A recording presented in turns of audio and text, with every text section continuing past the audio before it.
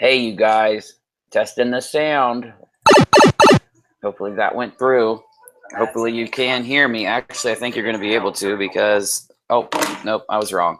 Anyway, I'm glad you guys are here. We have some people down there. What's up, my friends? So we've got an excellent show for you guys. We're going to hit some topics that I've been neglecting lately, but they're my favorite topics. So I'm happy. I'm excited. So let me cue the music, and I will warn you, every other show, the music takes a second to kick in. So don't be surprised. Let's see how it works today. We're going to go ahead and jump in here. We're live diving on the rock.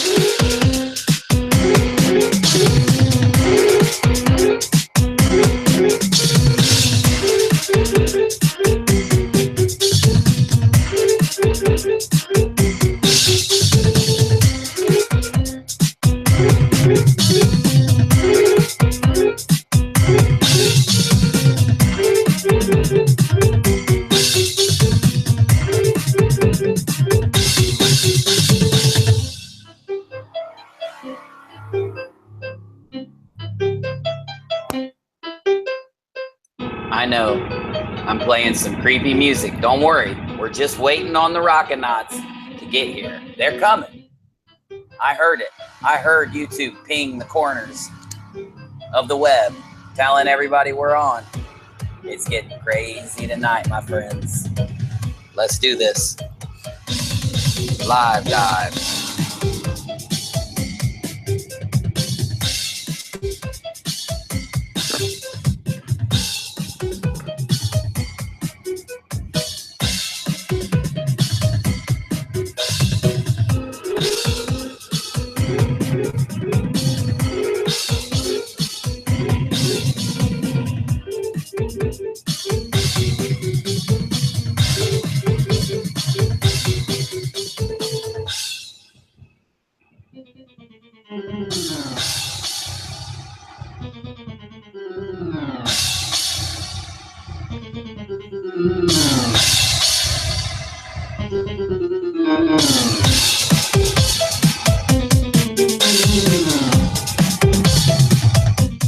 I am so glad you guys are here. I think I've given you enough time to get in. I hope. Don't get mad at me if I didn't. I love this song. I'm sorry, I love it.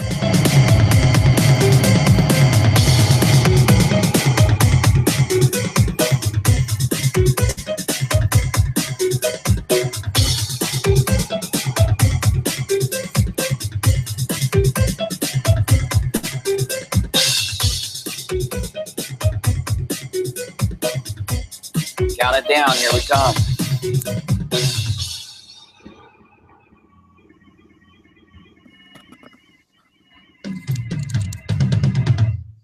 You guys know I made that song with a piano? Yeah, that noise you heard is a piano.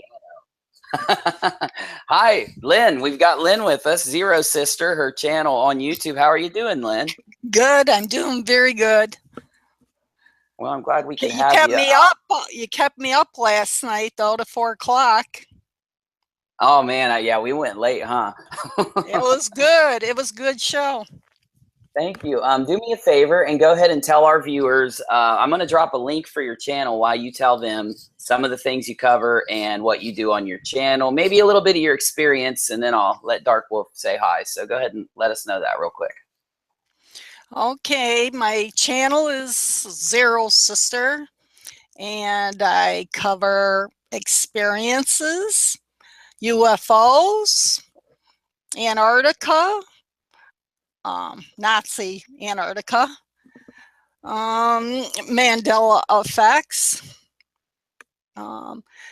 Everyday life in the spiritual realm. Howl Earth. Pretty much everything. Conspiracies too.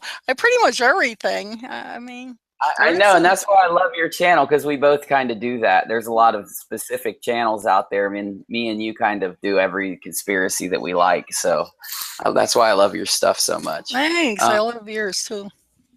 I'm glad you said Hollow Earth. I never get to talk to anyone about the Hollow Earth, so we're going to hit that later because it's different than the Flat Earth, and I think some people don't know that. But let me give Darkwolf a second. Darkwolf, jump in here and say hi to everybody and tell them where you're at. And just in case we've got new viewers, because it looks like we do today, tell them what you do. All right, ladies and gentlemen, how's everybody doing tonight? I am Darkwolf of Darkwolf's Den. I do the Mandela Effect Theory series. I do the Rockinati show replays, and I do the different paranormal things, paranormal party. I cover a whole lot of different topics and conspiracies. So anybody who would like to check us out, definitely roll on over to Darkwolf's Den. We've got a contest running right now for a channel banner, and we're giving away a free altar report, and I've got a video describing what that is. So everybody, if you get a chance, please go check them out. I'm so glad to be here tonight with wonderful Rockinauts hanging out on the live dive. We got a great guest lined up, and I'm ready to have a good night of conversation. That's right, my friend. And yeah, dude, I hope some people hear this and get into that contest you've got going on, because the Alto report, it costs $15 a month. And when you told me you were giving it away, I was excited, and I was like, man, I wish I could enter. I can't though. It wouldn't be fair. But no, yeah, that Alto report, man, it's definitely cool. If anyone doesn't know what the WebBot does, we will talk about that in a little bit. But it is a computer algorithm that they say, and with some proven certainty, depending on who you ask, can predict what's going to happen. I wanted to say predict the future, but I don't want to scare you away from it yet, because it uses the trends in our internet speak, the stuff we talk about, to predict what we're going to be talking about in the future. So it uses mathematics. It's nothing that you want to say, well, hey, the people who are on the really paranormal side, you can still look at this because it has that element. The people who are on the really logical, mathematical side, that's okay because that's what it's founded on. But before we get into anything else like that, I want to do one thing really quick. I'm not going to make our guests wait long, so this will be really fast. And I'm going to hit the comments and just see who's here, because we do this every day, and I know that my Rockinauts would mail me and get all angry if I didn't do it, but that's okay, because we're going to go into some great discussion tonight. We're just happy to have you guys. Okay, so I'm going to slide this up really quick and do this really fast, guys. I see some Unirock signs in the chat. If you do want me to look, I don't know how YouTube did it, but for some reason when you type my name in the chat anywhere I go, it comes up bright red. So if you need to tell me something, you can always do that.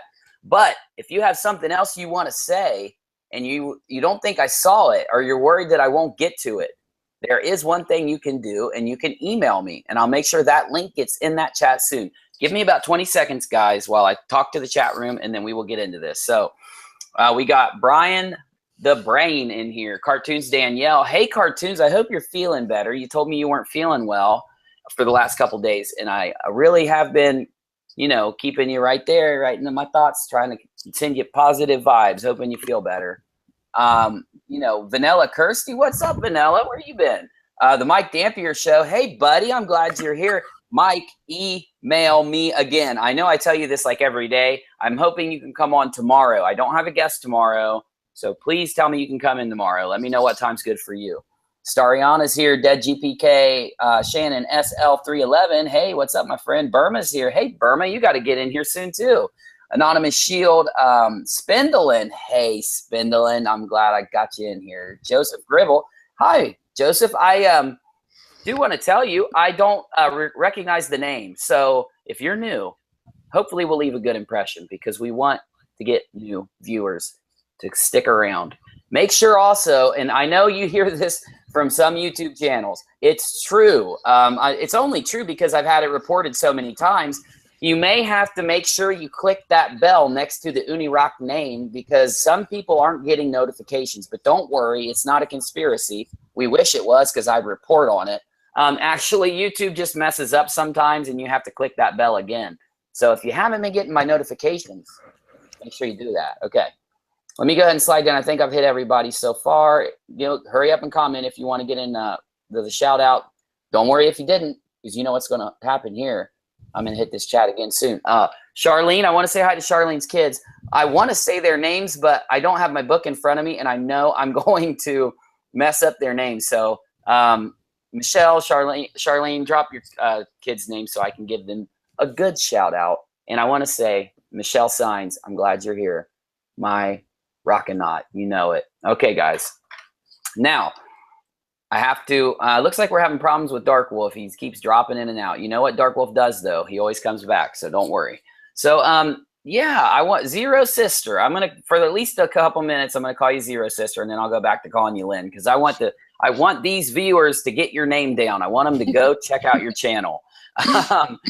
So one of my favorite topics that I know you talk about all the time is UFOs. You were telling us some really interesting stuff about your experience, and I thought it'd be cool if you could tell us a little bit about your experience with UFOs. I'll let me and Darkwolf have a second, and we'll just get this chat going. So yeah, let us know anything that comes to mind about your experience with UFOs or abduction or anything like that. Well, it was. I got it. Echo. Okay, we'll get it fixed. No worries. Let me go ahead and I'll drop it out now. Okay, go ahead. Well, when I was 7 years old, that was my first memory of, you know, any sort of weirdness.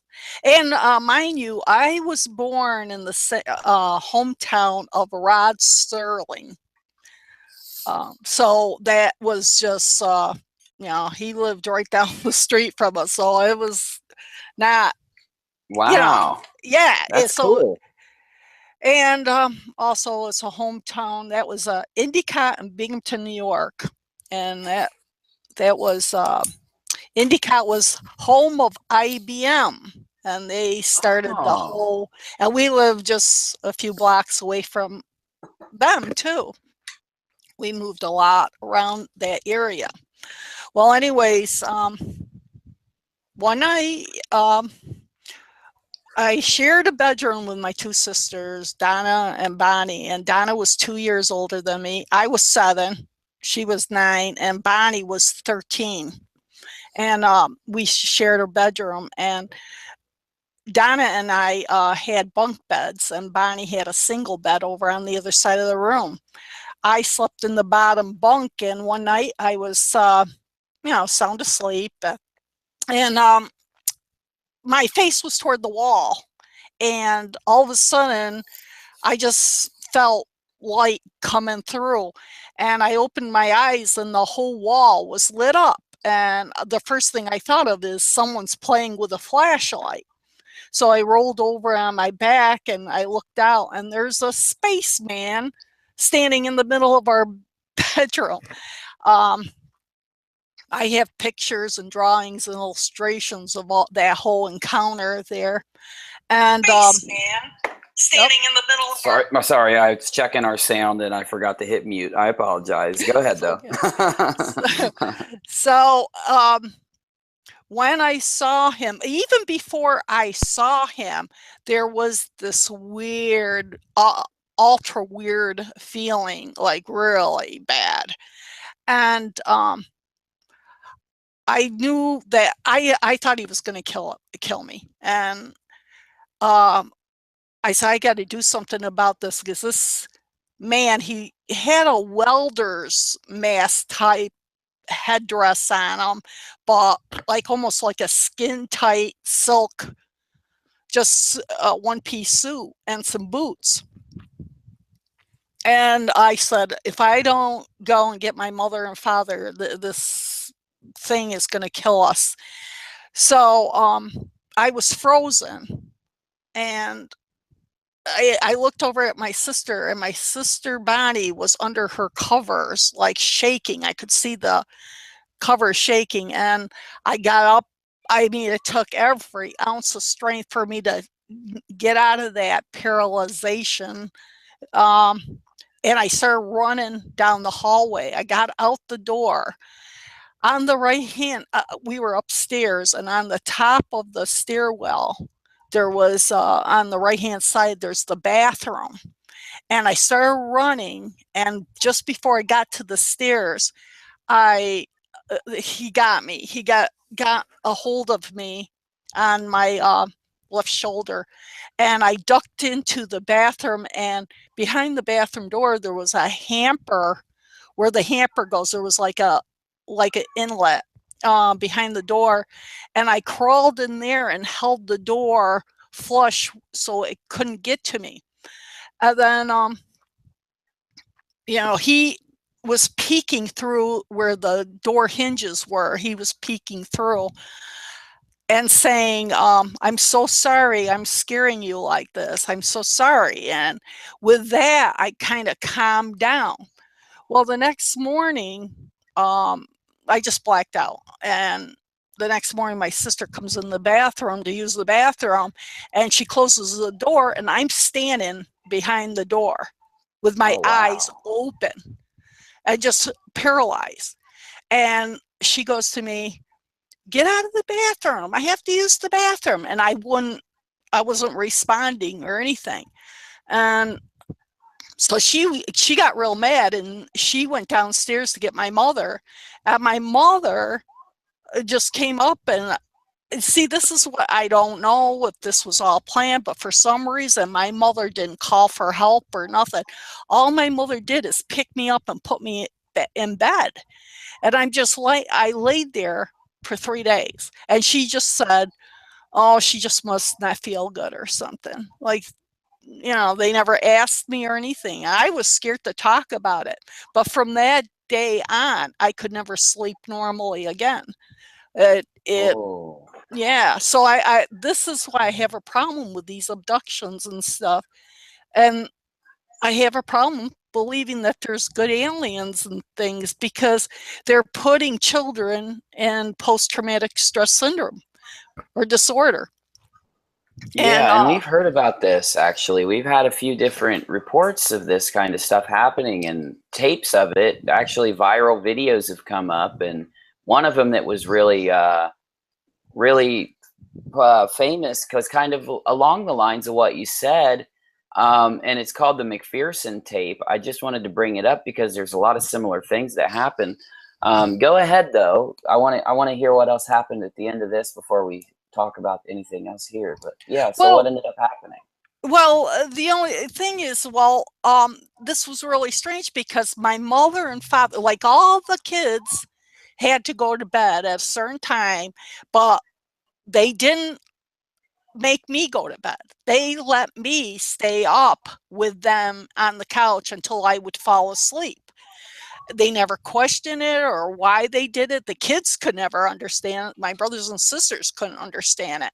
But then, I think back and I says, there must be something more going on with my family.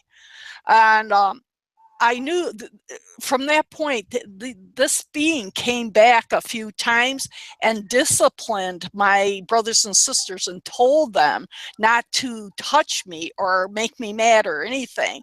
One of my brothers was picking on me one day, and that being came and made all the kids come down those stairwells, and they sit there, and they said, no one make her mad or get her upset. And no one's ever did. No one's ever touched me after that. And it was just really, really bizarre. So I just went on to life with these constant, what I thought was dream. It was like a dream state, but the only thing, if it was a dreams, don't put someone into that PSD, that wouldn't happen. I don't know. Maybe a bad dream could do that. I don't know. But I was really like off the chart scared. Yeah, and that's the thing about the abduction scenarios. They have so many commonalities. There's so many studies on this. I know Darkwolf knows a lot about that. Tell us, Darkwolf, what you got about your. I know you've seen a UFO, but and then after you tell us about your UFO experience, or if I don't know if I don't think you've had an abduction experience that you've told me about. If you do, tell me. If not, it's cool. But then let me know what you know about the commonalities in UFO abductions real fast.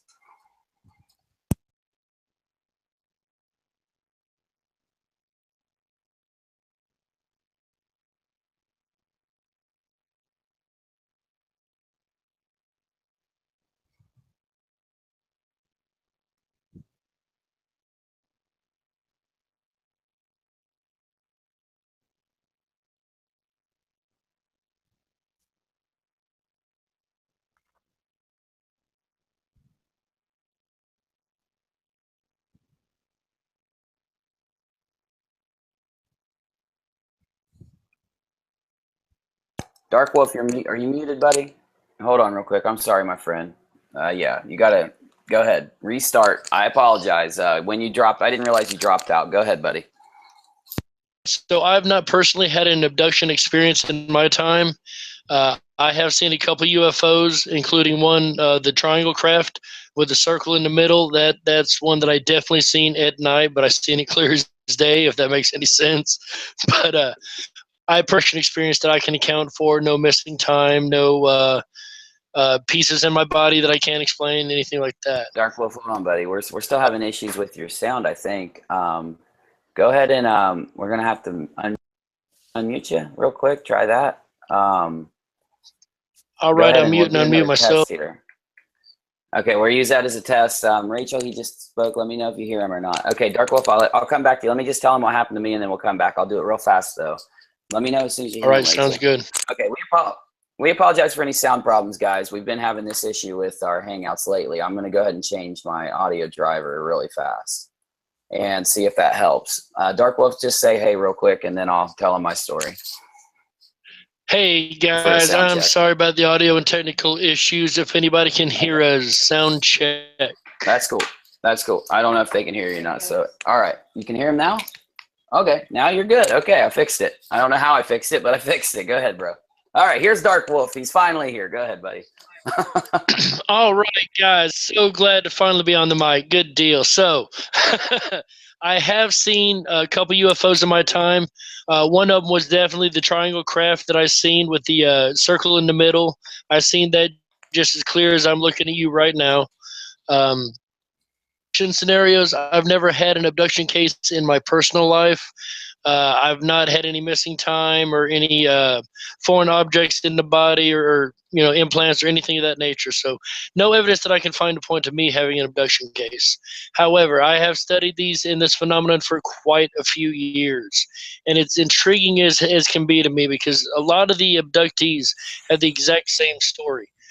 From the shapes of the crafts all the way down to the things that happened while they were on the crafts. I've found a lot of similarities as far as like always being in a dream state, being very scared and paranoid and having a feeling right before the abduction happens, right after the abduction happens. Very clear and specific memories of the abduction encounters. So a lot of the things that she said so far, or you've said so far, Miss Lynn, really are matching a lot of the case studies that I've run across in my time. Yeah, awesome, they man. do. Do me a favor, Darkwolf, and just say test for me right now. Test. Okay. Now I'll Echo. go ahead and tell everybody what happened to me.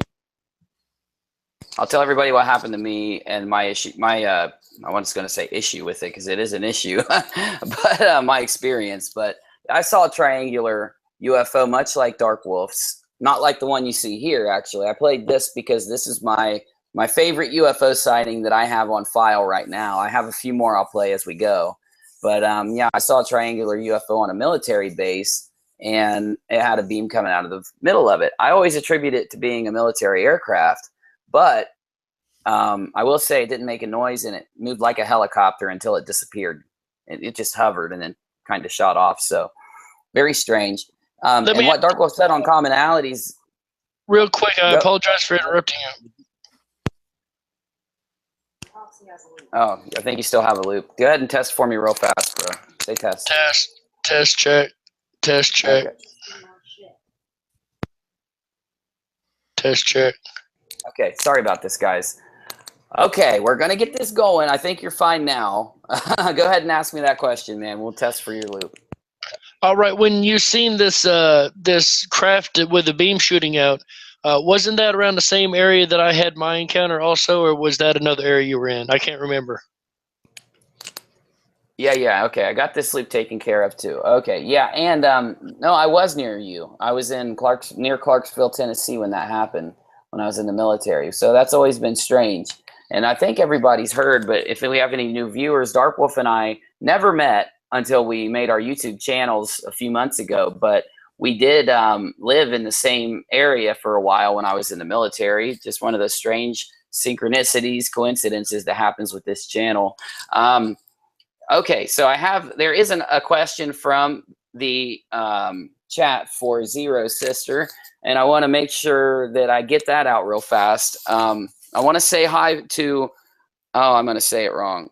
Alea, Shane, and Isaiah, Charlene's children. How you guys doing? And if I mispronounce the name, Charlene will let me know. I know she will later, and I'll fix that. Okay, ZeroSister, they want to know if your father or if any of your family members were military, and then if you want to tell us a little more about anything related to alien UFO, go ahead and do that too if you don't mind. Yeah, they're all my uncles were in military, and this is, but this really goes kind of off, but my grandfather was a bootlegger driver for Joseph Kennedy. And wow. Yeah, he handled the traffic through New York City, up through Binghamton, over into Canada, and down to Detroit, Michigan. And so that was the political ties.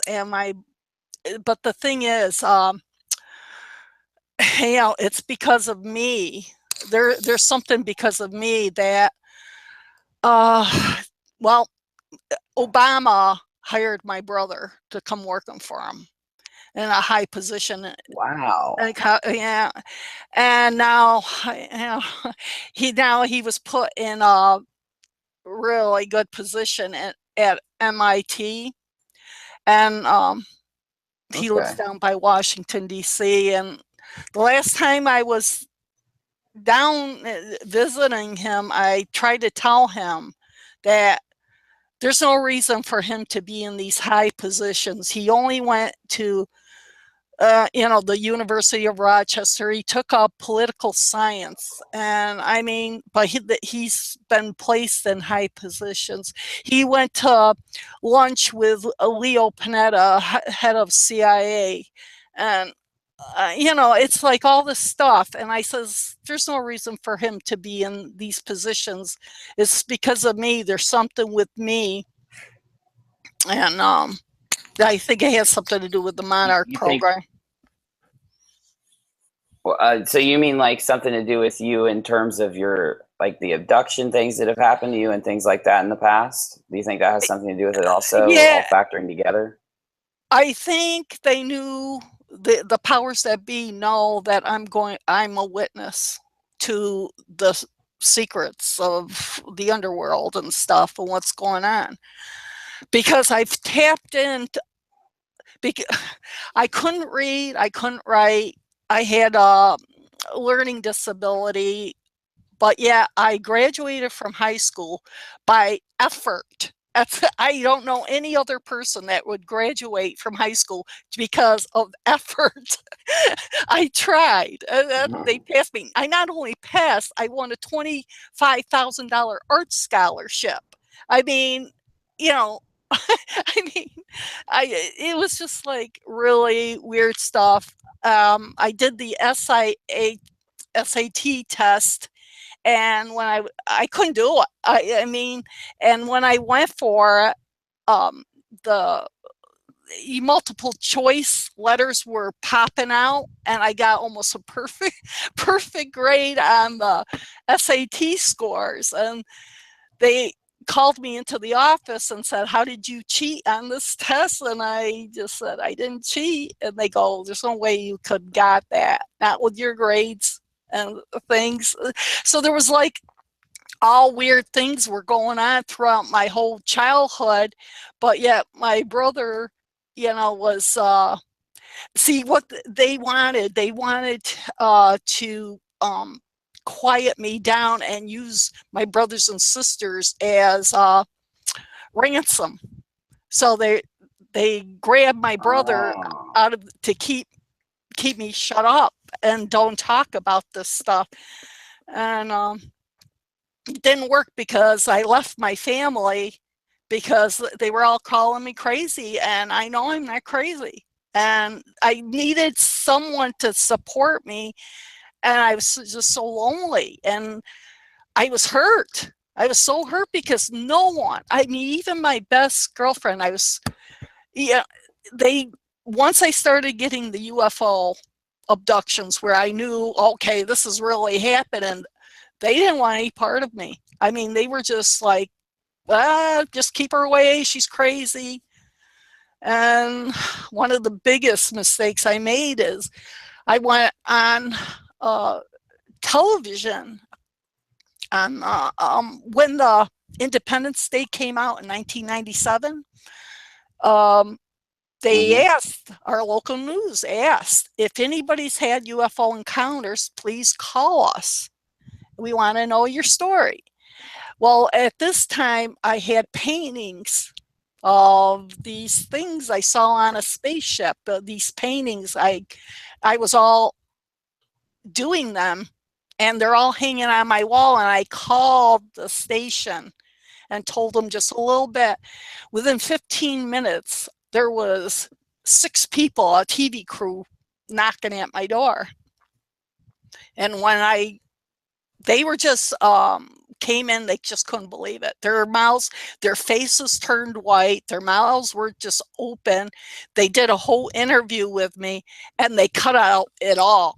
I mean, all they did is just say a little bit of what I said, but they didn't show any of my paintings, nothing, because they said, we can't show this on TV, and it's been like that. I just didn't get any support from anybody.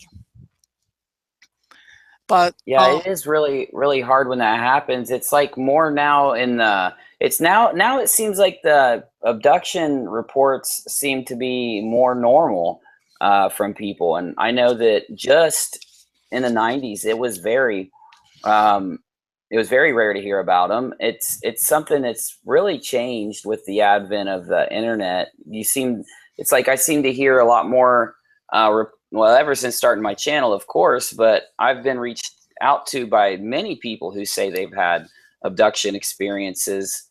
And I've always asked myself if it was still going on in the 90s as much as it is now, but people were just more afraid to admit it because of exactly what you just described, being isolated and or maybe shunned by people. But that's what, communities on the internet are really good for, because now that we have this open mind from the people, from more people, from big groups of people, and it's easier to find those people, a lot of people don't have to have that alone feeling, because like my opinion is, and I think Darkwolf will agree with me, I'll ask him in just a second, it seems like if you look at it from either side, let's say you approach somebody and say, hey, I have a strange problem. I had this experience and it's happened to me a lot and I don't know what to do. I think I'm being abducted. Now, the person you tell that to is going to look from one of two sides, either that you aren't having the experience, but you feel that you just very strongly are, like you said, maybe it's a dream, but then the other side is that you are having the experience. And I think now you have so many people that will reach out and listen and log these experiences. We have scientists and reporters and just ufologists in general that have no training at all, but some will go out and seek out people and write down everything that happened. And that's the one thing that gets me the most about this topic, is that so many people report not the exact same stories, but common stories enough to say, you know, it's either all these people are talking to each other, which isn't possible, or, you know, something is definitely happening. I know Darkwolf has more to add on this subject. What do you think, Darkwolf? Oh, you best believe I got a little bit more to add on that one. I love what you said there. I 110% agree. And, you know, we found this for years in our ufology studies. They've done their best to discredit every person who ever makes a claim. We find this in all kind of communities, and it reminds me a lot of the Mandela effect community, because they really try to discredit Mandela effect people. Oh, I haven't had that experience. It's not real. And that's really a bad way to look at it, because just because you haven't experienced yourself doesn't mean that the phenomenon doesn't exist. And that's across the board, whether it be abduction or UFO or Mandela effect or ghost or whatever the case may be. But you find that when the mainstream picks it up, they try to smear it and make it look bad. And the one thing I always point to is the fact that, look at conspiracy theories. Have always got this really bad look in the tinfoil hats, and you know, they're crazy people. However, most conspiracy theories have turned out to be dead on truth. So just because the media smears it or says it ain't true doesn't mean you can't research and find that there's a whole lot more truth behind it than what you're given. Yeah, well, Definitely. the thing is, you know, I might have believed that those UFO things were just dreams, but there was other things going on in my life. For example, I'm having these UFO dreams, and during this time, my mother divorces my father. Okay, and they go off. My father was a compulsive gambler, and so that wasn't good when you got 13 kids. But okay, so my mother finds this other guy, and he was actually a health inspector of New York State. And they get in love and they get married and stuff. And all of a sudden, my mother's going to church, you know, and that's the first time my mother went to church. And I thought, well, maybe this guy might be all right for her. Well, she gets buddies with the pastor of this church. And you know, I met him a couple times and stuff. I didn't think nothing. He seemed like a nice guy. Finally, the one UFO dream I had where I was actually, I'm like, this might be a little different than what you hear. When I have an abduction, I'm laying flat on my back, but instead of just floating up, I actually float up to my feet and shoot up through the ceiling like a rocket.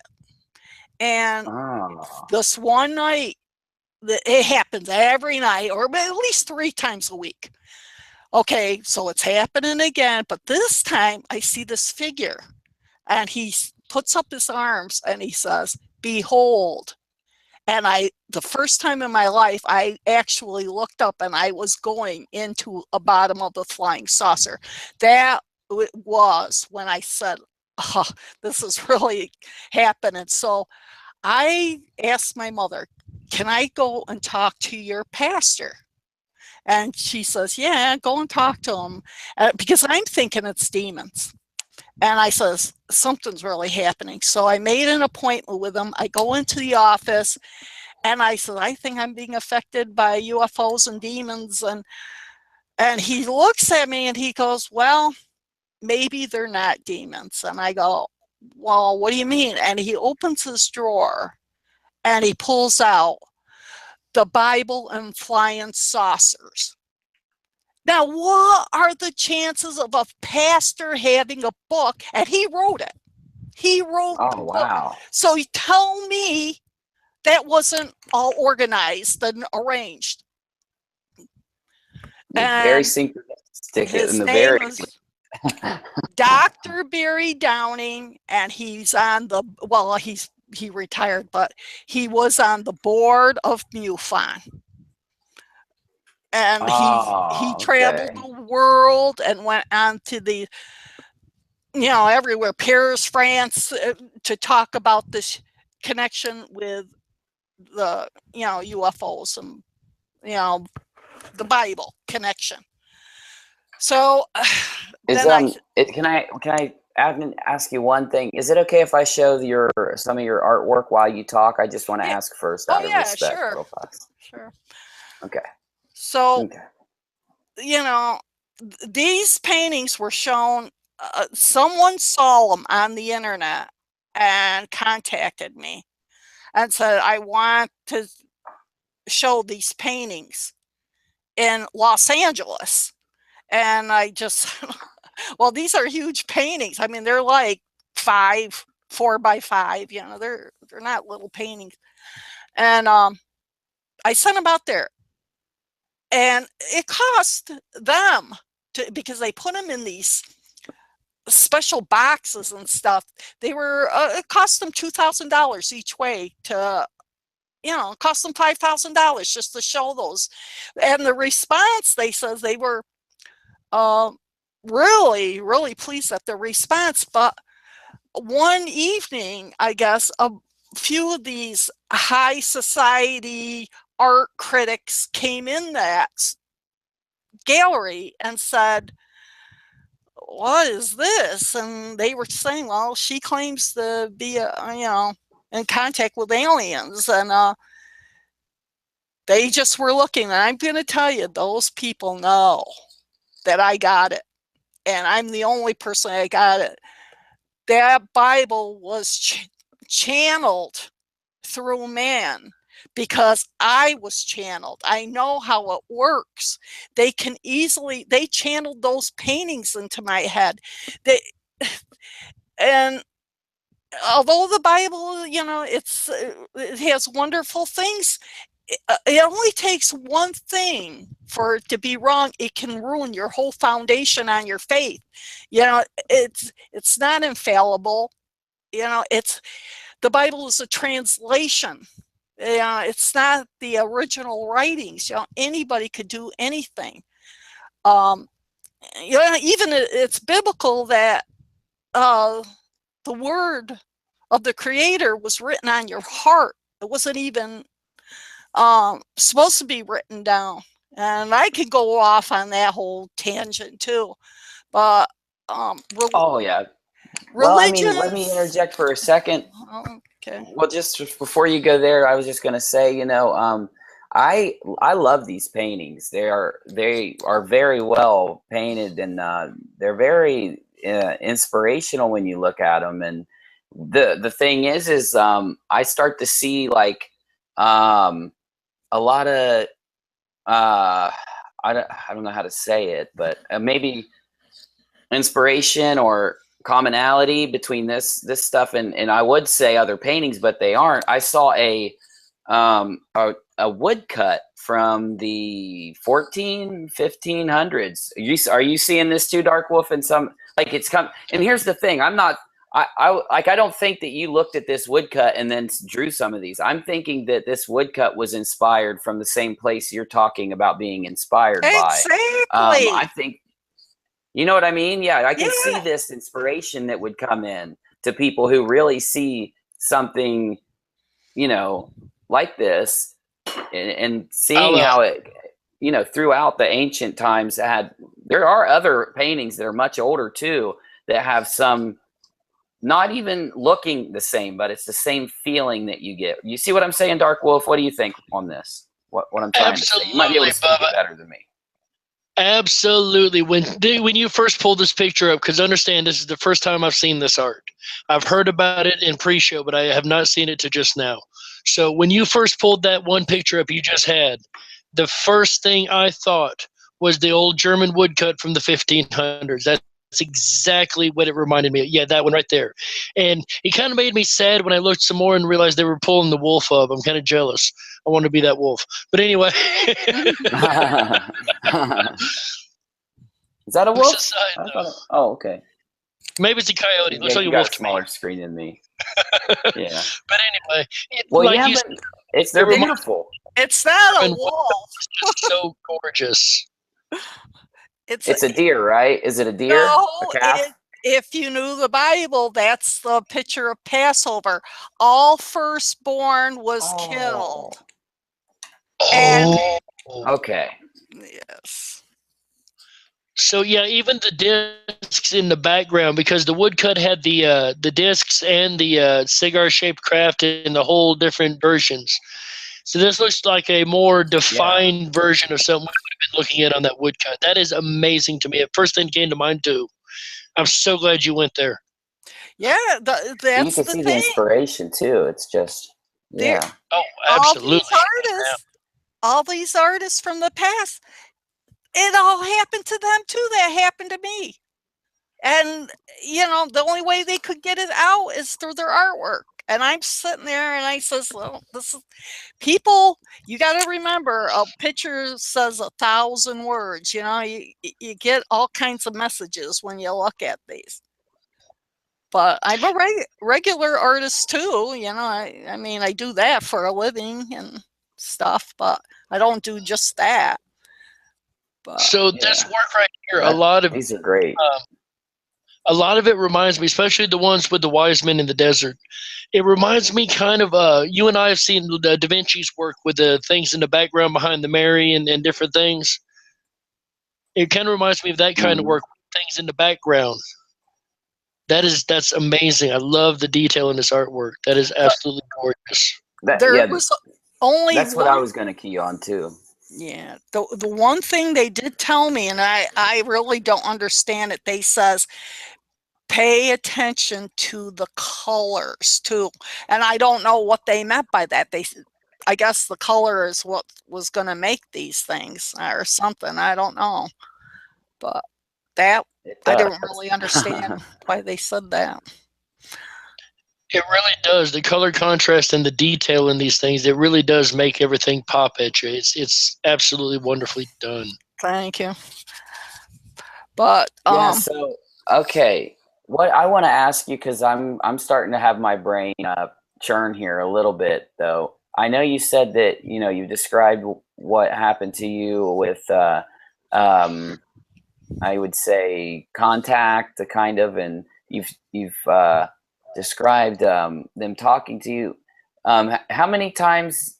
Just tell me how many times you've seen them and what they would look like, because that's the first question I'd want to ask anyone who says that this has happened to them. What do they look like, though? I mean, how do they?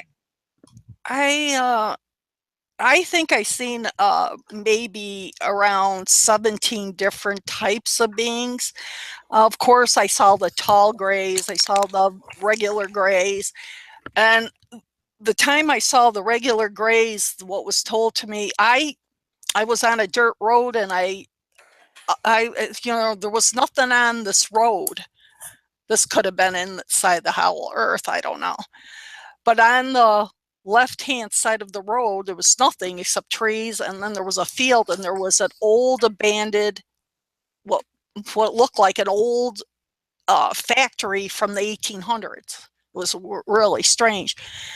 And of course, I find myself going inside, and there's a regular human guy with a beard, and he had an leather apron on, and he has a gray on top of this bench, like this workbench, and he's got it apart, and I'm just standing there watching him fixing this gray, and it was told to me that was a biological robot.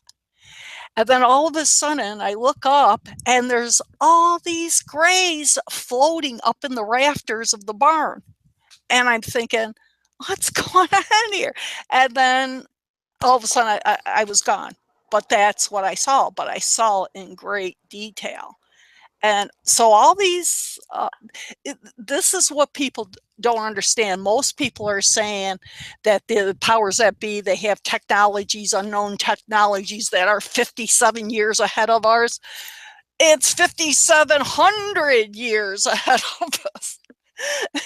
The stuff they did. Can I I interrupt you real Yeah. quick? I would love to know. You said there was multiple kinds. You've mentioned a couple so far. Is there any more that you can think of that were in this mix? Yeah. And also, will you let the viewers know when you painted, when that you painted the majority of these? They just were asking some questions about the paintings, and I thought I'd slip them in too. Those paintings are 20 years old. They've been in a closet for 20 years because no one had any, didn't have any desire to really see them. One time I had a phone call by, what's his name? Bassett. What his last name? Stephen Bassett. And he heads the UFO conferences in Washington, D.C. And he called me up and I said, all right, I'll dig them out. I'll bring them down in this conference. And that was like 15 years ago.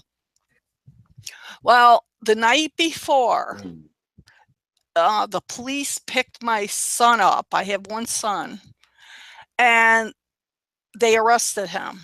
And my son is like so good. He would never get in trouble. And what happened to him, some kid, his age, made buddies at a bowling alley with him.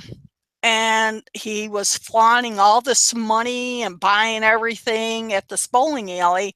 And the next day, which was supposed to be the day I was supposed to start packing up my paintings, this kid said, I'm going down and buying a BMW down in Baltimore, Maryland. So they drove down. My son's not thinking nothing of it because he saw he had all this money. And he had a stolen ID or something. I never even found out what happened. So just because my son was with this kid,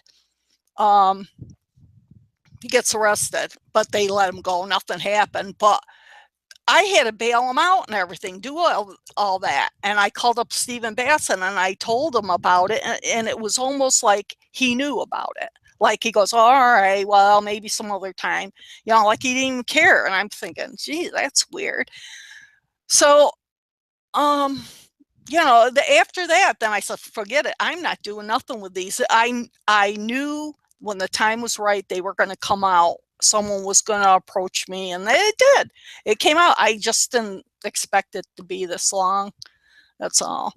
But, it was. Yeah. I don't know about you guys. Darkwolf wanted to know Oh, go ahead. No, go ahead. What were you going to say? I just wanted to know, do you guys totally trust the people who are heading the UFO disclosure movement? I don't know. I don't know if I should trust them.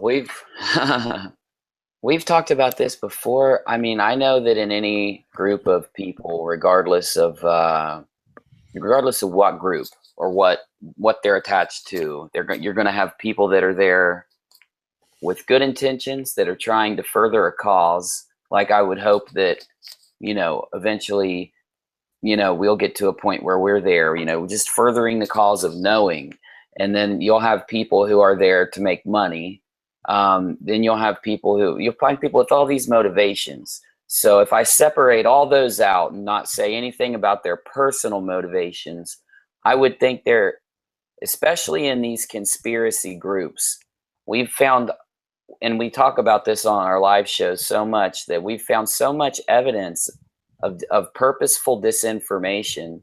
And the government, the head of whatever group we're talking about, they don't even have to do it themselves anymore. It's like the internet has this way of providing it for them. Like in the generalized UFO community, just where you're trying to get people into UFOs, you have all these, CGI UFOs that are so blatantly faked, but you have these guys in the background and they're talking in their videos and they're saying that they're real. They're really trying to put this act on that these like blatantly bad UFOs are real. I don't think they're paid by the government. I don't think that they even necessarily make a large amount of money with the majority of those UFO channels. But I think that for some reason people have a desire. I've heard different different reasons why on that subject. Is some people say, well, these people are wanting to create something and they don't really have inspiration for anything else, so they just picked something easy. And then there's all these other excuses.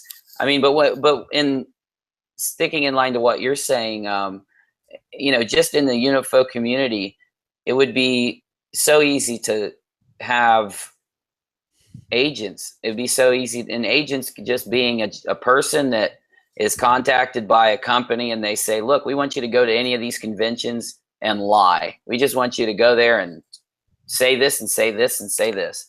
And then you'd have people who are probably from the organizations that go there. I'm sure that what I'm saying is I'm sure there's so much disinformation and it's so easy to put it out there. And that's what makes having a responsible conspiracy channel like yours, Darkwolf's, mine, other ones where we, if we do ever find out information's wrong, the first thing we do is come out and say, oh, that information was wrong. I mean, that's just a general way of living, let alone if you're having a channel or if you're having a show. But it's so easy for misinformation, disinformation to come out that, and it works against our cause immensely. But the good thing is there's so many smart people and so many people that are operating off of inspiration that it's very easy when you talk to somebody to tell who is genuine and who has that, passion for the truth in their heart. And then it's so easy to tell who doesn't sometimes. So that really helps for us, I believe. What do you think, Darkwolf? What do you think about trusting?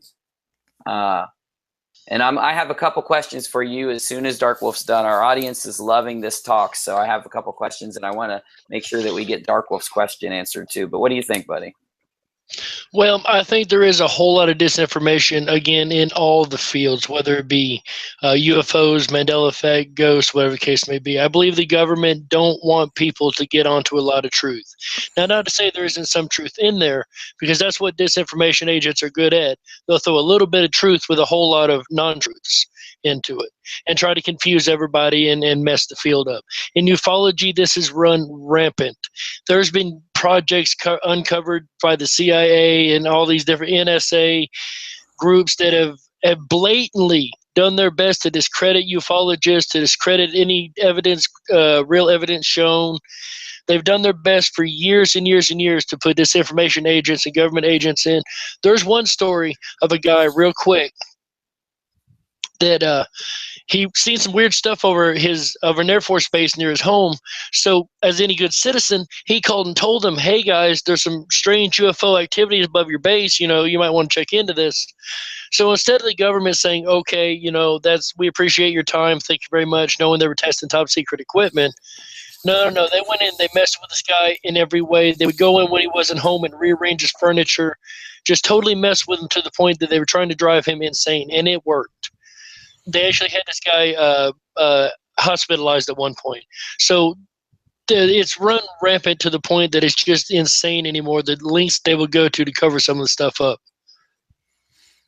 Yeah, Definitely. True. Okay, so I wanna ask you, ZeroSister, and make sure I shout out there anybody who's wondering. We've got Darkwolf here like always, and we're speaking with ZeroSister. You can find her channel on YouTube. It's easy to find too. You can just type ZeroSister into the search bar. It was always the first thing that came up for me. We are going to drop links throughout and have it in the about section. So yeah, Darkwolf asked, and I don't know, you could have answered when I was checking the sound. He asked what other kinds of, being in contact with entities and the things you've experienced, is there anything you can speak to of the different kinds of extraterrestrials or some, whatever knowledge you have on that topic? Yes, and I have videos with all the different types of beings I saw. Some of them, they seem nice. I hate saying, these guys, they were Australian type faces, Australian Aborigine type Oh, okay. faces. Their faces looked like that, but their hair was like punk rockers, black, jet black. But they were only 4.5 feet tall, and they had crystal blue eyes. And this was the weirdest thing. I don't know if this was part of their suit or an actual thing that they had on their part of their body. They had like porcupine quills out of their shoulders. It seemed like they had almost like a tank top suit on, but the quills were coming out of their arms. They weren't sharp or nothing. They just looked like quills. So that was long quills, like maybe 7-8 inches long. So they were very unique. I did pictures of them, and there was 7 of them that I saw, and they told me that they were just as scared of me as I was of them. I was petrified that night of them, but I don't remember them doing anything. They just said, we're here so you can do pictures of us. Yeah. That's the impression I kept on getting. And then there was a blue guy, and I felt a feeling of sadness when I seen him. He had a brass World War I type army helmet on him, and he was like a translucent blue skin, and he wouldn't pay any attention to me. All I was supposed to do is look at him and draw a picture of him. And they told me, whoever's giving me this information is telling me that these beings were just created to guard. They were guards. And I said, well, what are they guarding? And the only thing I was allowed to see is there was this brass gate. And I was just ready to look through the gate to see what was back there. And I woke up and I thought, I might have seen it. But I don't remember. It might have been took out of my memory. But I remember him just as clear as can be. Then I saw one creature that was holding a baby. I hope it's not my baby, but I don't think it is. But I got the sense it was a female, though, and it had no clothes on, totally naked. But I didn't see really any detail. I just knew it didn't have anything on. But they had one face, but 2 skulls. So that was very odd looking. Wow. Yeah. Okay, I wanted to talk about, you said something that struck out really, just really struck out to me. I don't know how else to explain this. It's like I saw it in my head, and I've never even had this happen on the show. But when you mentioned the bio-robot thing, I'm describing it in a horrible way. So let me just describe what I've known about this in the past. But I've heard this theory, and I thought it was a fascinating theory, that the gray aliens would make more sense being biomechanical or just engineered, even if they weren't metal or didn't have robotic type parts or android, whatever word you want to use. Even if they weren't that it would make more sense for a culture that lived 50, 100, 500 light years away to find intelligent life in our galaxies, in our solar systems, even in the universe. It would make more sense for them to do it by sending out engineered entities. So right. Either robots or androids, or even taking an entity from the ground up and engineering it with DNA or however they would do it. But they wouldn't want to send out their people and send them out to where they know there's going to be thousands of barren planets before they may find even the sign of very primitive life. So they would send out, and the man that told me about this was saying that they would build full robots, just probes that could go out and find these areas that have life, and then send living or send some of their culture there. But yeah, when you mentioned that about the Greys, it really struck out to me because I heard this theory before and I dismissed it, but it's such a great theory for the Greys, how they're described, the way they move. Some people talk about the way they move being robotic or really strange, which Even you their never know color. when you're talking. They're everything about them. You've heard this, Dark Wolf? Have you heard about this? Oh, I've heard this a lot, and it's made a lot of sense to me to some degree because they seem so cold and empty and almost soulless looking, even when you see the pictures of them. So I could see, especially with the non-seamed silver-looking suit, and it doesn't even move like real skin, and you can't find a zipper or anything on it. Like I've heard that it could be like a biological what we would call transhumanist type biological mechanical entity, and it makes a lot of sense if you look at the evidence presented so far. Definitely. And somebody else had a question, Zero, and I want to make sure, or Lynn, I'll start calling you Lynn now. I've said ZeroSister so many times, they have to know by now. Somebody wanted you to describe this painting and maybe describe a little bit of the inspiration or just maybe your thoughts when you painted this. But they said that they were talking about the tube or the cigar-shaped craft that's above the pyramid and how it struck out to them, but it also did me, and I thought it was just the most coolest thing. It was such a cool part of the painting. Can you talk about this one for us for just a second? Well, it was noted that the Israelites fouled a pillar of cloud and fire throughout the desert, and it was by cloud in the day because the desert's so hot, and so it gave them cloud, and then at night it gave them light of fire. So that's pretty much it. During this time, I was full blown into the Bible, and I really, said, this is it. This is what I'm supposed to do, And so I was all gun-ho. And that's what I says. These pictures just came into my mind, and I just put them on canvas. And pretty much I just winged it from there. I was, and during that time, that's when I got into Art Bell radio show. And that was really my only support at that time, where I could actually hear people talk about UFO abductions and things like that. And I said, see, I'm not alone. So I was doing these paintings while listening to Art Bell, because he was actually the only person that was really, but you had sightings. There was another TV show, Sightings. It started getting hot. But in the 96, 97, 98, those 5 years between 95 and 2000, I was just having, like, it was crazy. It's just like every other day there was something going on. But around that time it got real big. It really did. Well, even with Phoenix Lights, do you know, are familiar with them? Oh, well, sure. I was talking to a guy in Glendale, Arizona, and during that period, and he was a religious buff, and he was saying, "Oh, you got to stop doing these paintings. They're really bad. You're listening from Satan and all this stuff." And he had me convinced. I says, "You might be right." I says, I might just give it all up. And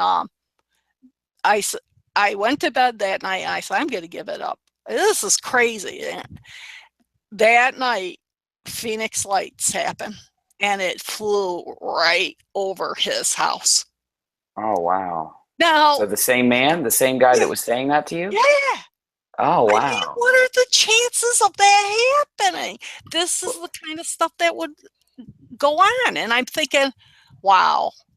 Let me explain real quick, though, okay, before you go on. I just want to make sure our viewers, because we have a lot of Mandela effect viewers who don't look at UFOs a lot, and then a lot of UFO viewers that don't. So it's really cool here because we get a clash of communities, and I love that about this channel. But the Phoenix Lights, there was the lights in Phoenix in the city that they could see, but there was also a triangular craft that flew over, I forget how many miles of the rural area, but this huge triangular craft, and it was drawn reported to the paper, reported to the police by so many people in a line. And I remember reading that they had a radar signature and tracked it. And so that does sound so, there's just so much data there. And then to have you say that too, it's an excellent addition to it. Well, Hey, Bubba. Okay, go on. Real quick, you know, I know you used to watch those sighting shows and stuff yourself, especially Unsolved Mysteries. And I by the way, I loved Sightings. That was one amazing show. I absolutely watched every episode of that. But one of them they talked about that you don't really hear about anymore. It was over Europe and Belgium. Across like 4 or 5 countries, they seen the big triangular craft moving across the whole thing. Had a whole lot of witnesses in Europe, just like the Phoenix Lights, just like you and I seen. Mm-hmm. That is true. And that was a huge sighting also. That guy was trying to talk. He told me no Christians see UFOs. And I'm like, oh. And so that was making me really feel bad because I'm thinking, geez, you know, I believe in all this, you know, I'm a Christian. What do you mean? You know, and to think that while I'm just being totally possessed by Satan, you know, it just was tearing me apart. And, you know, it's just crazy stuff. And he was really big Christianity believer, you know, and it just, he saw it. He saw the ship and that. And I says, well, I guess your theory's out the door. But after that is cool. Because he was a believer then, kind of. Yeah, after that, then he ended up writing a book. And his name was Paul Christopher. Yeah. But it was all about how evil aliens are. So I don't know. So, well, you know, we've heard this a lot too. We've heard about that side of it. We always look deep into both sides every time we do a story, but you know, there's evidence on both sides. So I could see maybe it's almost like we're having different groups of these types of beings that are spreading different messages. Almost kind of seems that way. Yeah, but it was really confusing. I mean, during that time, and after 20 years of researching all this and listening to everybody, what it all boils down to, you have to do your own research for your own self, and whatever your belief is, it's okay. You know, there's only about 50 people in the UFO spotlight community, you know, that are, I call them mind setters. And I'm sure they come out with some good things, but most of them are doing conferences, getting paid, writing books, and there's only about 50 people out there. But then when someone comes, like me, comes around, they're totally shut off. They don't want you in there. They don't want the spotlight on you.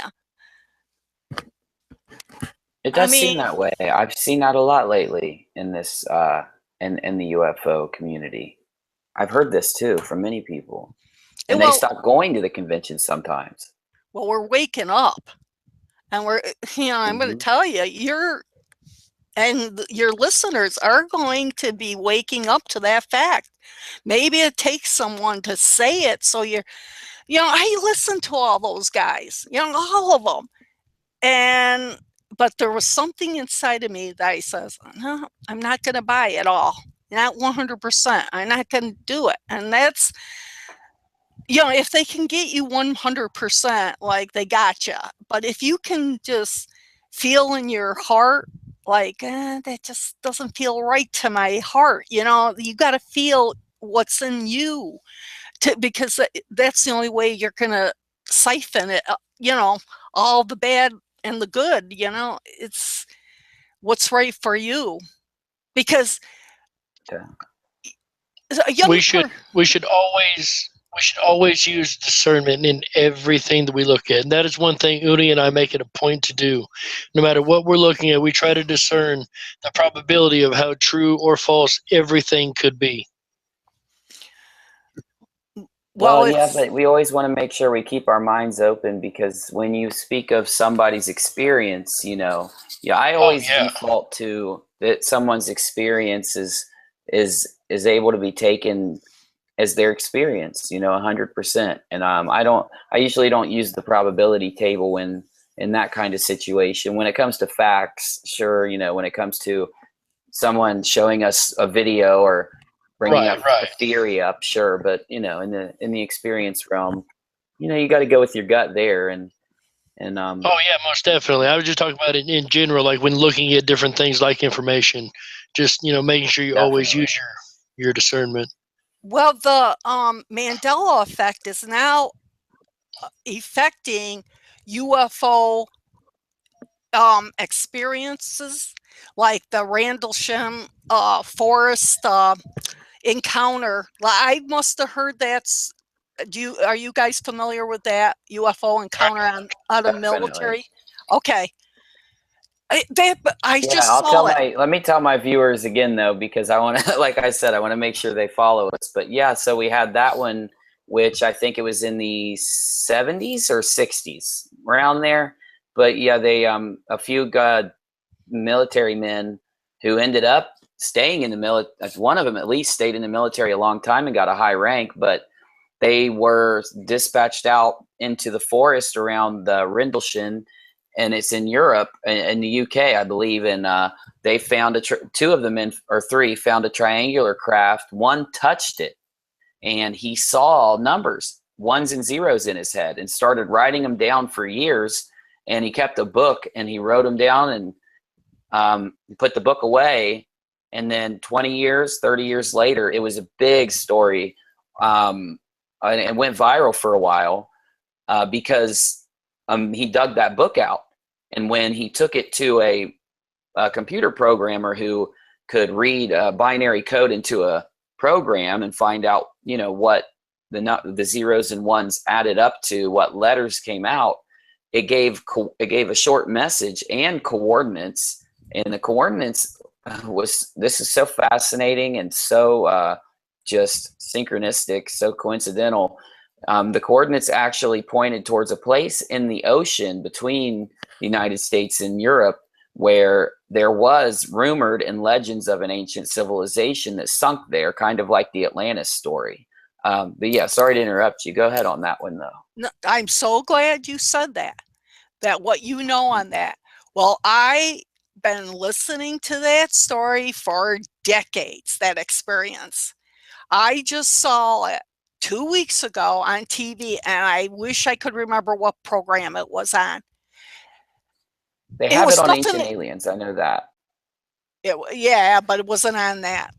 It was like a separate. I would say Discovery or maybe National Geographic. I'm not for sure. Okay. I don't know why I didn't pay attention to that, but I was shocked because I went into shock. It was completely different. The story is completely different. It's nothing like what you were Oh, saying.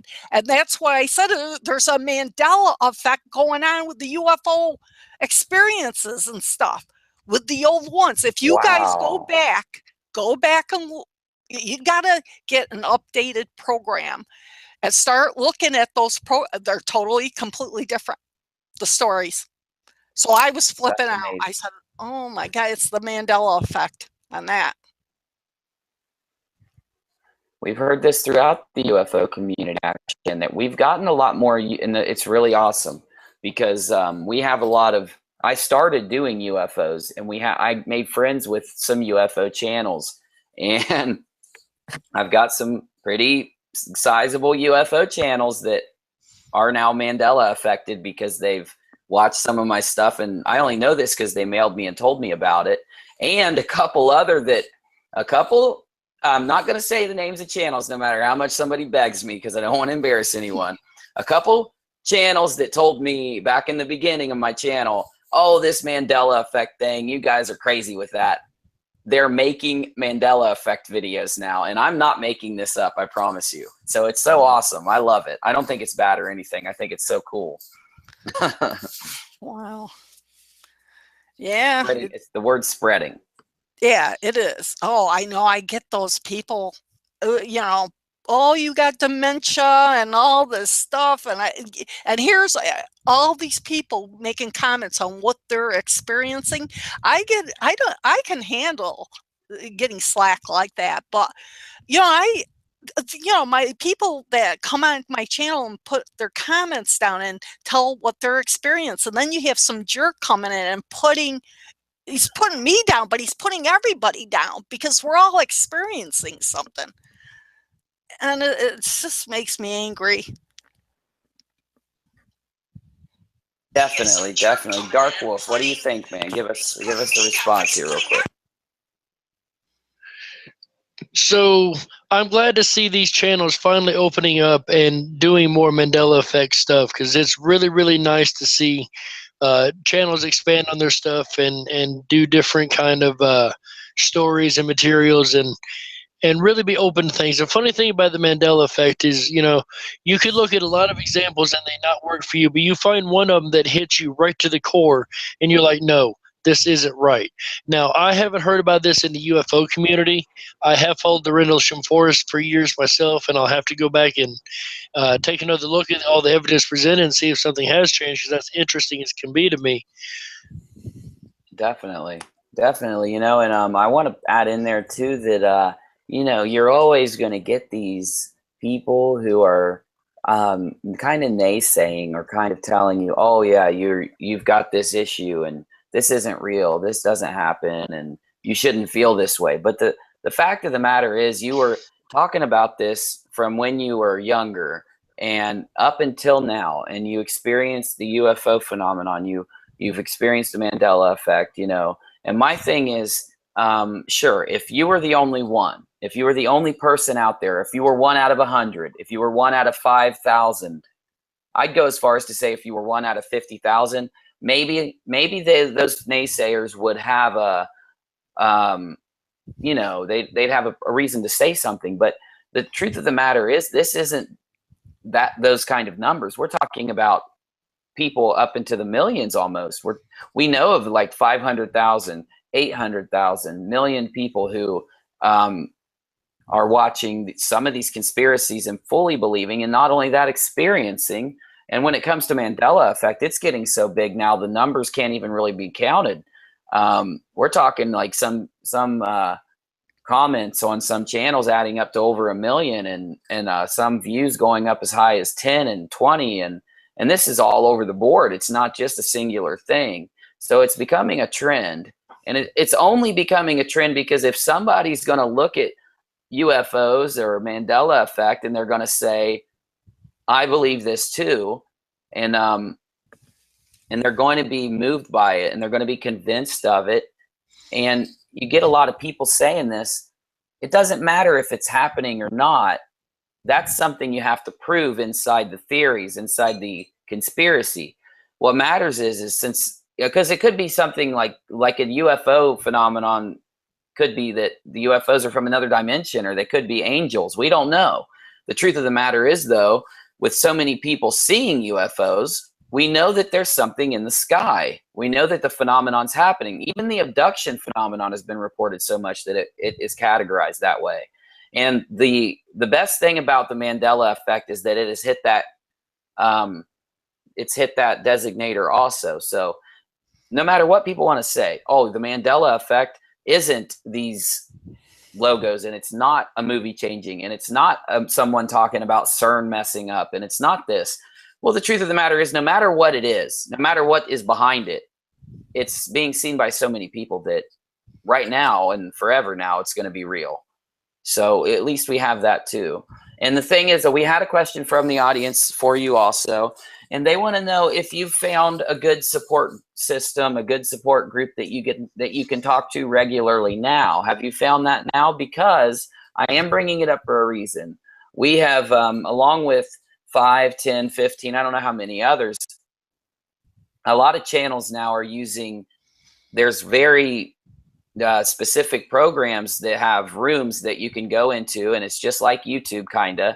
You go to a channel and you can talk to people with your voice, or you can choose to type, and you can talk to these people every day. And we use them. We have our Unirock has their own server for this, and our friend Dr. Lupo, he's got a very large server for this. So we want to, my viewers really want to make sure you have a community that wants to hear your stories and backs you up and believes you. And they also want to invite you into our community too, so that, you know, they can get to know you better and talk to you sometime if you have time for that. But they're definitely asking that more times than once. So, well, excuse me. You're fine. Uni, I'll tell you something. I don't listen to anything anymore. I told you I did 20 years of this research, so I stopped listening. But somehow, some way, I came up on your channel. I don't know how I got here. As soon as I heard your voice, I'm not lying. This is truth. As soon as I heard your voice, I said, I can talk to this guy. I heard that. I says, I never felt that before. That's why I said, you're going to be the next Art Bell, because there was something really special about you. And yeah, I'd like to become part of your community. You know, I'm not a very trusting person, but there's something about your heart that it comes through, and you just said it, you know, a while back. Like we can hear it now. We can hear where someone's talking from the heart, and you're probably the first person in all these years that I felt that way from. You know, it's been, and it's not like I'm lonely anymore because I got used to it, but I just felt, yeah, this is nice. You know what you're doing. Well, I know what you feel. Trust me, I've been there, and thank you for saying that. I felt that way when I heard you talk about your experiences. I could tell you were genuine, also. And yeah, I'm gonna email you when we get done when we're done talking, and I'll give you. It's just a link, and you click it, and you'll be able to go in and talk to anybody anytime. And there's usually people in there 24/7 talking. So we'll get you fixed up, and you will be able to sit and talk outside of the channel now more often. And hey, we can work on some stuff together, because I feel the same way. And I promised myself I wouldn't cry today, you know, but no, you touched me, and I really your story, like I've heard so many abduction stories. I've heard so many of other stories, but none that come through like yours. You know, I feel like you could also you're doing great with your channel. I'm not saying that, but I think you should go on. I know another couple channels that would love to have you as a guest and love to hear your experience. And I think we should get you out there on more and spreading it more, meeting more people, because they'll embrace you with open arms, and it's a really great community. Yeah, I fully agree. So we'd love to have you. Mm-hmm. Yeah, anyone, anything, I'm here. All I have is a story, a long story. Well, that's the best thing to have, a long one that's genuine. That's why I love your story. It's so genuine, and your art is so beautiful. And I can't wait to maybe talk you into letting me see more of your other stuff too. So hopefully, I've even done artwork for other abductees and stuff that wanted to tell their stories. So if anyone wants some artwork, and I'd be happy to help you out, because it helps them to get their story out, you know, visually, you know. Maybe they want to write a book. In that Discord chat room, you'll find a whole lot of people that share your type of experience. They can really relate to your story. I promise you that. That's great. Maybe we use this thing called Discord. So. Yeah, it is. I'm telling you, I think it is. That's right. It is. It's been time. That's the thing. I think all of us for a long time were nervous, and we don't trust people. Even it took me a while to become trusting, and I pull Darkwolf aside sometimes, and he hears me rant sometimes. He's probably tired of it by now, but you know, it is hard to trust people now, because we've spent so long with this big mainstream community convincing us. And no matter how much we know that what we know is real, no matter how much we know this, when you hear someone or a large group of people kind of dismiss what you say, it affects you inside, even if it's just a little piece. It does. It sits there. And the only thing that gets rid of that is talking about it, meeting new people, hearing that you're not alone. You're not, you know, you don't have to be alone. And that we hope that our channel gets bigger, but we're not hoping because we want fame or fortune or any of those things. And I give my entire channel on it. We don't care about that. We just want to bring the people together. That's why our channel's named what it is. We want to get people together, and we want them just to know each other, man, because that's what life's about. So, well, ZeroSister, I've appreciated this whole thing, and I hope we can get you back on more and get your story out more. We're going to do some more stuff, and you're welcome to stick around as long as you want tonight. Do you have to go, or can you hang out a little longer? What do you got going on? No, I'll hang out. I'm just laying on my bed, so I'm just as comfortable as can be. Cool. Well, all right, that's perfect. And I'm going to go ahead and email you right now. I dropped the link in Discord for any of our viewers who don't have. Well, that's the link to ZeroSister's channel. You know. Sometimes Uni gets confused. You all know this.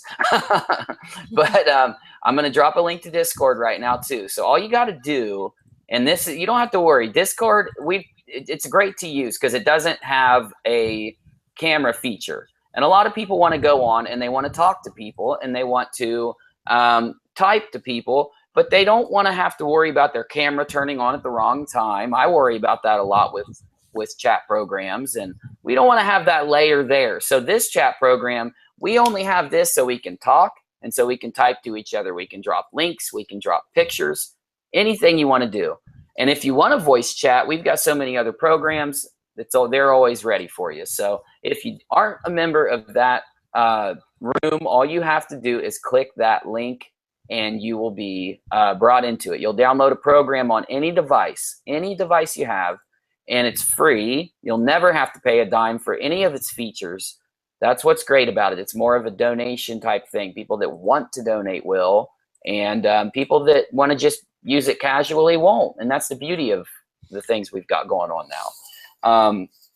Okay, so we've been talking for a little while, and I'm going to go up and get some more coffee because you know me, if I don't have a Monster or some coffee, I end up falling asleep real fast. So I'm going to go ahead and move us into the segment, or to the segue, so we can get into our next segment. And I hope you guys stick around, guys, because listen, ZeroSister is hanging with us, and we're going to get her opinion on a couple topics. Darkwolf is sticking around, right, Darkwolf? You're going to stick with us, right, buddy? Oh, you bet I am. I'm in for the long haul tonight. All right, bro. Well, because we're going to talk about, and I don't usually tease you guys with our topics, but they're so good. The topics are so good. I'm going to tease you today. So before we start the music, well, I'll go ahead and start it. And then while it's playing, I'll tell you. So, oh, shoot. Okay, guys, I'm sorry to say this, but with our sound issues that we've had in the last couple, I don't know, 30, 40 minutes, if you guys don't mind muting until we come back in, because I have to switch to a different sound driver that will cause that little bit of an echo from you guys, and I apologize. But don't worry, I'll turn off the video effects, and you'll know to unmute when you see the video effect, which will be some of this funky stuff I do. When you see that go away, you know to unmute and jump back in.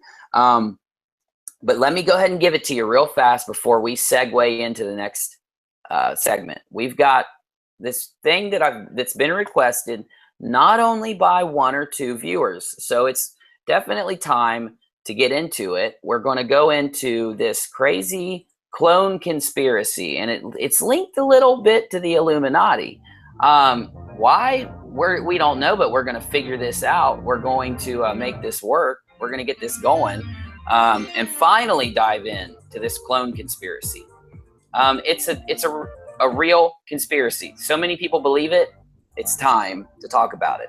We're going to talk about the Bermuda Triangle a little bit. That one is just an obvious topic for this show. The fact that it hasn't come up, I'm surprised. I know you are too. Well, don't worry. It's coming up today. So we're going to move in after that to some crazy geometric patterns that you have to see to believe. And we're going to shout our viewers out. We're going to hang out. We're going to check out a Chan or 3. We're going to randomize the Wikipedia article. and we're going to have a great time. You know where you're at. You know what we do. We do this every night. All you got to do is click subscribe, and you are with us. You're here. The Live Dive on the Rock.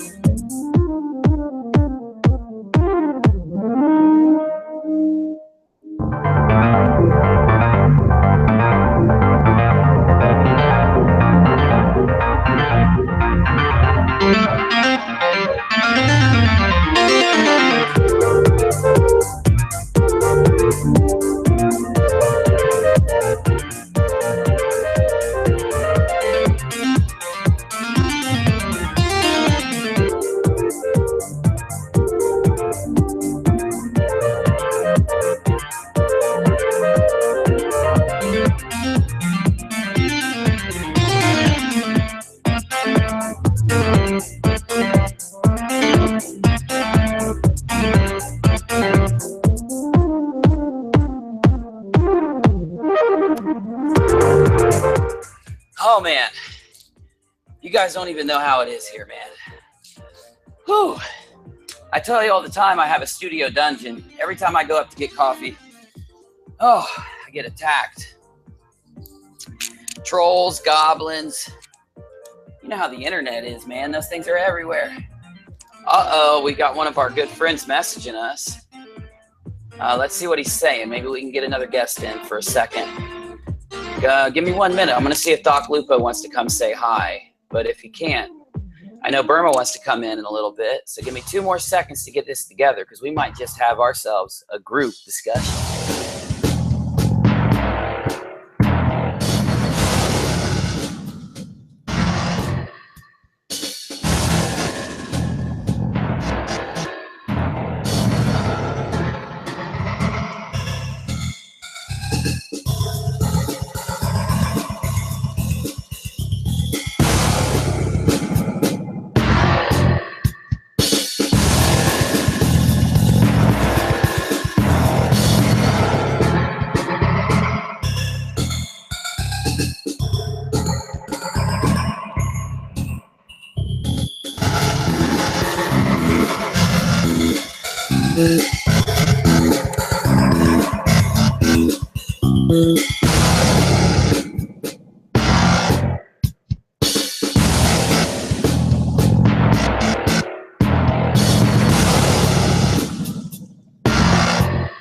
All right, guys. Sorry, I took an extra second there. I want to go ahead and before I mute out, kill the sound, and start blabbing away, I want to go ahead and roll this chat up, because you know I hate it when I ignore my crew, when I ignore my Rockinats.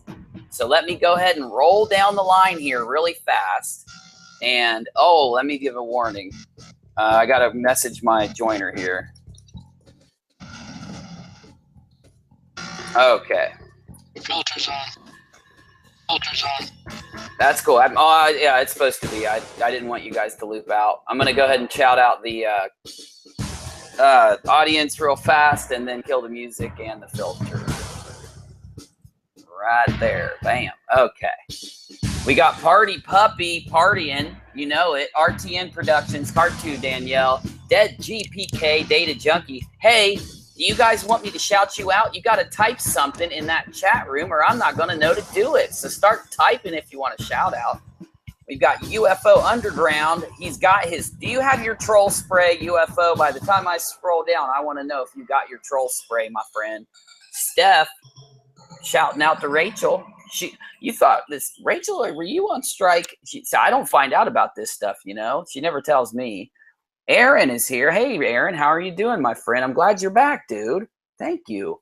I know you were kind of, it was a rough topic, dude. The last time, Aaron, last time you were here, we had a rough topic. This time we have chill topics, and I think you're going to enjoy the show. I hope you stick around, bro. Seriously. Charlene's here. Michelle Signs. Cartoon. I said that. Salted Cedar's always in the house. That's right. Old Earther 2000's taking a pizza break. That's right, man. We need that pizza. It's what keeps us going in this show. That's what I eat every night. Old Earther, save me a slice, Uni. Yeah, you know I do, my friend. Data Junkie is saying, Jungwins, practice from the teaching of Carl Jung. Oh, Jungwins, okay. Yeah, I've heard about this. Okay, a student of Freud. That's right. Stariana. Okay, Unirock, what about the blood type thingy? I know, I'm sorry, Michelle, I always skip. It's not that I mean to skip topics. It's just I have this huge list, and as I go down, sometimes we have to end the show. So I still have stuff from 3 shows ago that we need to hit. Who knows? Maybe we'll get them tonight, but I'll tell you what. I will go ahead and push that topic up, and it's on the list because I know you requested it the other day. But you know, Michelle, just like everyone else, sometimes you have to stay on me. It's just because I'm busy with this, and I'm getting a little bit better at this. So hopefully, you know, I'll get it figured out soon. I've only been on the air a few months, guys. I haven't been doing this for years. I know it's crazy. UFO Underground, I don't think anyone knows the truth. Well, we're going to find it. That's what we do every night, my friend. Bernard K is here. How are you doing, Bernard? I'm glad you're here, my friend. And you can't forget Brian DeBrain, who I'm going to have on the show this week. Actually, I got back to 1 email. I'm going to send you another soon, buddy. Make sure you let me know what day is good. I think you said tomorrow. Yeah, I think we said Monday. Let me know. I'm going to message you later, man. All right. Let me make sure I don't miss anyone else. Array Sunshine. Hey, buddy. I'm glad you're here. G Minion. All right. RTN Productions. I think I have successfully shouted out everybody in the room other than Vanilla Kirsty and Jay Kinley. Jay, I don't know how new you are. I think you were here a couple nights ago. I hope you press that subscribe button, my friend, because these shows, they don't stop coming. That's right. Dr. Tarrin P. Lupo's here. I linked you in, Doc. If it didn't go through, I can shoot you another link if you want to jump in for a second. I'll get you in to talk to I want you to talk to my guest because I think that my guest would be, well, I think she would have a lot of fun on your show. So I'm going to email you. I sent it in Discord, but in case you didn't get it, I've got another one for you. It's coming in your email if you want to come in. No pressure, though. I know it's late, and I know a lot of times when I come on, it's too late for a lot of people. And Spindlin is in the house. I did them all. I have killed the audio. You guys are good to go if you want to unmute. And we're going to try to get into a discussion about some of the craziest stuff. And, you know, I love talking about crazy stuff. And I know what you guys are saying. Uni, that's all you guys do. Well, we're going to get crazier than crazy. And we're going to have a segment, Dark Wolf. We should have a segment called Crazier Than Crazy. Go ahead and do that for me, bro. Give me a crazier than crazy real quick, if you're there. Crazier than crazy. That's good, dude. Remind me, we got to record that tonight so I can put it in a show. I need to put that in my button. I've got all these buttons right here I can make sounds with. That's going to be one of them. All right. Let's see here. We're going to talk about, it would be fun. We're going to talk about the clone conspiracy. So if I didn't ask my 2 guests, well, my co-host and my guest, about this before I dive right in, I would be a horrible housekeeper. So I want to go ahead, and since ZeroSister is the guest of the hour, I want to ask her what she has heard of this conspiracy. And then I want Darkwolf to jump in after her. And mods, let me know quick if we have sound issues. We shouldn't. I think that I've rounded them out. So what do you think, ZeroSister? Anything you've got on this topic, let's hear it. Well, you have the photos of movie stars from the 1800s, photos, and they match up with the movie stars today. That whole Hollywood connection's pretty crazy. And but I also know about the technology. And it seems like it would be pretty easy to do to make a clone of anyone who gave them the DNA. Yep, there you go. I mean, that's pretty spooky, those pictures. I mean, I've looked at them. It definitely is. I looked at them a lot, and I thought, I think it goes way beyond, oh, it's just a person that looks like them. It's just too much. Especially Eddie Murphy. I just think it's wild. I was going to say that, yes. Eddie Murphy and Conan O'Brien. Those two, man, they get me in this conspiracy. Right. But how Darkwolf, do you make what do you got, buddy? I know you've got a... Oh, go ahead, Zero. I didn't mean to cut you off. I'm done. All right. Well, the ones that always get me with this one is the John Travolta and the Cage right there. Those two really, really messed with me. Like, especially that one. It is so hard to believe the uncanny resemblance between these pictures. There's one that I don't see on here that's a Jay-Z and a like 1800s gangsters type looking guy. There's all kind of different ones. And, you know, when I first looked into this and was told about this, I started looking into the plausibility of it. And if it's even possible to do the whole cloning thing.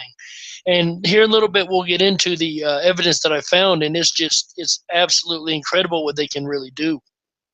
But also you got to remember about the Mandela effect. If it's time they are manipulating, they could be living in those times or, you know, and today. That's a good point too. Definitely. And so my 2 cents on this, I've looked at this so much and I'll never admit it other than on air in front of everybody. No, I'm just kidding. I've looked at this a lot, and yeah, I mean, it's one of those guilty pleasures of conspiracy at first. Okay. Because at first I looked at it and said, this is a popular conspiracy. I need to look at this, maybe cover it in a story. Sorry, guys, might have bad manners. I love eating halfway through my show. So the thing is, I don't look at this as a time travel phenomenon, though. After studying on it, I have actually started to look at this as, what are the clues here about immortality? Rich, you know, extremely rich people that are at the top of the money groups. I don't know. You know what I'm saying, though. I'm having a hard time thinking of words. But the top of the pyramid. I think this lends us towards immortality. The top of the pyramid lends us towards immortality. What do you think about the immortality aspect of this? Maybe they're the same people. They're just still alive. Yeah, I thought of that too. Yeah, you're right on. I gear to that. That sounds good. It does. You know, personally, I that's one of the first things that came to mind when I first started seeing this evidence. Of course, you know, a lot of it's all under time travel thing, but it don't seem like time travel would be a feasible option to these people. Like, well, what would the end game be? Again, they're already rich and then have all the power. What's the point? So I'm looking more towards the idea of immortality myself, because that's the only other thing that would explain the uncanny resemblances. Well, you want to know what's weird, right? So I had this crazy theory on the Mandela effect, because you know me, I wasn't that schooled on the Mandela effect because I didn't watch it. When I started my channel, I told myself I'm going to wean myself off of YouTube videos for a while because I didn't want to, you know, watch someone else's stuff and then say, oh, I want to write out a presentation and then do something similar. I wanted, if I did do a similar topic, I wanted it to be my own brand. So I weaned myself off a little, and then I hit the Mandela effect. Well, I came up with this whole, like, when I started seeing these, it's what's made me do it. I came up with this time travel thing, and it's in one of my videos called Mandela Effect theory for something or other. I don't know. I have so many Mandela Effect theory videos that you probably have to spend an hour trying to find it, but it's got one of the ones with high views, though. Anyway, I started saying that, well, why can't it be a time traveler? Why couldn't a time traveler have stepped on a, the wrong bug and caused the butterfly effect? I had this really pretty butterfly, by the way, too. You got to check that out if you go see that video. It's pretty. Anyway, I'll stop being crazy now. What I'm trying to say, though, is so many people commented in a negative fashion and was like, dude, this is like the most worn out Mandela theory ever. Everybody does this Mandela theory. And I got a lot of flack for talking about the time traveler theory. And I didn't know that. I promise you, everybody, I didn't know that there was this time travel aspect to the Mandela effect then. But I don't know why people get so mad. I think it's because I think they love celebrities. So one, people get angry when you bring this up because they love their celebrities. And then the other aspect of it is that it's scary. It is really scary to think about. Well, that's the problem. We're so used to listening to everyone. See, something came into you that gave you that idea. And this is where we've come to. We have to come up with new theories because the old ones are not working and there's no research on it. Things are happening that people have their theories, but there's no proof of any of this. We got to go by the spirit. That came into you, that thought. And that's probably it. You probably got it right. I mean, I think it's at least a viable theory. That's what me and Darkwolf do a lot of times. We try to not disprove theories, but check a theory's evidence because we feel like it'll lend us a little bit of, some clues whether to keep keying in on a theory or to back away. And so many theories we've crossed off the list and said, you know what? There's too much evidence against this one, too much evidence against that one. One thing that is so weird is like in my life since making this channel, it seems like everything I shy away from is what really turns out to be something. Everything I pull away from at first, if I just go right in it, it seems like it turns out to be a really good thing. And I don't know why that is. I'm trying to figure that aspect out. This theory does fall into it though, because I don't even care what anyone says. This theory has a lot of entertainment value to it. Some theories are a little boring. Some theories are a little scary. This one's fun. So I think we all should all three of us, get together and make a freaking video on this and put it on all of our channels. I don't know, something like that. We'll just work together on something with this one. It'd be fun. I think that would be a great idea. I think we would have a ball doing this because this right here, like you said, it is such a fun conspiracy. It's one of me just let your mind rattle on the different ideas and possibilities and the evidence and just it's something you can enjoy doing. Okay, Darkwolf, I got to get. Oh, go ahead, Zero. Go ahead, real quick. I'm just saying, we don't know our natural capabilities. That's all been hidden from us and everything. Maybe we can live, for eternity. I really feel like we can. And I know that I'm not going to be in this world for eternity, but I feel like our souls really, they at least deserve to be able to keep going on. And, we always talk about what feels right. What feels right to me more than anything is that, when I finally pass on to the next place, or when I pass on from this place, the one thing that feels more right than anything else is the fact that I'm going to open my eyes somewhere else right after that happens. And I can't explain why I feel that way.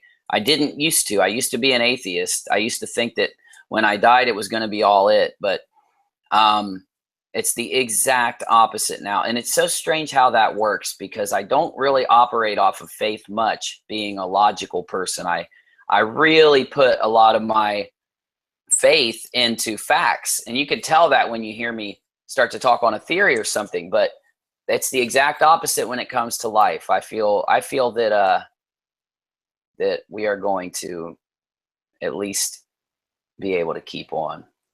But on these theories, who would want to stay in this world forever, though. I mean, that doesn't seem like it'd be fair to the world, you know? And if, let's just say these celebrities really are trying, not these, any, or person in general, let's say the Rothschilds, I don't know, some really big guy, rich guy is spending trillions to try to find that thing that people have been searching for just as much as the lost Ark of the Covenant. They're looking for the Fountain of Youth.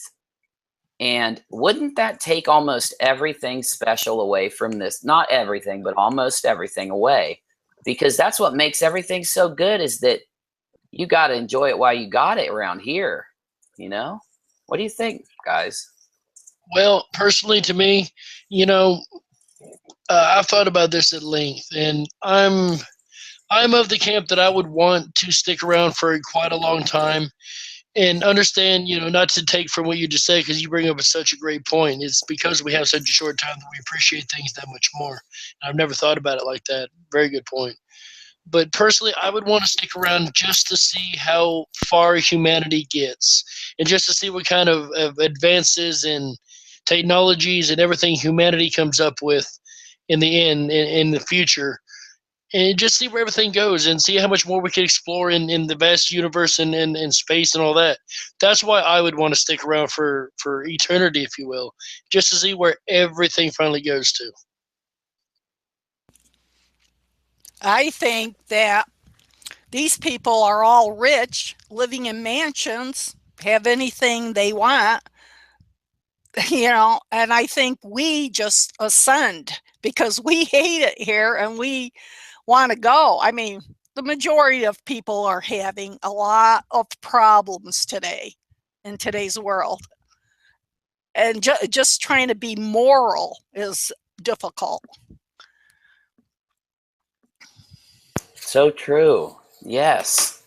And that's, you know, hold on. Before I, you know, I had some other stuff to say, but I don't want to get there too soon. I don't want to rush into the good stuff. We got to build up to it. So Brian DeBrain has such a good comment here, and it opens the mind up. That's why these live streams are they're so great, guys. I highlighted it. He says, Unirock, they fear death and what comes after. They know they will have to answer how they got to where they are. Let's look at it from that way. You know, maybe some people are chasing immortality because they're afraid of what's going to happen. You know what I'm saying? Maybe they made a deal. I know exactly what you're saying. How many? If you make a deal with how many of these celebrities have said they've made a deal with the devil? Oh, there's countless times. Matter of fact, a couple weeks ago, I read an article where one of them came out and said they admitted they made a deal with the devil, end quote. I don't know who this devil going around Hollywood is, but he's been around for a long, long, long time. So if I believe that I really did literally make a deal with the devil, the last thing I would want to do is hurry up and pay my debt. So I'd find a way to stick around as long as I can and try to cheat death and cheat the devil out of his reward for my side of the deal. Just saying. And there's a ton, I mean a ton of celebrities that have reported they got where they were, and the only way they know they did it is they made a deal with the devil. And this is prevalent a lot in the music industry especially. So what do you got on this, Well, Lynn? that brings us. Oh, that really makes you ponder, really, why are they here? It might not only just be because they sold their souls. They might be not able to ascend as we do, and they might be stuck here. So if you're stuck here, you're not going to want to get old and feeble. You're right. You're going to want to do That's so something. true. I never thought of that. Yeah. Maybe they did do something to be stuck. I mean, we've never looked at it from that angle either. That's interesting.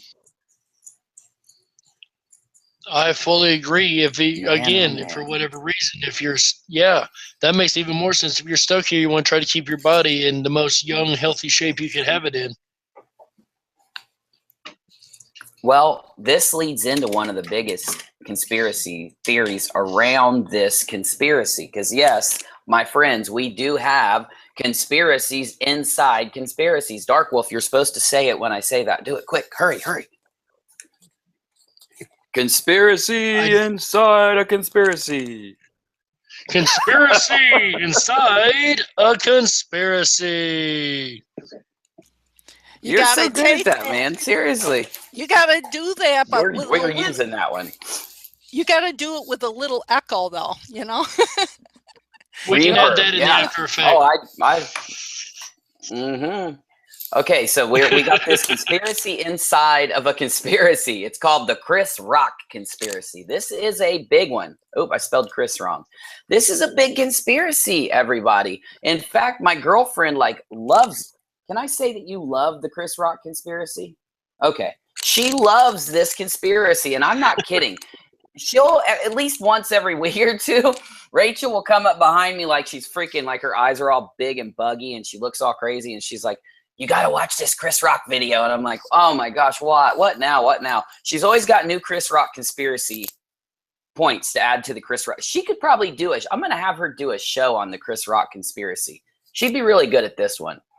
Now, some people say he's out to end the Illuminati. Some people say that he fought against them and somehow got away with his life, but other members of his family didn't. But we do know that no matter what, though, he definitely took off right at the peak of his career.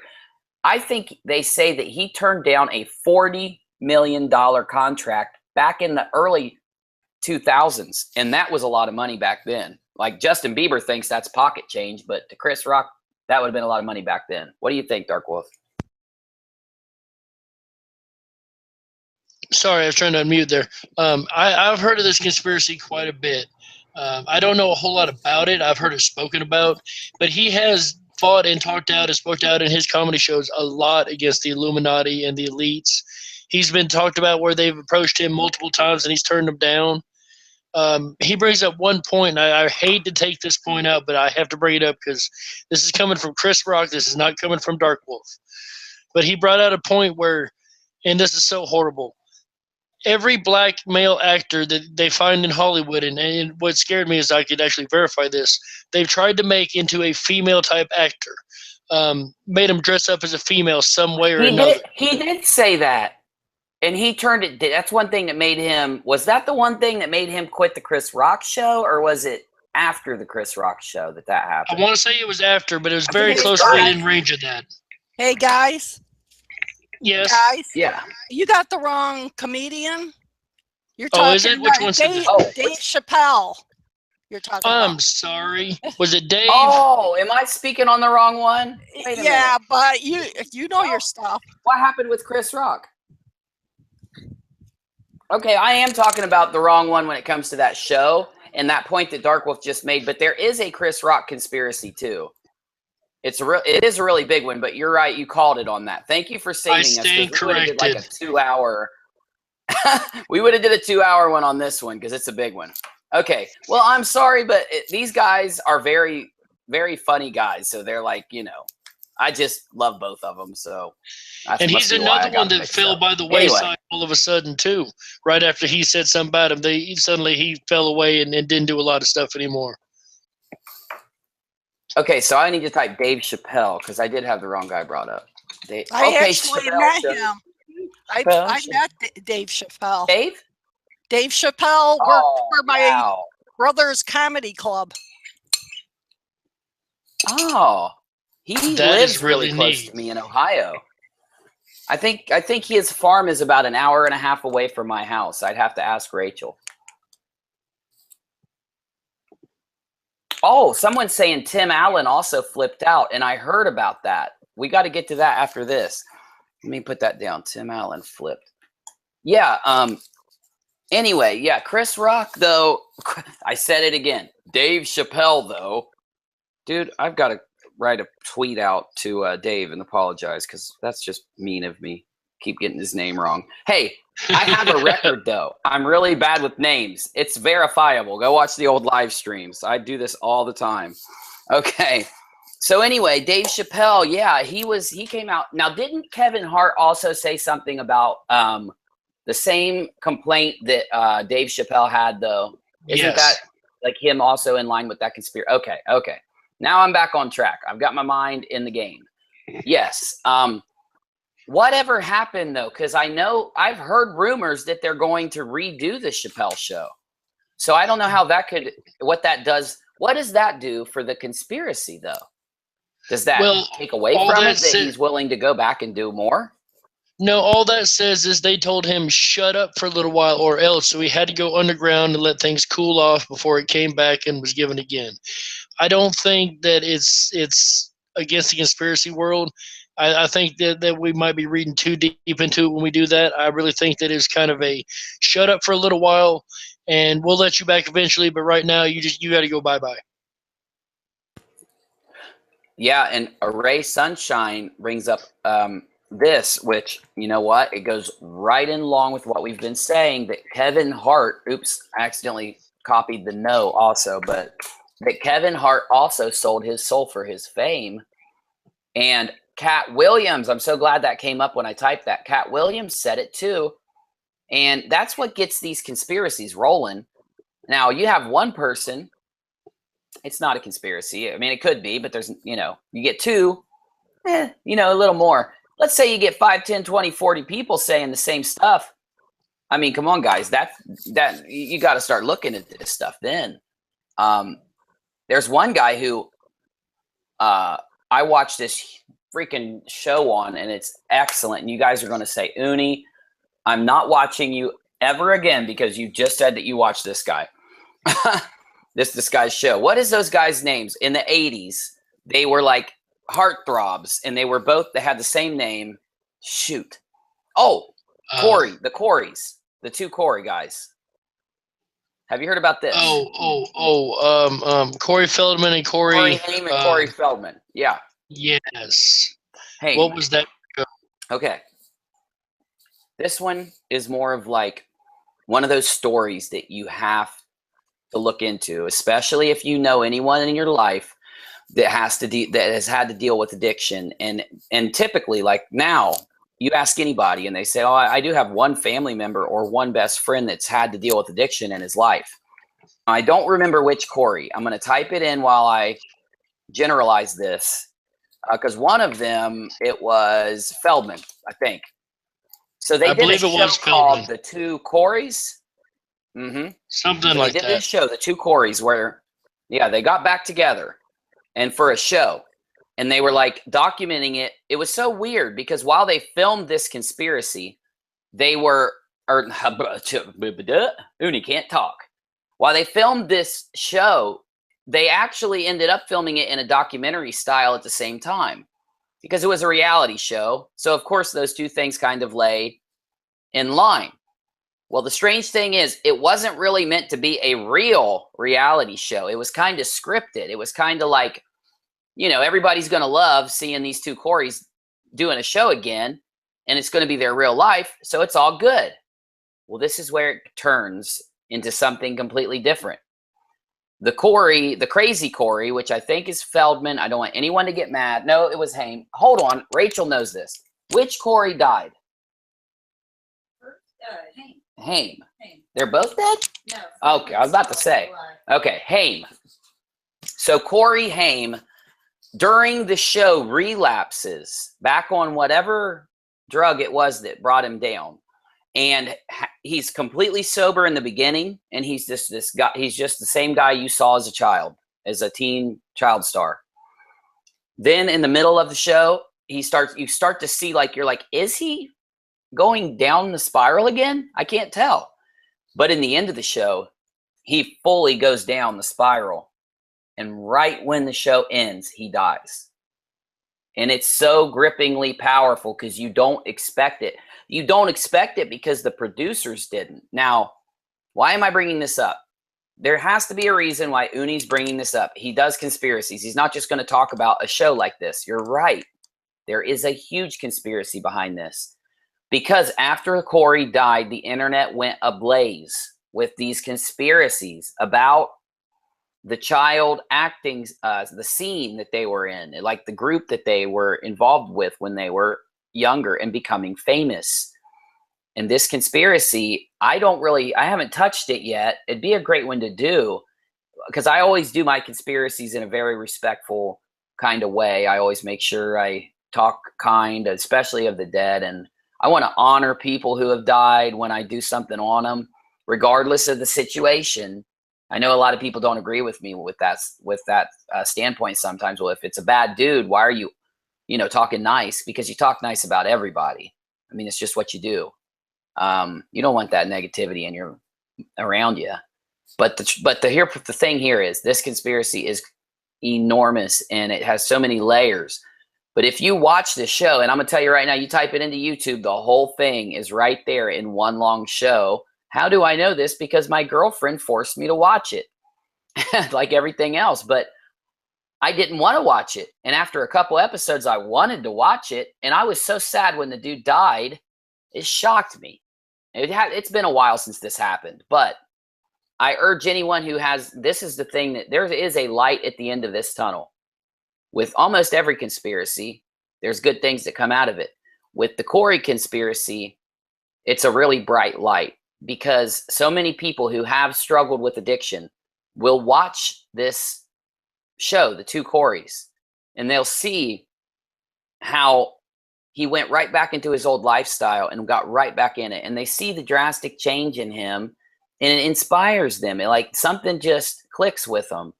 And I know this because in the comments of some of the shows that were on YouTube, I hear people talking like this. But I mean, I felt it myself.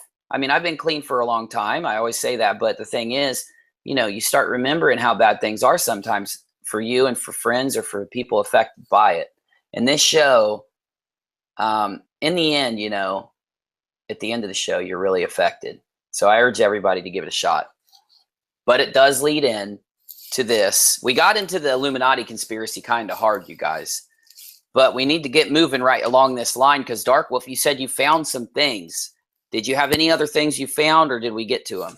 I don't want to skip No, if you want to go ahead and pull up those screen caps that we had, that I sent you, I found a whole lot of evidence to show very viable, possible, and in use, where they're using cloning, human cloning, and animal cloning.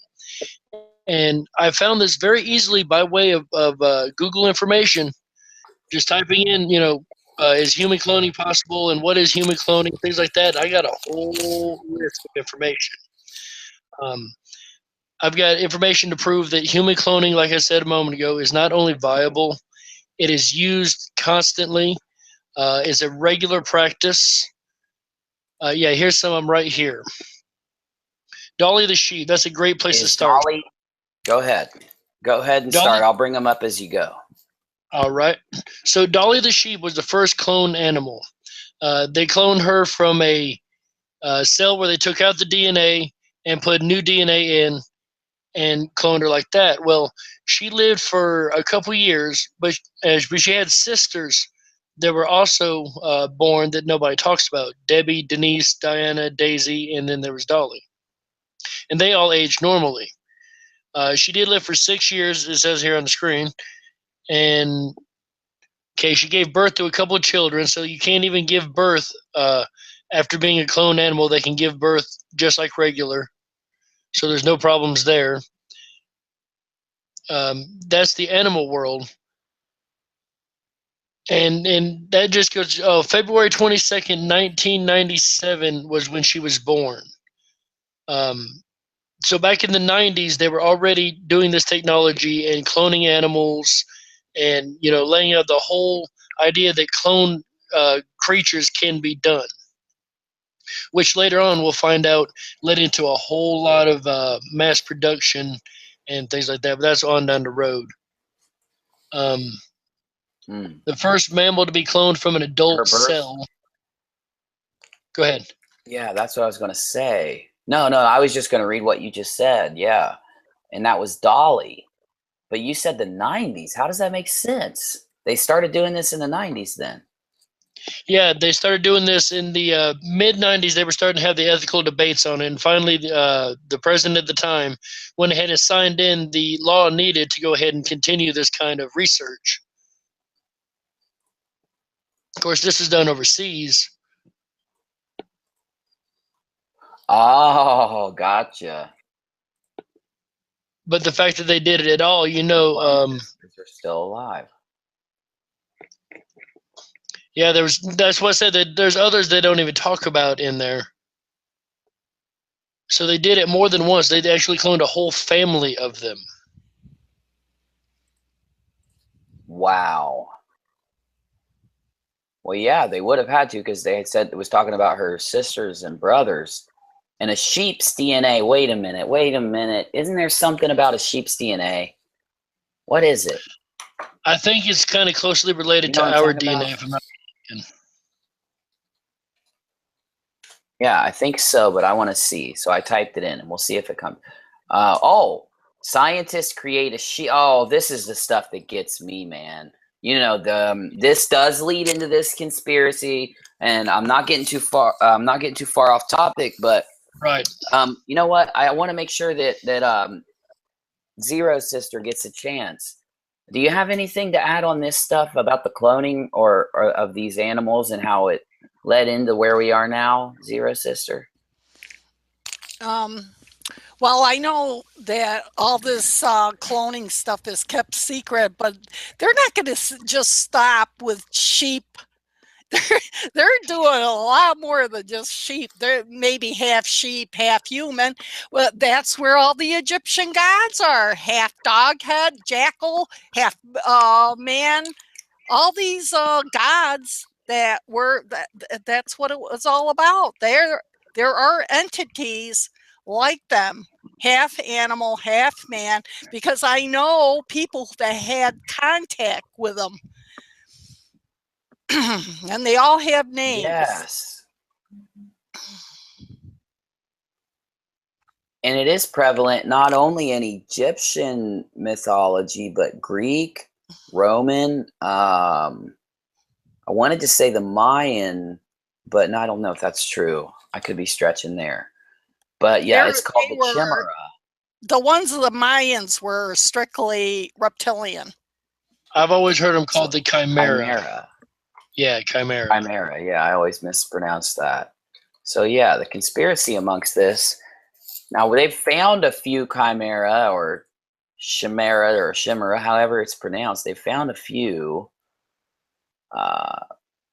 animals that they've claimed that they're mixed, and they're on the shores, or you know, they have weird pictures. You know, people do these as a joke out of these things. We just talked about the sheep that was created that's 15% human, but why would this ever be a thing? Why would they ever want?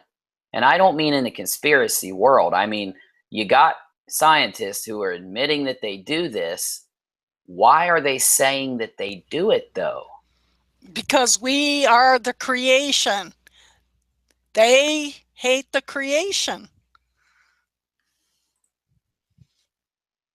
So they want to, I don't know how to word it, but it doesn't just go there. It goes to destroying women.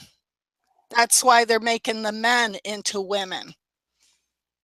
There's something with women. That's why women were always downtrodden. I mean, they're not anymore in this country. That's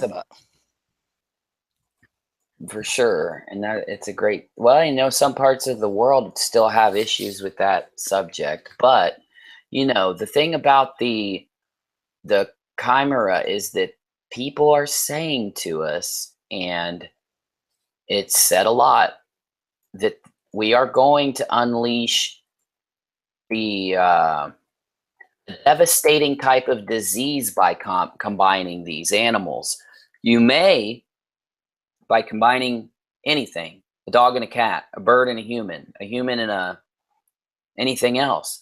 You may make a stronger, or maybe you may make something that could kind of help us cure a disease or something, or find some type of animal where you could replace like the parts of someone, who needs a kidney or something. But you open the other side of that door also. You will have diseases that will mutate and be able to affect them in a different way. And people are worried that this may lead into these diseases becoming like super diseases. And that's, the conspiracy theories go on forever. Any conspiracy theorist has so much information to pull from, to theorize on, make a video on, to write a book on. There's so much there.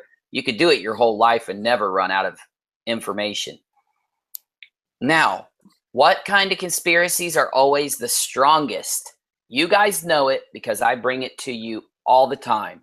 The strongest conspiracies are the conspiracies that were spoken about throughout the entirety of humanity, from the ancient texts up to now.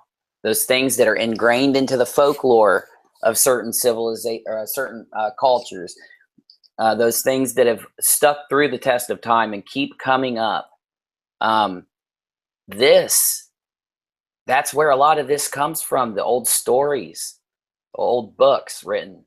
I want to say Hercules, but also what was some of those other heroes, the demigods that fought these types of monsters. I know Hercules is one, and what's the other big one? He fought the giant, the Leviathan, all those guys.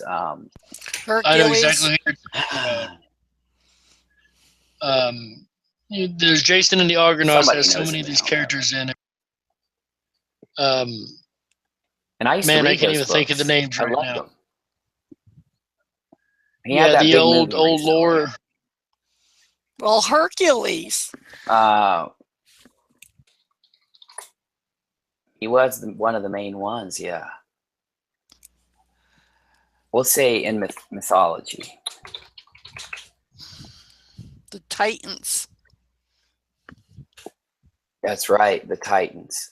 And we've talked on this recently. Saturn. In fact, our viewers responded to one of these stories more than any other one, the giants. And they always, my viewers love talking about the sleeping giants, and we never had a chance to go there.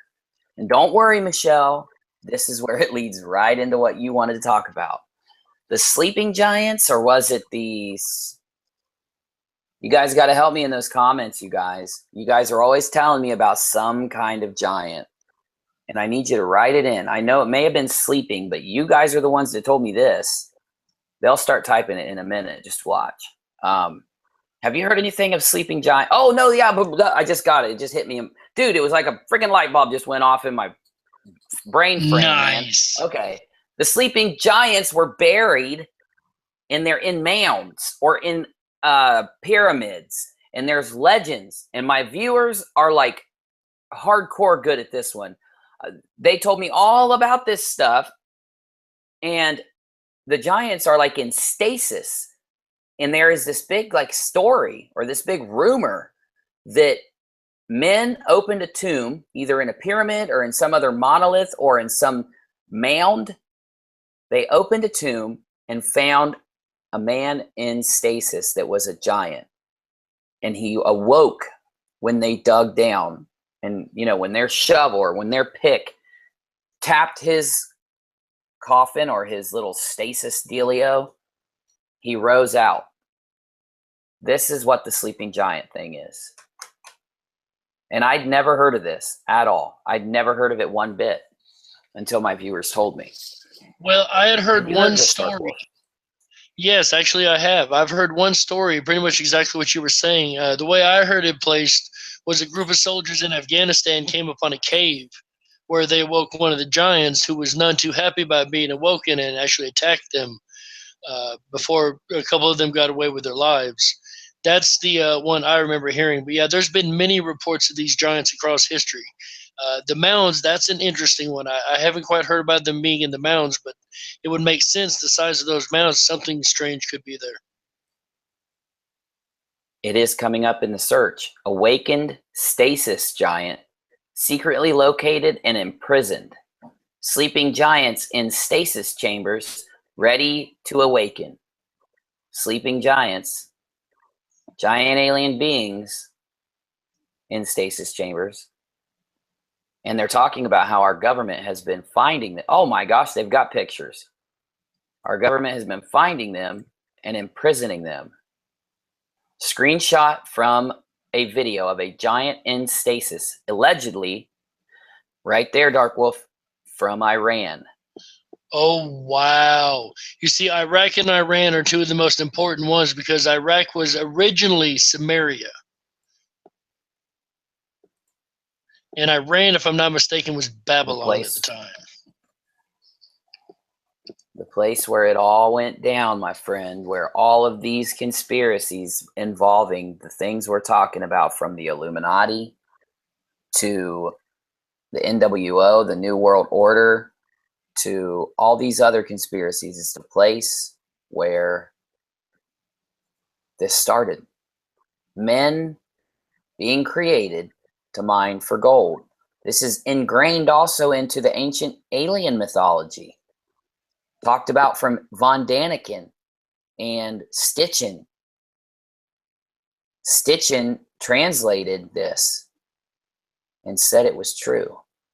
Why does he have so many people that go against him? I have never quite understood that.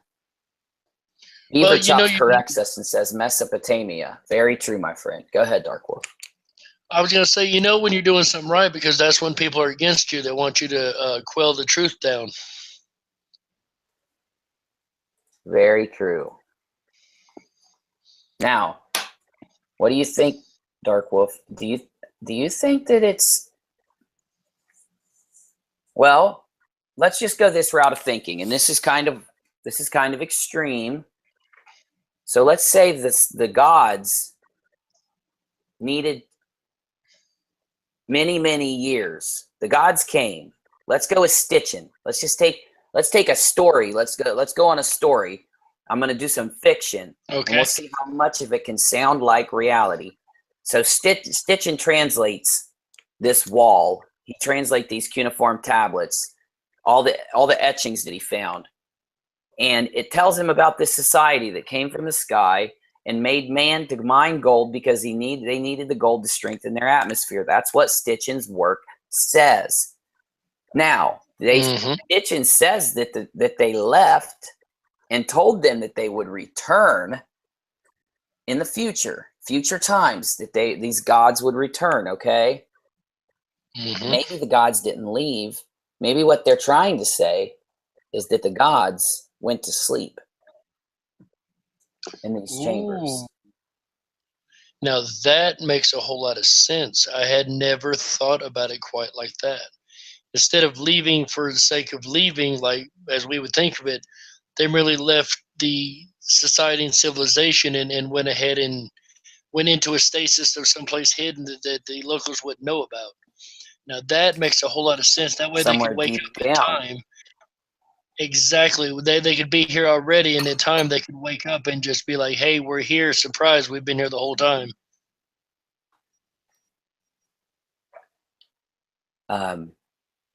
ZeroSister, do you have anything to add to this? You think that I'm crazy bringing that up?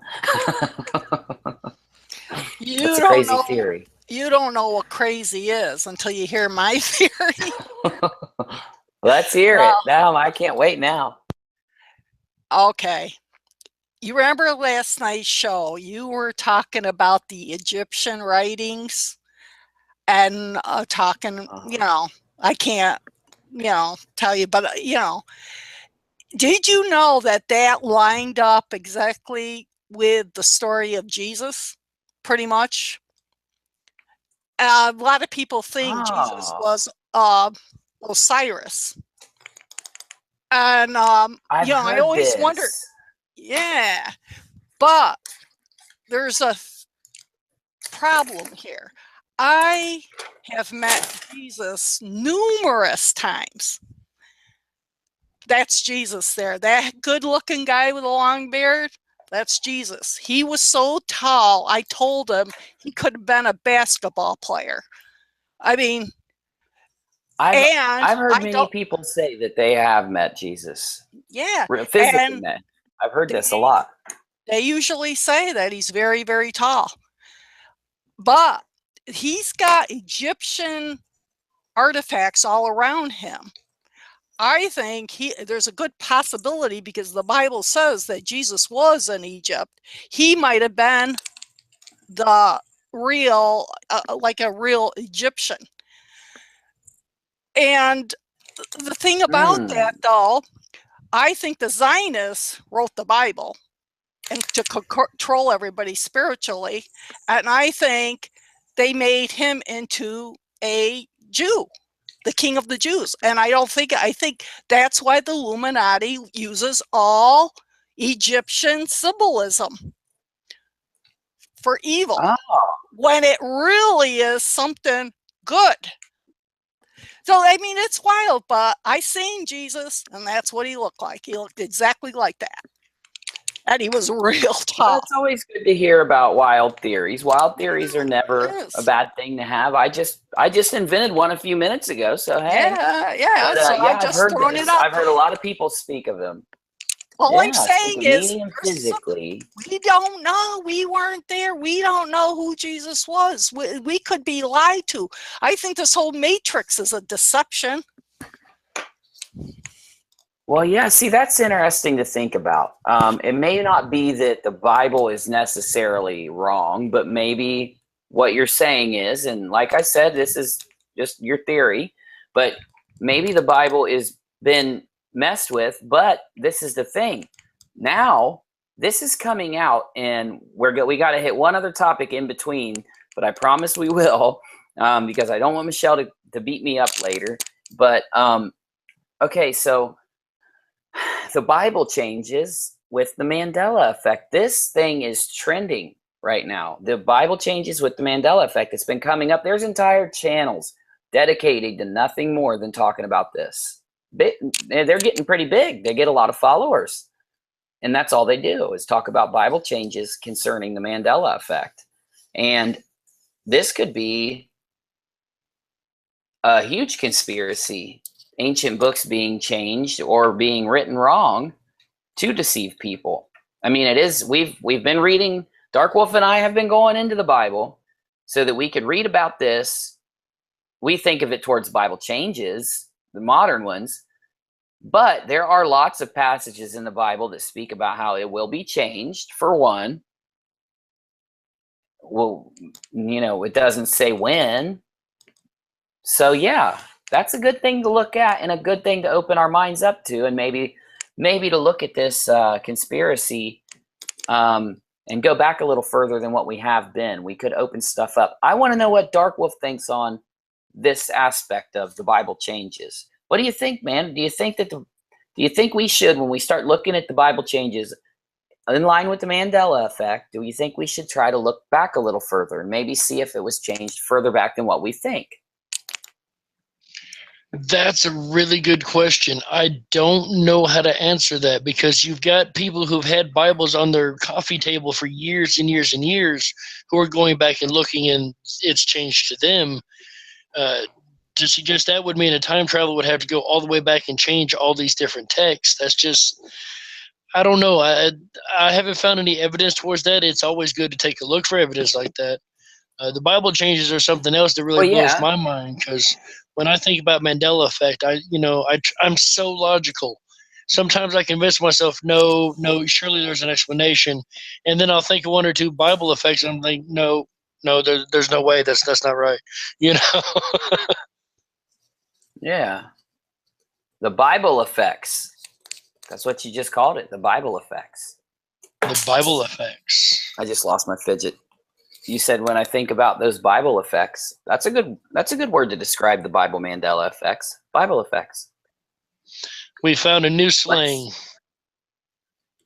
Yeah, but we got to link these two together, okay? Because before we jump anywhere else, and I want to talk about the Mandela effect because we didn't get a chance to talk with our guest about the Mandela effect yet much. So I want to make sure, though, that the last little piece to the puzzle that involves this, the Illuminati, the giants, the clones, the time travelers, all of this, there's an underlying conspiracy or an underlying set of facts. And it comes up a lot. We had a whole show dedicated to this. The rhesus factor. Oh, yes. The RH negative, positive. And... All right. Well, I'll let you go first on that one. Oh, well, you know, we talked about it a lot in that one. What was it, a stream we did? One of our first streams, we talked about it a lot with Alien Addict was wanting us to talk about it, I believe. Yeah, it was an early stream early on. Yeah.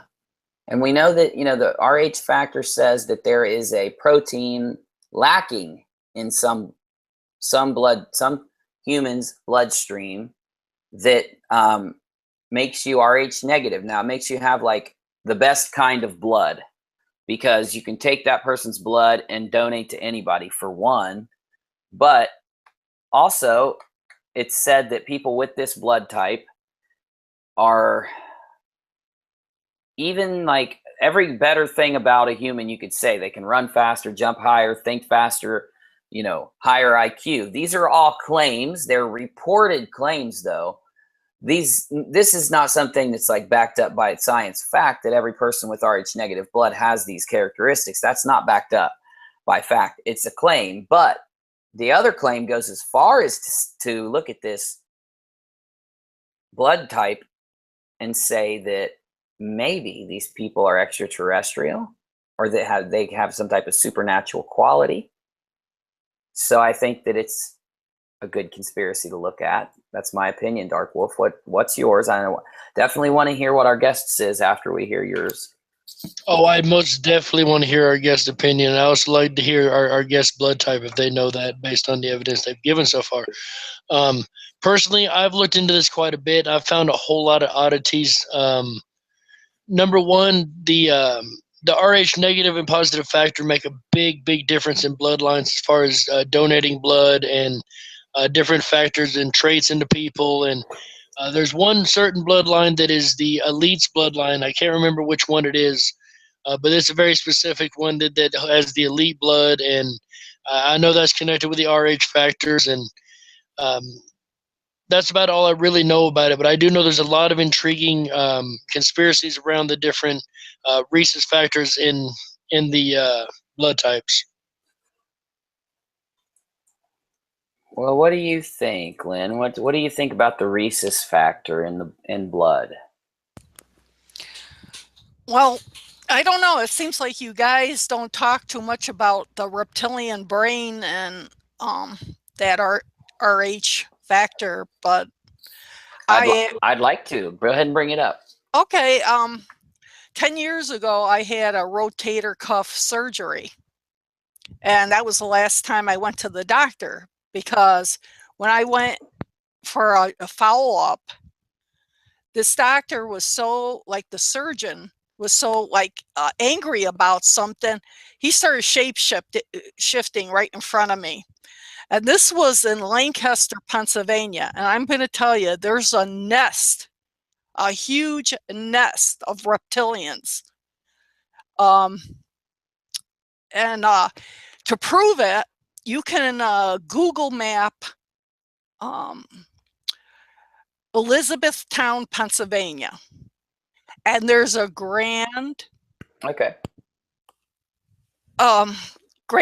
Mason's Lodge there in the middle of this woods, and all the roads are called like Freemason, Mason, and there's roads called Serpent Road, and they have a big flea market up there, and it's called the Green Dragon, and everything's related to reptilians. And when I saw that, I knew that, well, I'm never going to the doctor again, because if this was what it is, if there are people with these, reptilian psychopathic brains running our healthcare system, I says, I'm done. And I haven't been to a doctor since. And it's kind of amazing because, Well, I'm able to heal myself now.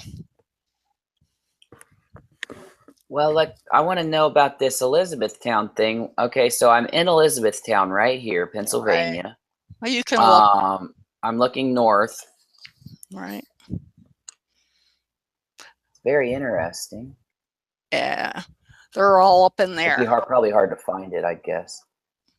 Well, you could just type in the Grand Lodge. Elizabethtown will come right up. Oh. Okay, okay. Hey, it does. Hey, it's going to shoot me across the town. Oh, no, it's right there. Yeah. Or the Independent Order of Oddfellows. Wow. That's no one talks about the Oddfellow Club. They're the ones you should keep your eye on. It's right It's right next to the Pinnacle Health Family Care. Well, they own their own hospital, and they love to get blood. They have their own blood bank.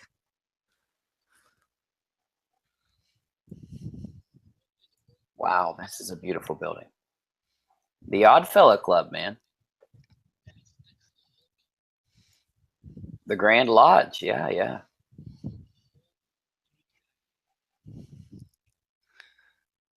There's a ton up in Lancaster, Pennsylvania. It's a whole nother show, but I'm saying I think they got a hold of our blood and they're mixing it with these reptilians.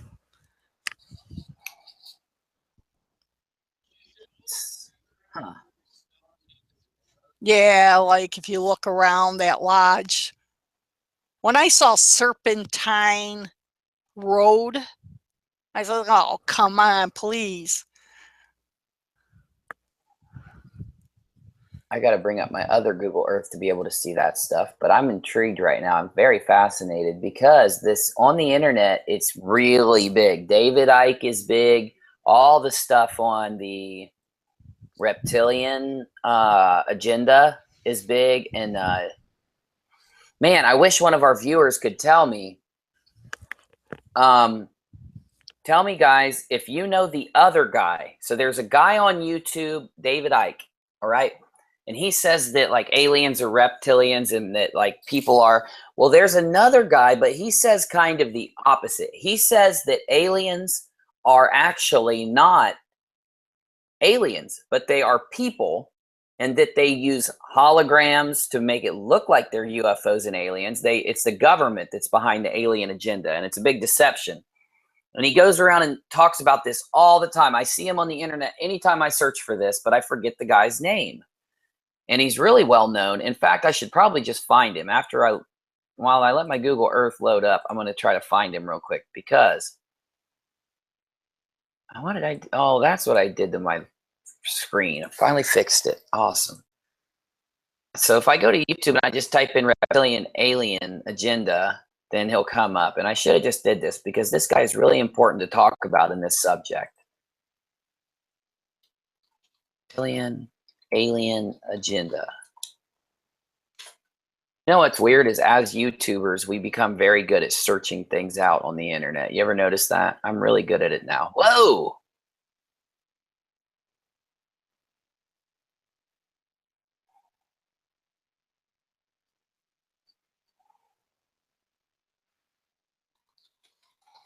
Aliens are the government. I bet he'll come up if I type that in. All I got to do. Oh, wait, is that him? Nope. He's going to be in here somewhere, guys. Seriously. Because this dude just always says, what is his name? He's got such a normal name, too. Oh, well. I might have to just give up my pursuit. I don't think it's Phil Schneider. Has any of our viewers said it yet? I don't think so. Well, crap. I wanted this one. Oh, I thought I saw him. Oh, there's that dude. What's that guy's name? He's from Ancient Alien. David Wilcock. What does he say? But that's not him, but that's not the guy I was talking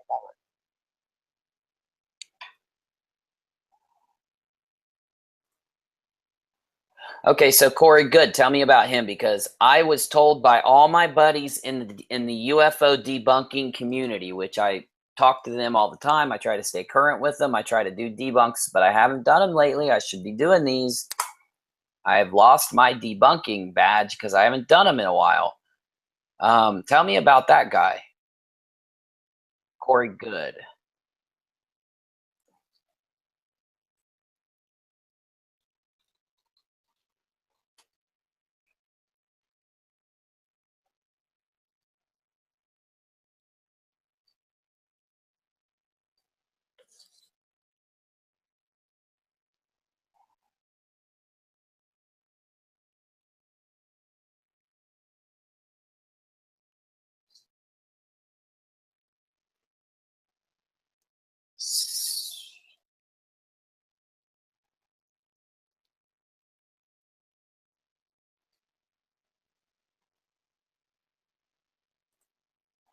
So why does he has a really bad reputation, though, in the UFO community, and I wasn't sure why. I don't know if he did something that made people not trust him.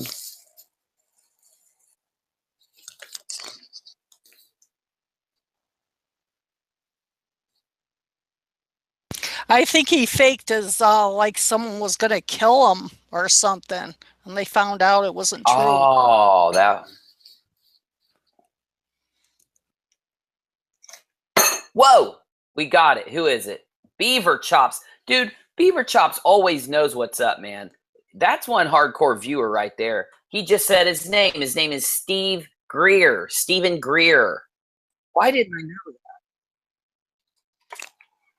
that? That guy right there. Bing. Bing. Yep. I don't have my sound effects. I have to make my own. Bing. There he is. He talks about how the aliens are the government and that they go through these huge scenarios to make people believe they're being abducted. They go as far as dressing up like aliens, drugging them, kidnapping them, faking entire big productions, faking UFO sightings. You know, that's what this guy says that is going on. Now, the thing is, when you listen to Stephen Greer talk, you're not put off by him. You know what I'm saying? Sometimes when you hear like one of these guys give their theories, you sometimes get put off. Sometimes you're like, well, I don't know if I trust this guy. But this guy, it doesn't happen with him. Well, for a lot of people. I'm not saying everybody. You know, I don't speak for everyone. I'm just going off what's been reported to me. No, he's I'd love to play one of his videos. Yeah, well, he's been in the spotlight a long time, but I've listened to him, and I think he's right. I think it's all technology, but that's what we can't get our minds wrapped around. The technologies, they can do anything. They can disappear and appear in front of your face. I mean, that's what they can do. They can do anything with their technologies. That's how they've been controlling mankind. Well, okay, so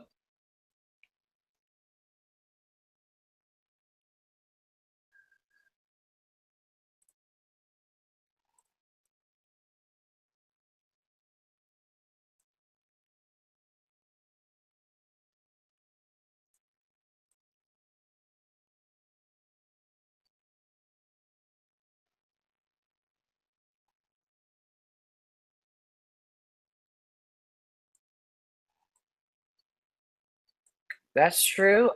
You know what, Dark Wolf? We had a theory a few, I wanted to say days. It's got to be at least a week now. But we had a good theory, dude. If you remember this live stream that we had that was just like on fire the whole time. And we came up with this crazy theory. Well, we got Lynn in here, and I want to just let her know a little bit about it. We don't have to go really deep, but I just want to make sure that we get it out there to someone else, maybe get an opinion. So Lynn just talked about how these UFOs can kind of do things like disappear, appear over here. You know, aliens, when they abduct people, they talk about being just lifted through a house, right up towards the ship, going through walls, you know, weird stuff like this. Well, Of course, that lends into the dimensional or the trans-dimensional theory, where aliens come from another dimension by means of some type of thing that's happened, whether it be nuclear testing has weakened the veil, something weakens the veil between one dimension and another. You know about this theory if you watched my old videos, because I have a very long theory that took me like an hour and a half to get it out.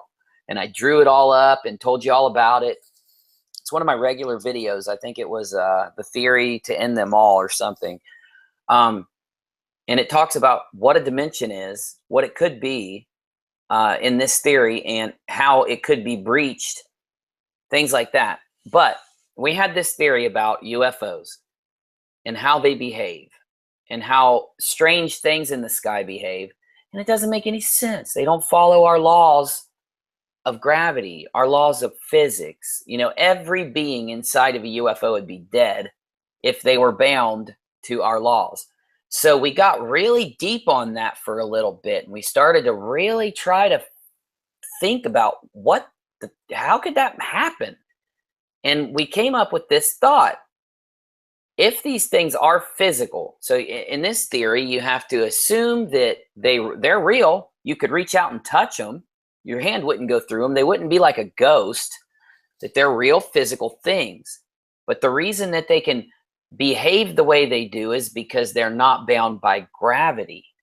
And once we realized that, then it kind of broke the wall. We kind of had the epiphany for a minute, because when you study Einstein or the other physics out there, you see that time and space are relative. And I probably say this at least once every stream. Time and space are relative. In order to move through space, I move through time. In order to move through time, I'm moving through space according to mainstream physics and the laws of gravity. So if a UFO isn't bound by gravity, and it's not, if it can behave like it does, and if it's physical, then it also is outside of time. And remember, Darkwolf, we were trying to really wrap our heads around what that would mean. I know I'm missing some stuff. Can you add anything to that before we see what Lynn thinks?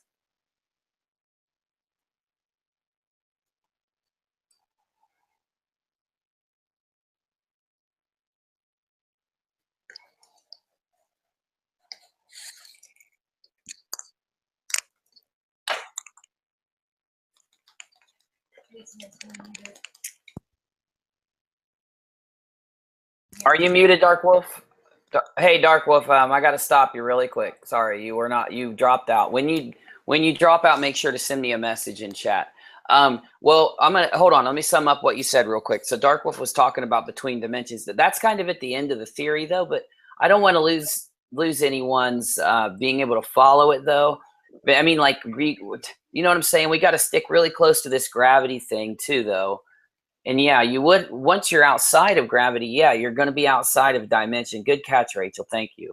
You might want to start over, but yeah, try to go ahead and fill us in on what you were going to say, but make sure they understand, because I know when we start saying outside of dimensions and over here and there, it kind of loses people, though. So try to break it down a little more for us beyond that. Understood. All right. So sorry, bro. You were. Oh, not a problem. Not a problem. So it's like, okay, reality itself being a dimension. When I say dimension, I'm defining everything we know as reality we can see. So perhaps there's something, an entity that's on the other side of what we can see, say an invisible wall between us and something on the other side. And perhaps whatever's on the other side has the technology to open this wall whenever they like to and come through. This would help negate the effects of gravity on them, or perhaps they even carry these technologies where they can manipulate kind of stay in between both phases, if you will, phased into this reality and another one. I believe that's where you were going with your theory, correct? Yeah. And you said it perfect that time. So it's almost like it was meant to be that the sound failed for a second, because the second time you hit it right there. So yeah, these UFOs are behaving outside of gravity. When you see anything behave outside of gravity, doesn't that mean that it behaves outside of time. And then if a UFO is behaving outside of time, though, what does that mean for the beings inside of the UFO? I don't want to go too far, though. When I don't know if you have anything to add on that, you're welcome to. It's kind of a crazy theory, so. Yeah, you can't get too scientific with me because I don't understand it. All That's I know okay. is just something's popping up. Like I wanted to say to you about what we're seeing here in this reality. Last night you were talking about holographic, imagery, and I totally believe that the 9/11 was holographic airplanes. But behind it, this is what gets us. What we don't see was the missile that was flying into that. Those holograms are so realistic anymore. I mean, you've seen them. You were mentioning how realistic they are now. And they have that technology. So whatever, look at what that's done, that 9/11, what it's done to the world, though. It totally changed the world just by that. The time and space manipulation is happening now, and we just don't know how to handle it. It's just, okay, we're all feeling it, most of us anyways, and we just don't know what to do. I mean, it is time and space, what you're saying.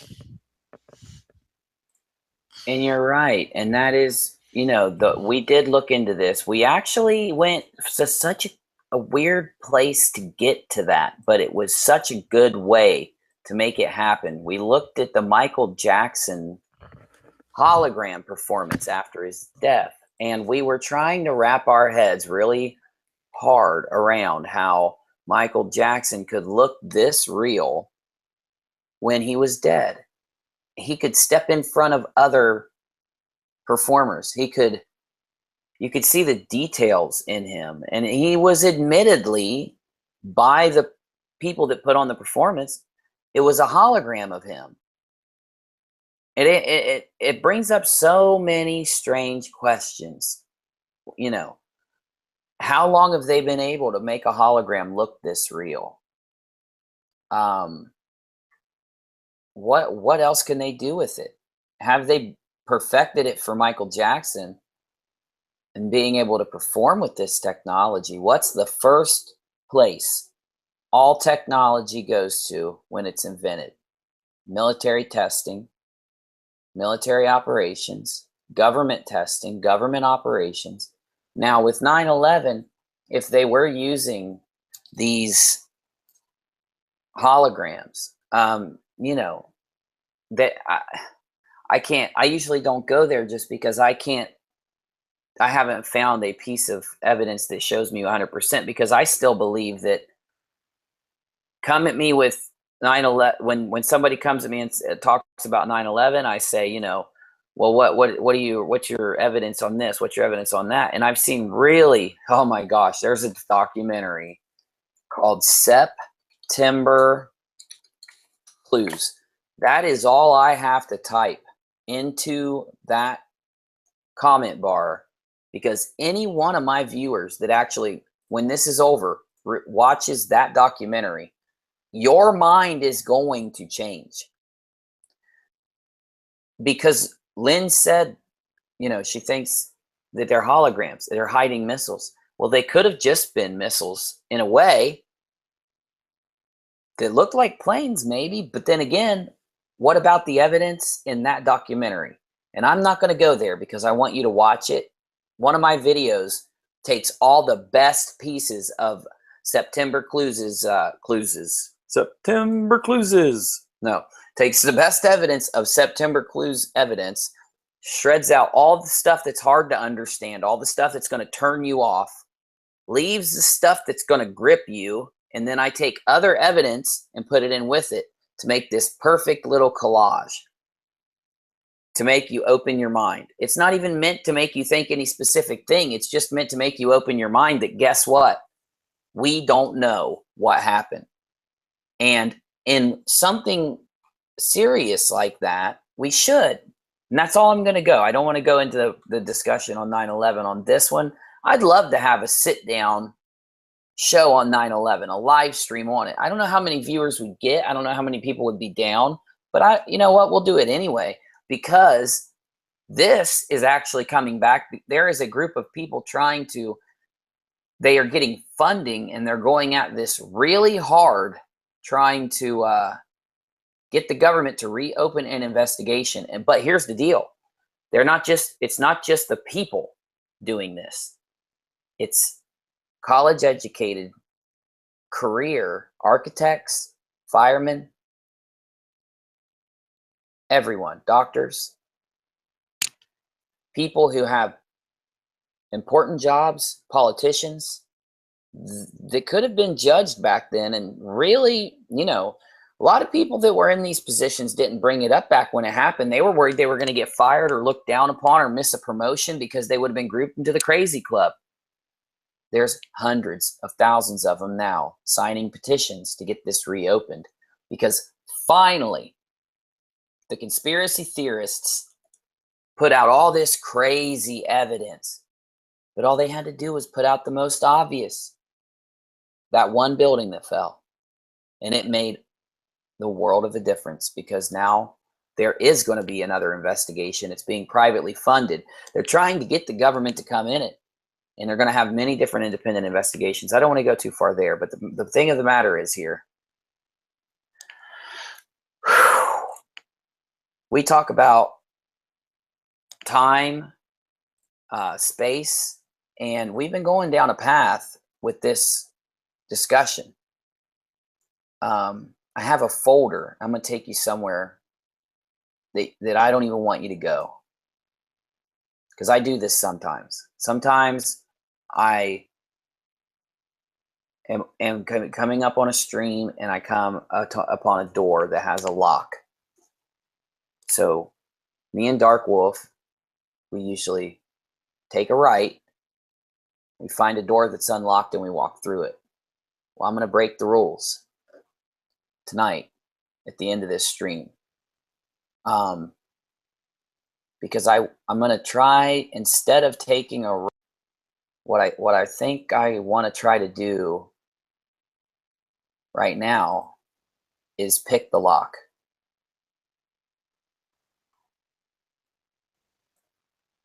I think I want to kind of.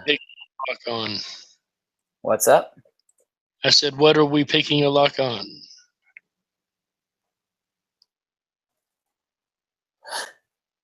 Well, what Lynn was kind of talking about when she responded to that UFO and gravity thing that we were saying, Lynn was kind of talking on a little bit of the fabric of space and time, a little bit of how our reality seems to be able to, we have a lot of, this freaking movie player, man, it keeps making noise. There we go.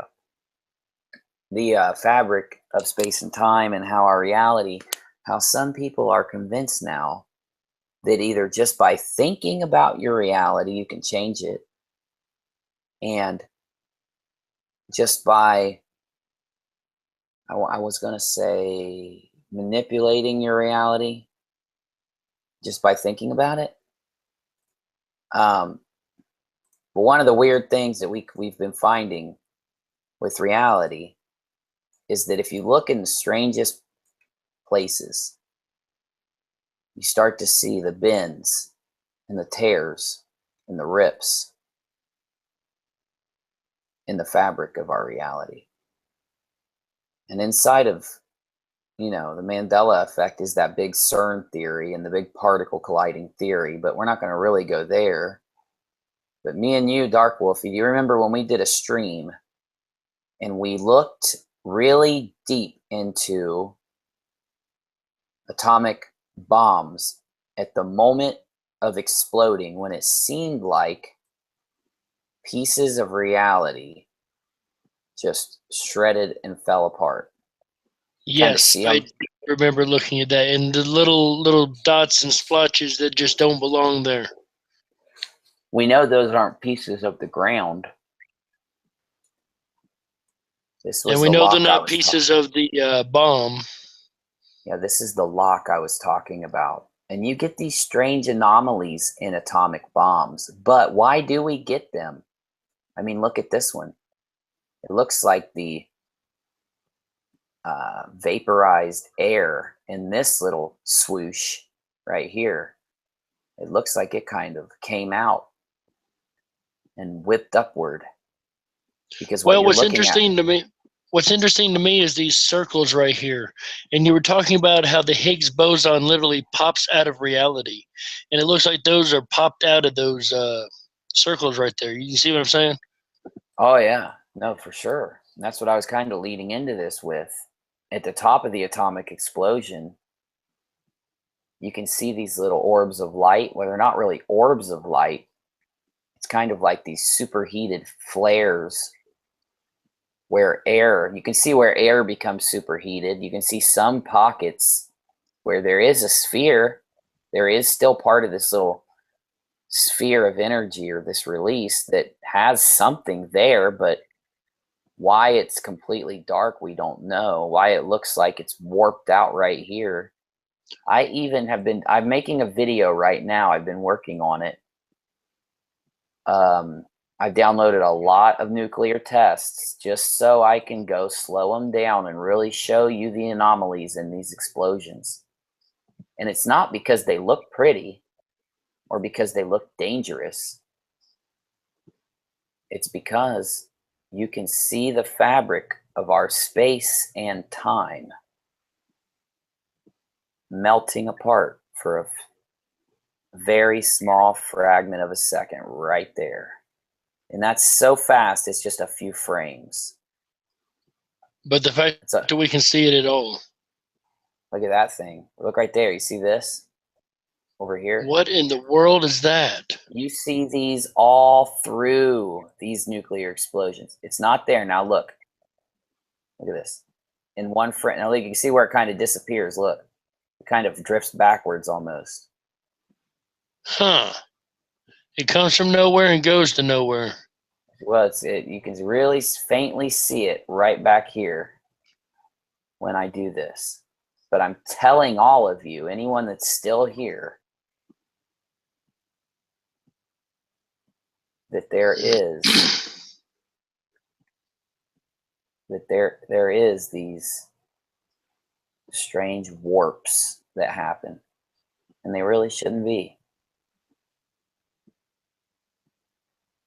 I found a lot of film of, remember that video I did called Operation Fishbowl?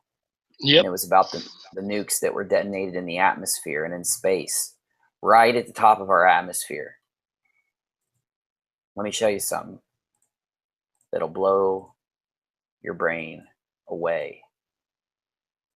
Now, you can see it. Let me try to zoom in on it. If you want to see what it looks like when reality really does start to pull apart, take a look at the outside of this sphere right after detonation.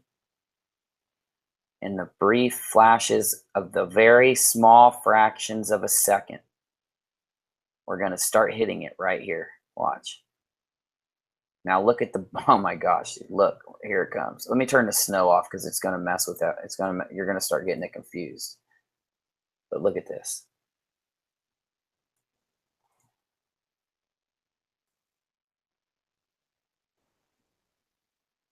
Right there. And there's those little white dots again. But look at what they do. They kind of open up. It does. I think those are pieces of gravity or time or space. I've got this theory going. It's going to be in my next video. It's just taking longer to do it. It's taken a lot of video editing to get it done. A lot of really small details of video editing to do in this one, but when it gets done, it's going to look amazing. Trust me. Well, the black and white clip, kind of the first thing that popped in my mind is that Philadelphia experiment. And they said what happened is there was a bubble that was starting to open, and they had to close it up. Maybe they never did close it up, and maybe they had. Maybe it it screwed up the veil. I think all of these do. Oh yeah, All of these definitely. do. I mean, these things don't behave in any type of normal way.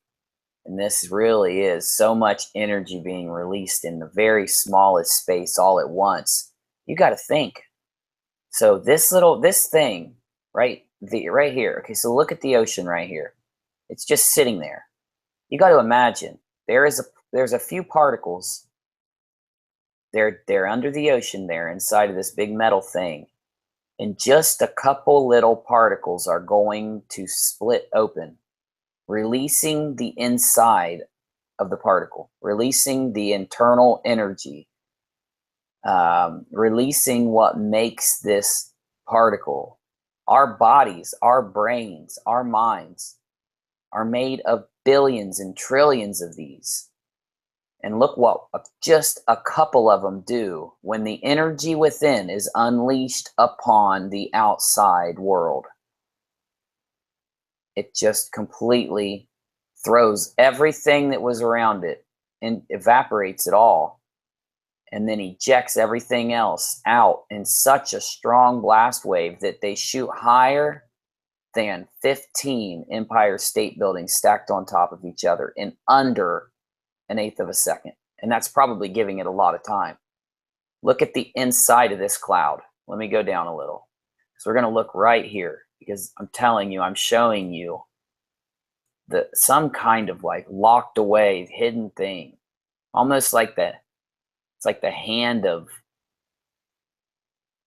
it's like something that sits outside of our reality. But look at the internal of this. There's fire inside water. And look at where it all goes. Watch it. It's so other. I'd be playing some really creepy music right now if I could. It's so anti-worldly. It's so out of the world. So watch it again. Here we go. The ocean. This is all in under a smallest fraction of a second. I'll run it in slow motion for you. Watch it whip out. So I'm running it in slow motion, and it looks like it's going fast. It moves so fast that that miles and miles away, the air itself destroys buildings and sinks ships. This one's good too. Here we go. Let's go to the very beginning of this sucker. Nothing.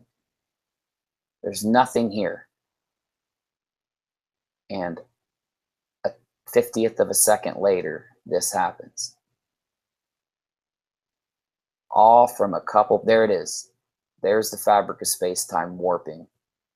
And you can't see that in the explosion unless you slow it down so slow.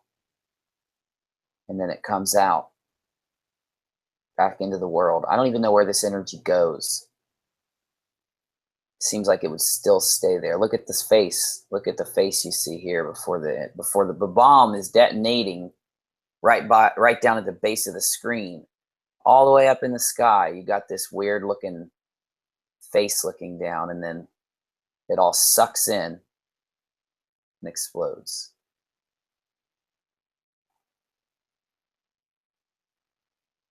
Well, when you're talking about messing with the very fabric of what makes up reality, like the atom, you're going to have to expect some kind of craziness to occur. Like, with that much intense heat and that much intense power all in one space, you've got to expect something out of this world could possibly happen. Out of this world, but I think that it's the most natural part of the world that there is, man. This is like the most raw form of what is. I mean, look, you see those specks up in the sky? when these bombs detonate, instantly, way up in the sky, orbs of light phase in and out of existence in a blink of an eye. Watch them. You can see them. I mean, they just phase in and out of existence right when this bomb detonates in 2 frames of a video. And there are 30 frames per second. And look at this. There's little black frames, little black dots that look like zeroed out sections of reality. All right, let's segue into something else really quick. If you guys don't mind muting for me really quick, we'll go into the next part of the show here.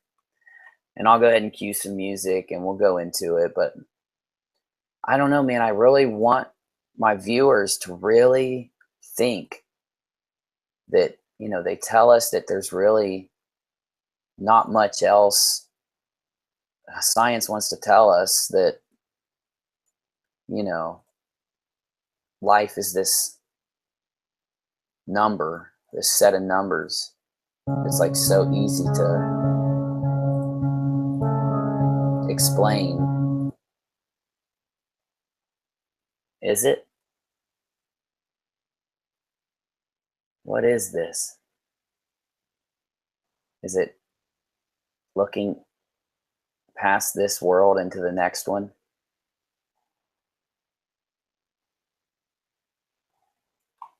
Is it outside of here?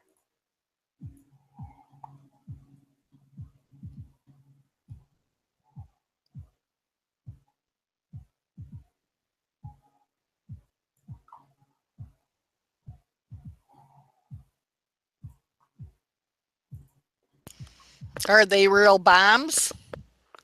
I mean, they said that 149 bombs were exploded out in the West during World War II.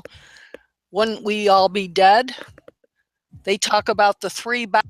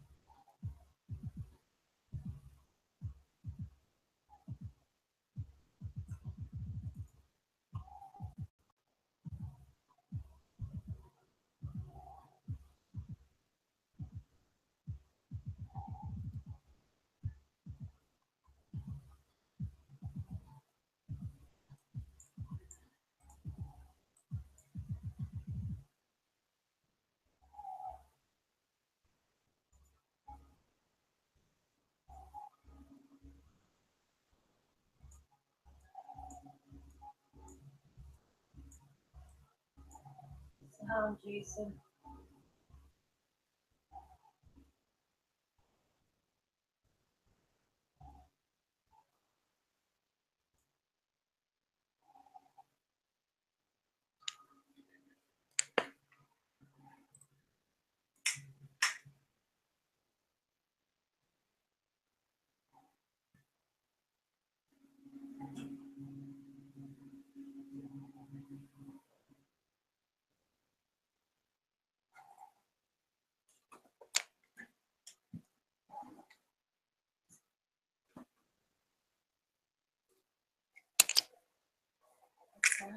You gotta be fucking kidding me. No sound that whole goddamn time?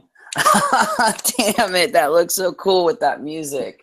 Yeah, How we did I didn't get hear a wrong? darn thing. I couldn't hear you guys when you were talking. You can unmute now. Okay. I have to get this shit fixed because that was just too cool, man. Well, at least it looked pretty, even if you couldn't hear the sound. Okay, Rachel, let me know if you get sound from this real quick. I'm going to try to play something so I can see what I did wrong here. Fix it in the future. Let me go ahead and cue up Dabba Dabba real quick. Yeah, I couldn't hear you what you guys were saying, and I was trying to do a cool little music thing, so I muted you, and I was like, I'm going to do this cool music thing, and then I'll let him talk. But hey, my music didn't work. Okay, here we go. Let's see if it works now.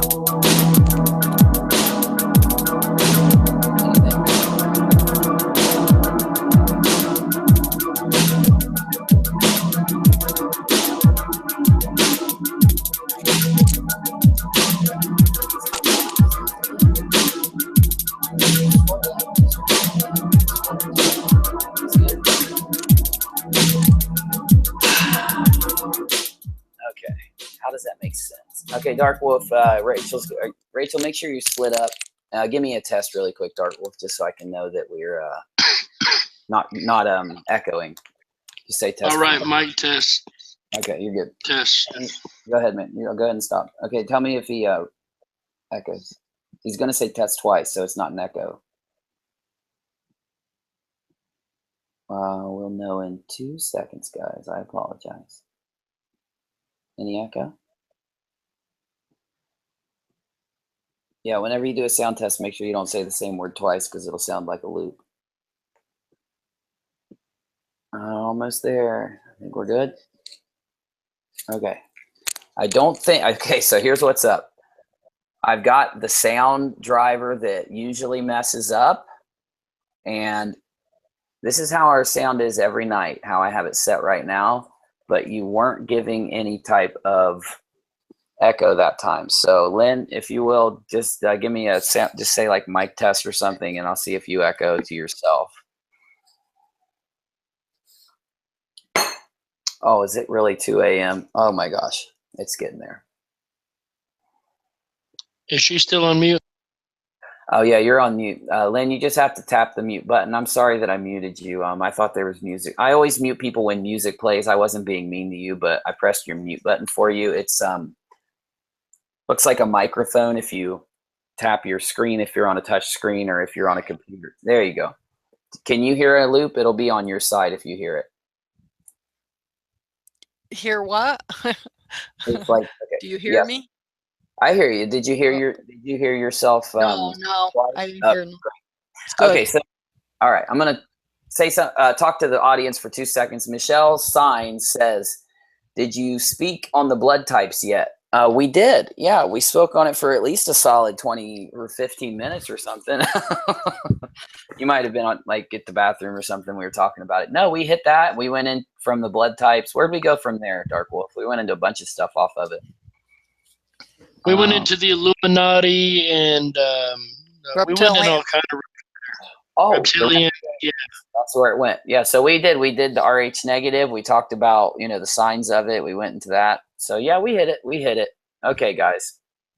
All right, we've been streaming a while. Darkwolf usually has the length of the stream for me. Can you see how long we've been going, man?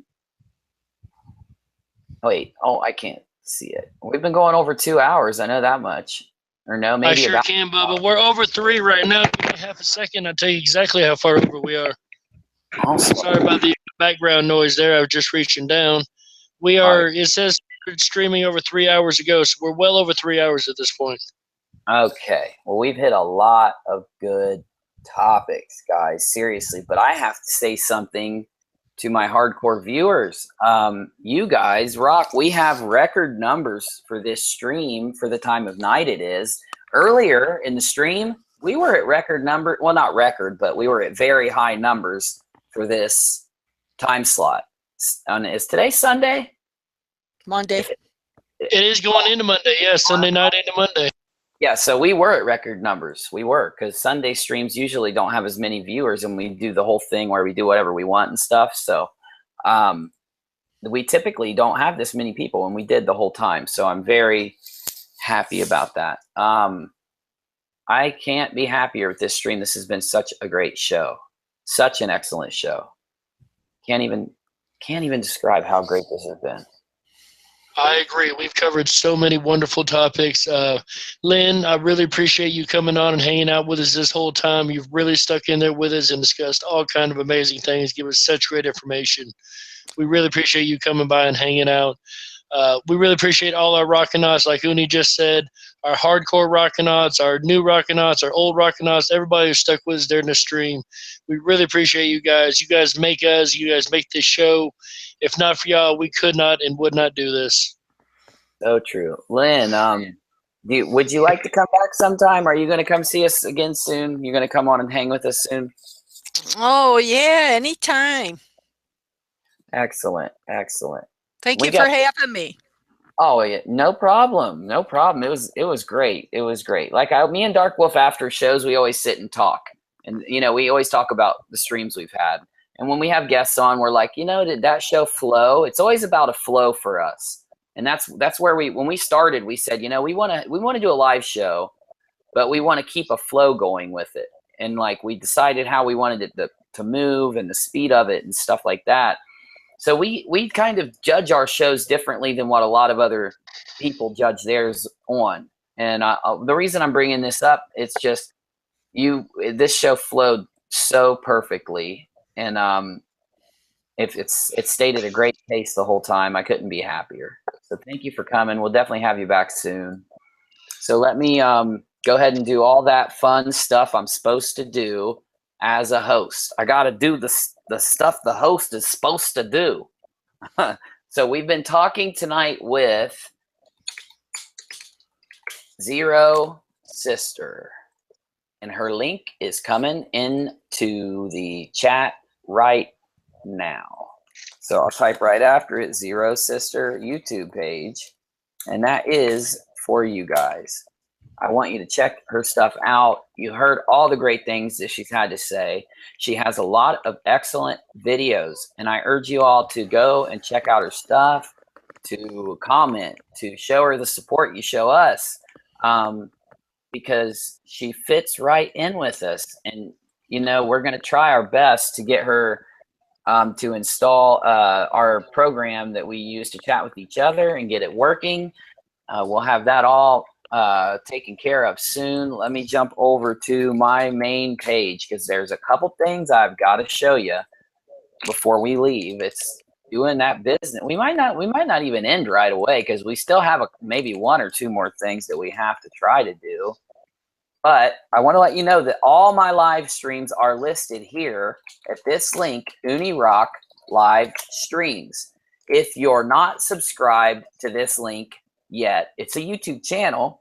Go subscribe, please, because you're going to get caught up on all that cool stuff we've done with each other up to now, which we do. We've had so many shows, so many guests. I've interviewed authors. I have a video game programmer coming up. I have so many other, you know, really good guests coming on. I just can't wait to bring you guys this content. Not only that, we've had so many theories and so many crazy things happen. Darkwolf, you can go ahead and unmute yourself, dude. I really shouldn't have did that. I was picking up sound out of my mic and thought it was yours. How rude is that of me? I'm sorry, bro. Anyway, so we got Unirock live streams. You got to hit that link and sub if you want to see our old stuff. If you don't have to, but there is one place you should check out. Also, on top of everything else we did tonight, you got to go to Darkwolf's Den and check out his awesome stuff. He does cool things like the Mandela Theory series, and also lists Rockinati shows that is in on his page, and make sure you give him some thumbs up over there, give him some views and whatever you feel necessary to do. And another layer to all of this, I get questions all the time. Uni, when are you streaming? When are you going to stream for us? How long till you stream? Well, you'll never have to know again. You'll never have to ask again to know is what I was trying to say. If you join my Twitter page, because I make sure I let you know about all that stuff here. I don't know why YouTube doesn't give us a little like Twitter tab, which is not a Twitter tab, but just a tab where we can type little messages in and have them roll down for you guys so that you can daily go and check and see when things are. wait a minute, Uni, could they possibly have had that the whole time?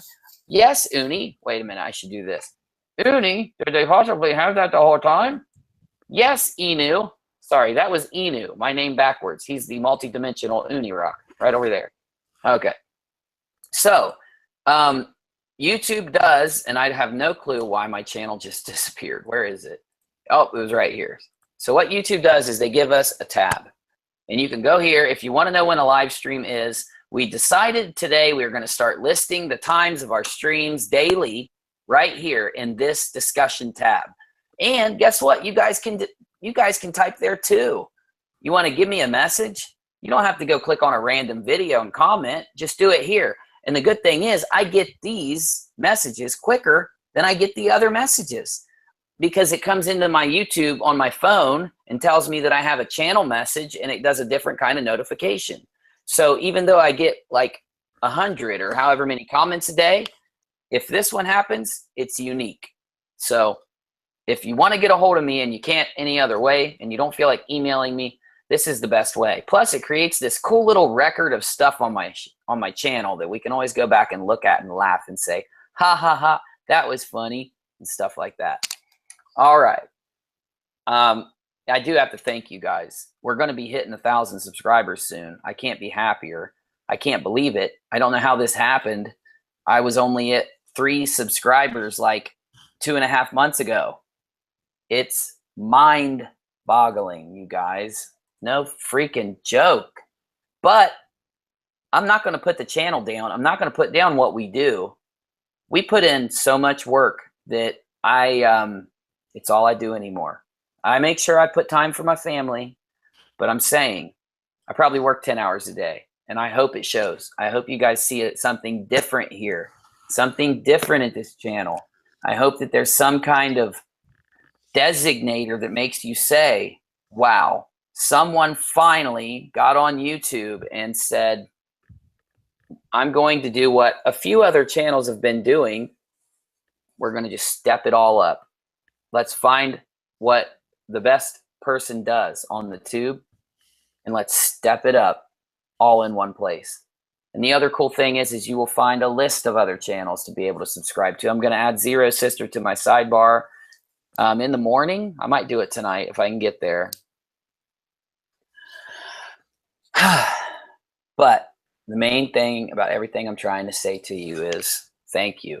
I appreciate every single one of you guys who make this possible. As long as you're here, this channel is going to be here for you. So I don't know if my sound effect's working. I don't know. Let me try it. You know how long it's been since we've heard this thing that I just can't stop clicking every time I click it? I just love doing this. Mods, make sure you let Rachel let me know if you hear this, because you guys know what time it is. It's time for the...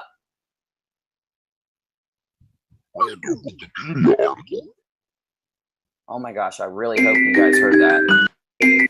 Oh, that's funky. Oh, I need to leave that up. That's a really good outro to play. I'm going to play this as an outro.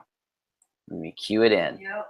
All right, you heard it. I can't believe it. Our sound's back. You guys know what I'm about to do. I'm going to click the random article button in Wikipedia until one of you types the word stop into the comment box. As soon as you type it, we're going to stop on it and see what it says. So let me know. Somebody give me... Oh, it was Michelle with 1L gave me the stop quick. What's this? Oh, crap. Darkwolf fell out. Dude, I'm sorry, but you're back. You can unmute. I apologize, bro. I didn't know you disconnected. No worries.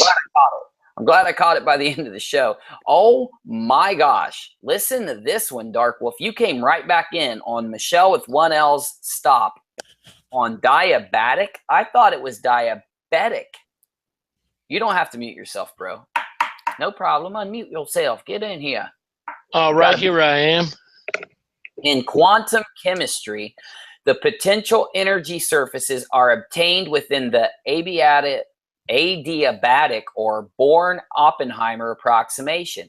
This corresponds to a representation of the molecular wave function where the variables corresponding to the molecular geometry and the electronic degrees of freedom are separated. I have no clue what that means, but it's something to have to do with nuclear bombs and physics, especially because the inventor of the nuclear bomb's name is in the approximation for this term. Now, how crazy is it that we keep getting these synchronicities every time we do a random Wikipedia article? We happen to be talking about bombs and nuclear tests, and all of a sudden we get this synchronicity. That is so crazy. No, it's so like, oh my gosh, it's time for these. My sound effects don't work, and then they just don't stop. You notice that? We're checking out that Chan, one of our hardcore Rockinats, Casper.do-it-all. He's on YouTube. She is on YouTube. I don't want to say he. I'll get in trouble. Whoa, you got 824 subs, my friend. That's what? Alien Disclosure and the TR3B Triumph. Dude, Casper, do it all. I had no clue, my friend. I'm glad that. And you do Mandela effects? What? When are you going to come on the show, my dude? Seriously. No, I'm not joking. Come on the show. Email. Absolutely. Me. I didn't know, bro. Me either. And that's what's so great is we find out so much about our Rockinauts and the different stuff they get into when we go to their pages. You got to tell me about these things, my friends. Tell me about your channels. I tell you all the time. So this is what I want you to do. Do you like Mandela effects? Yep. Do you like UFOs? Yep. Do you guys like Justin Bieber?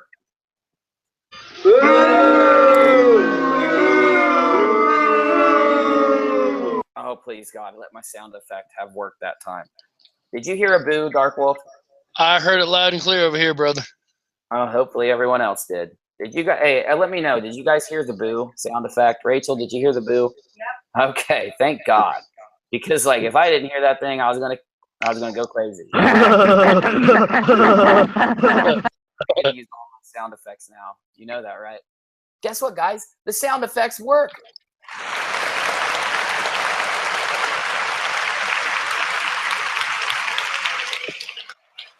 I love you guys. Oh. You guys love me?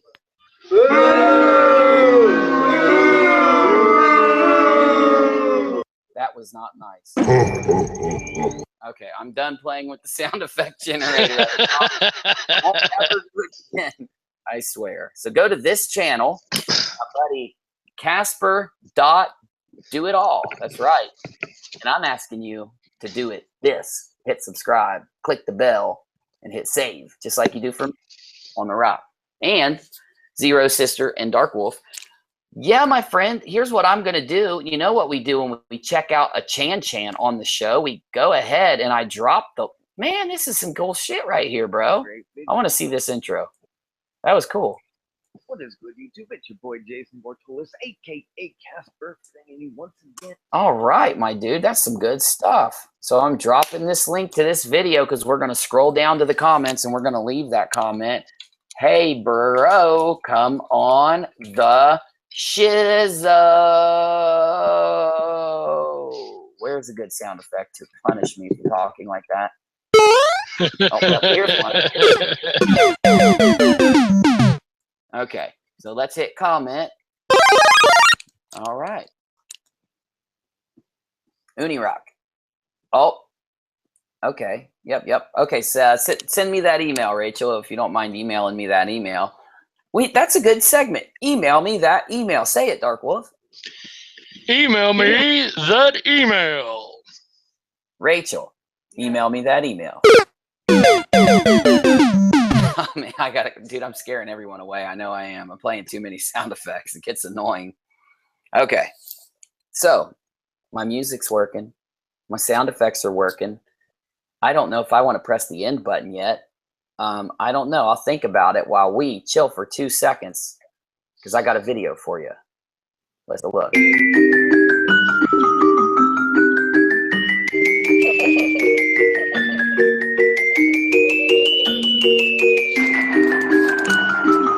Shut up, Jerry.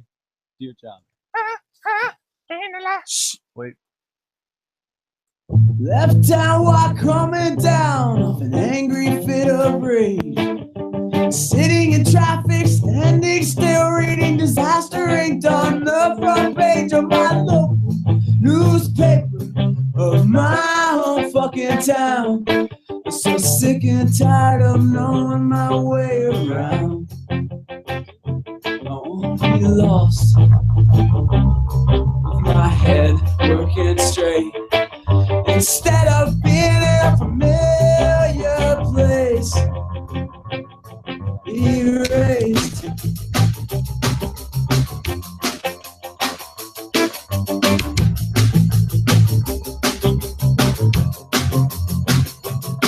Surrounded, alone, surrounded with a group of fools, with friends that'll probably never be there when I reach the end of the earth and the end of reality, based on illusion and distorted morality, and no one could ever live by, no matter how hard they try, 'cause they can't resist the easy access to the finer things in life.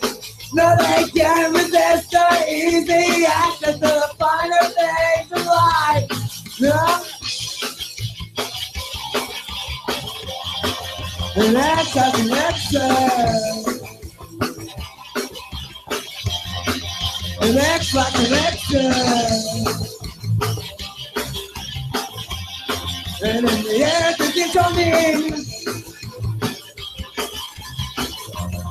And you're reclining chair, a mouth full of shit that's like sugar cookies on it. Yeah. A mouth full of shit that's like sugar cookies on it. A mouth full of shit that's like sugar cookies on it. A mouthful of shit tastes like sugar cookies, don't it? Don't it? Don't it?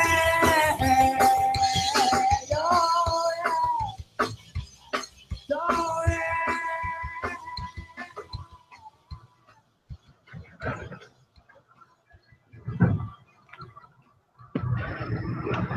And this is how we're staying awake.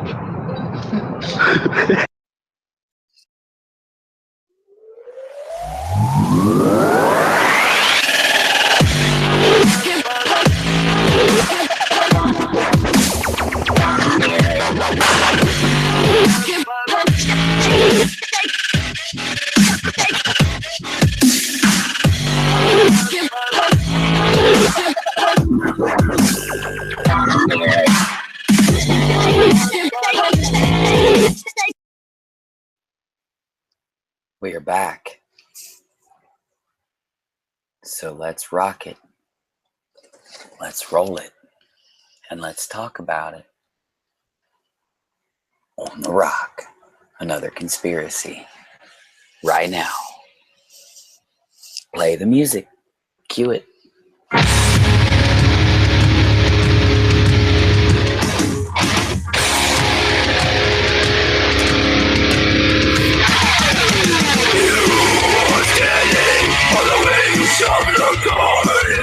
You have the passion of an early character in your eyes. I have feelings for you, the fear of 1,000 bathrooms. That a voice that lives in my head says you're the perfect size. I am about to show you my sensitive side. Okay, I gotta snap out of it. I'm getting all lost in the music. You know, I do that sometimes. You guys freaking rock. You know that. You know that. We know that. That's what this is. That's what we are. You and I coming together, chilling, hanging out, hanging with each other, sitting around, talking the craziness, looking at the massive amount of nasty, insane insanity that sits around us on the web every day and trying to make just a little bit of sense out of it. Sometimes we sit back and let it roll. Other times we jump right in and live dive. Either way, it's all about me and you and I, rocking. You know what this is, baby. You know where you're at. You know what we do. It's the rock.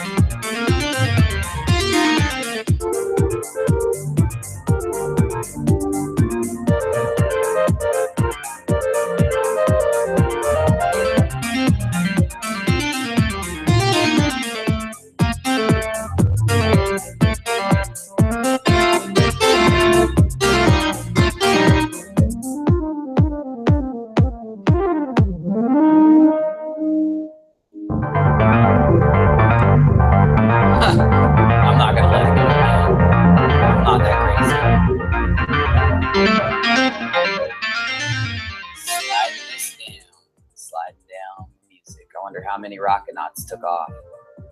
A couple. We just lost one more. What's up, Darkwolf? Still with Not me? a whole lot.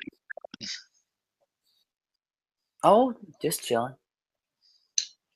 Most definitely. It's been a definitely wonderful, wonderful stream. It's been quite long, and we've had some amazing information tonight.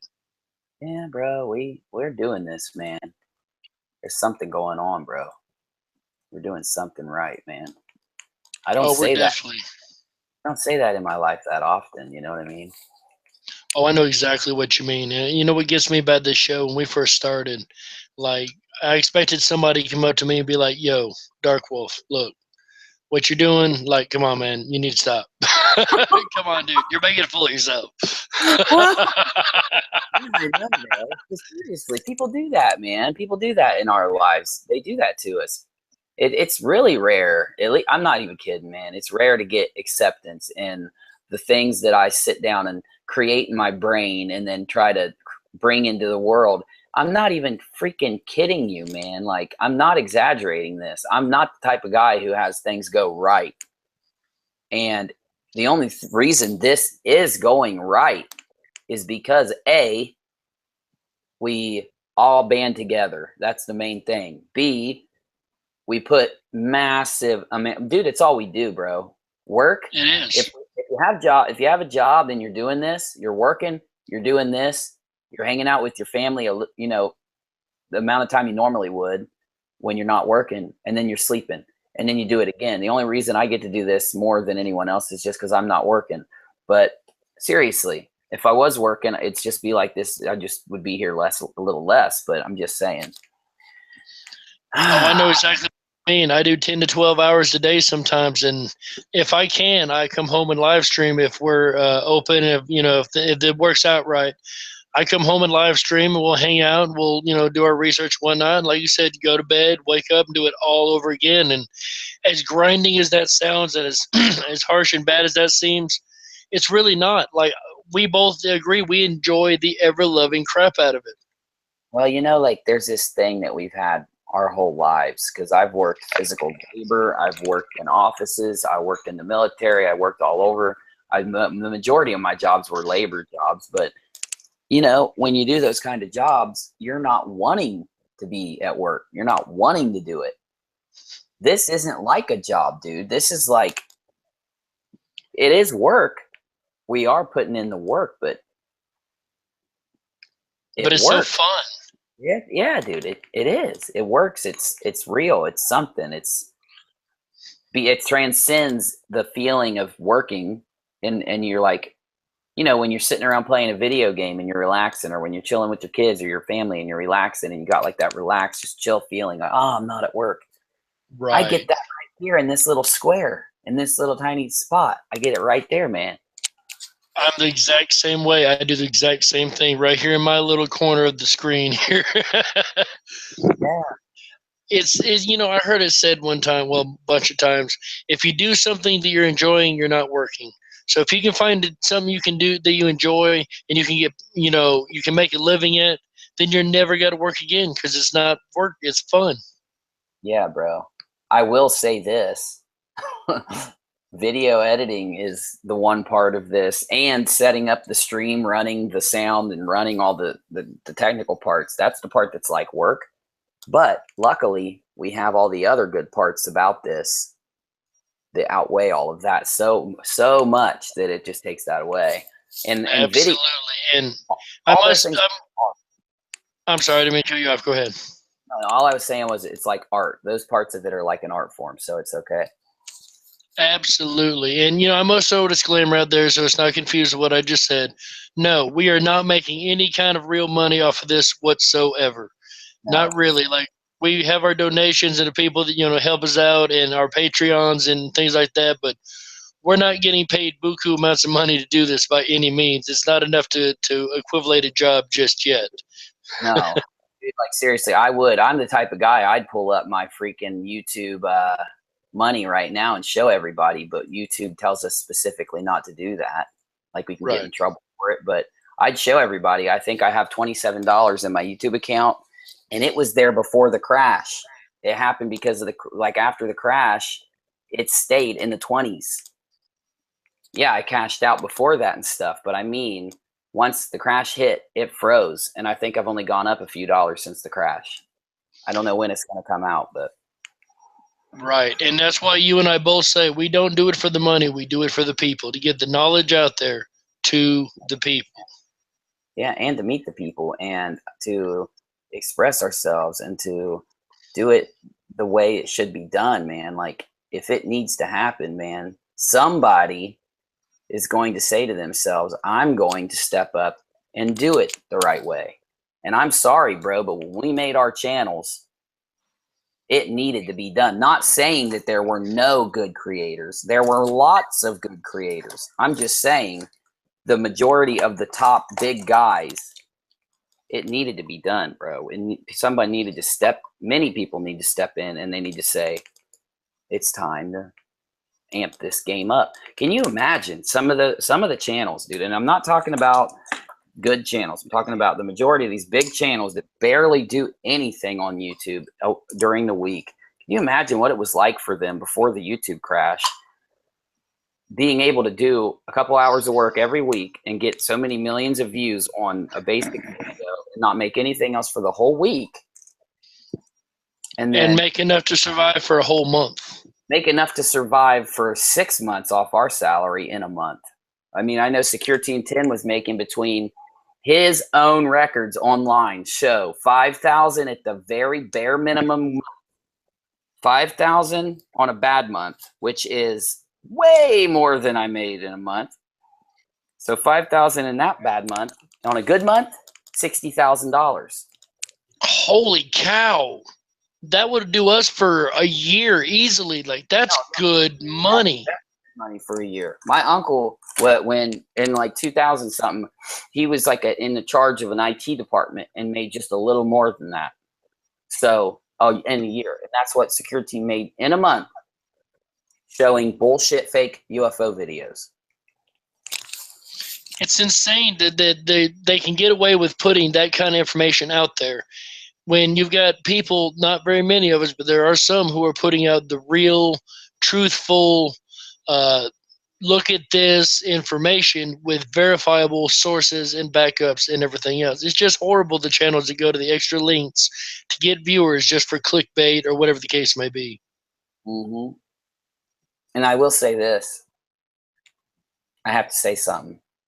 And it's been a few weeks coming, but I have to give somebody props. That I don't think a lot of people thought that I'd give props to them.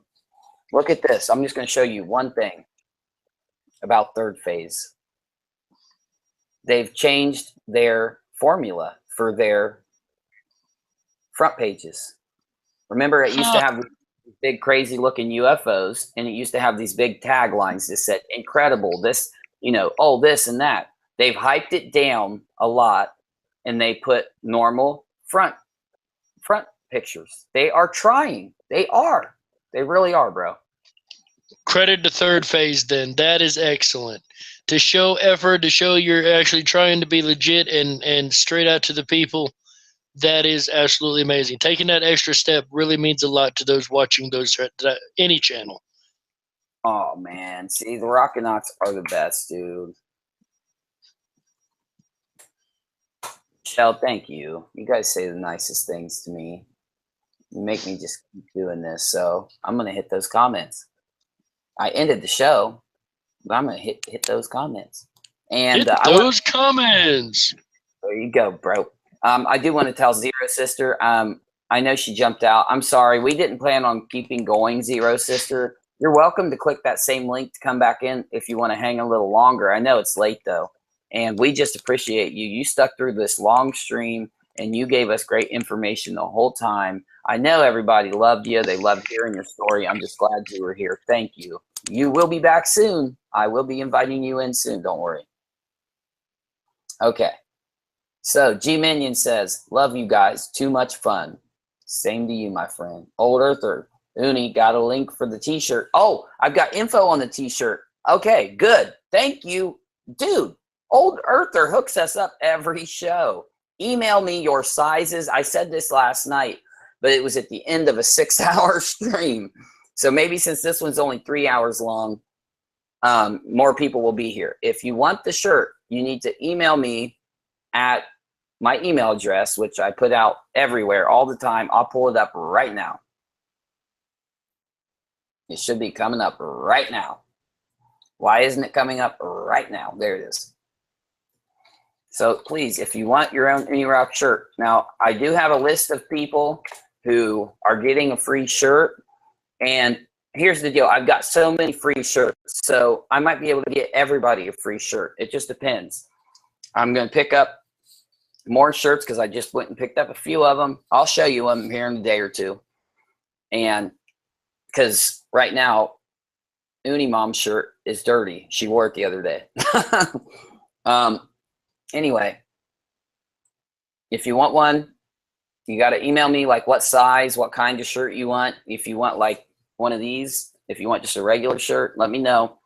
Because the print thing, the thing that he puts on it, is in. So it's all good. He can make them in like 10 minutes. I think he just irons them on or something. I don't know how it works. Maybe he prints them on. Who knows? I'll ask. So email this address with the type of shirt, the size of shirt. I can't promise you're going to get the type you asked for. I'm going to do my best. And don't worry, we're going to be having the Unirock store soon. We're going to have our little store open up. We're going to have those little tinfoil hats that Darkwolf makes. And Darkwolf's coming right back. No worries. So we're going to get Darkwolf's tinfoil hats in here. They're going to be really cheap. I'm not going to try to sell them like for $100 or something because they're going to be made out of tinfoil. I'm going to have Darkwolf like make some, and I'm going to make some. Rachel's going to make some. So if you want your own that came from this place with our own little tag on it, sure, you can have one. I encourage you to order one because they're easy to ship because they fold up and then you can unfold them and put them right on. Let me get Darkwolf back. Boing.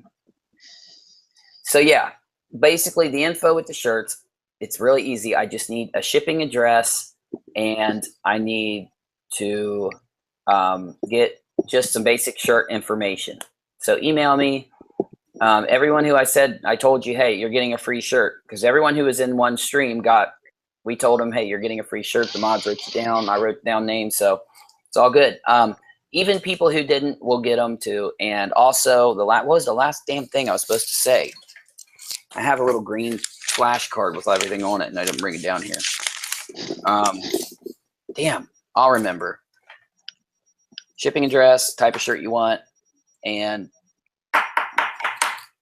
I don't know.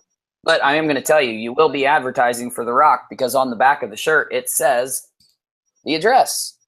That's the whole goal. So hopefully you'll wear it to Walmart or when you go out sometime, wear your Uni shirt, and hopefully we'll get some subs that way. Who knows? I think it helped. You know what Unirach did too? This was crazy because it was awesome. I got like 5 or 10 or 15 subs just because Unirach took this piece of green, the green screen that I had. Well, I bought a new green screen, so it's actually like a cloth, right? Whoa! So it's a cloth. So Unirach cut down the other green screen. She's like, what am I going to do with all this green cardboard paper? And I was like, I need business cards. Like, I wasn't telling her I needed them because of that. I was just like, I want to order business cards. So she like looked at me like, you need business cards.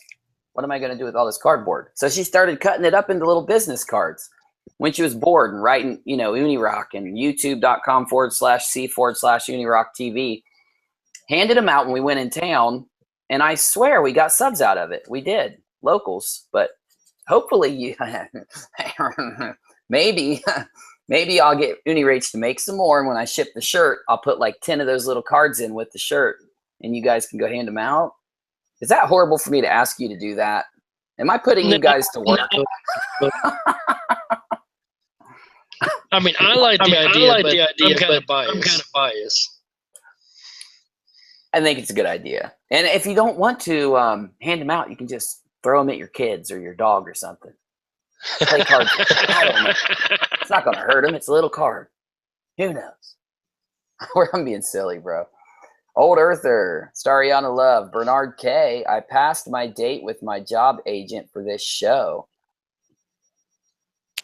Bro, we need to hire you then, because if you were going to get a job and you passed up on it to watch this show, that's dedication. We need dedicated people to work for Unirock. If I could hire you, I would. I don't have the money. I'm sorry. We do have a bit of an echo. Are we? Are you getting it or me? Oh, it's because you dropped. Dude, it's because you dropped out and came back in. Maybe that's the key. Let me refresh the. This is perfect. I bet I can fix this right now. See if you got the echo now. Echo now. Yep.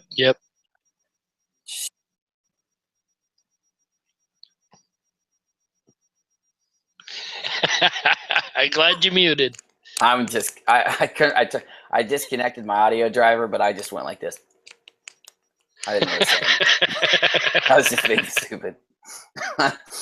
Sorry on the love. You guys started after all that was changed, and they're still working on all that. Yeah, it's been a while. We thought it'd be fixed. I thought it was fixed. Slap me in the face, man. Michelle Signs, Unirock, one-ups them all. That is the goal. I don't want to sound cocky. I try not to sound cocky. How many viewers we got? Okay. We still have a good number of viewers, so I don't know if I'm allowed to sound cocky right now. I'm only allowed to sound cocky. A small amount of viewers. Okay.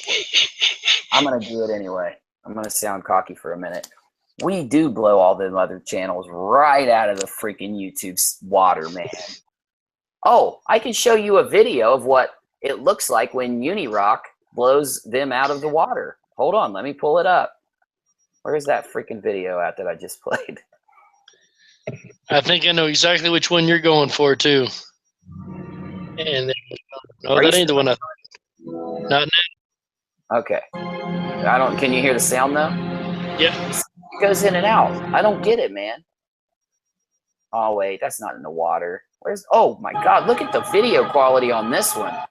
Dude, I should have showed that one. Whoa. Holy cow.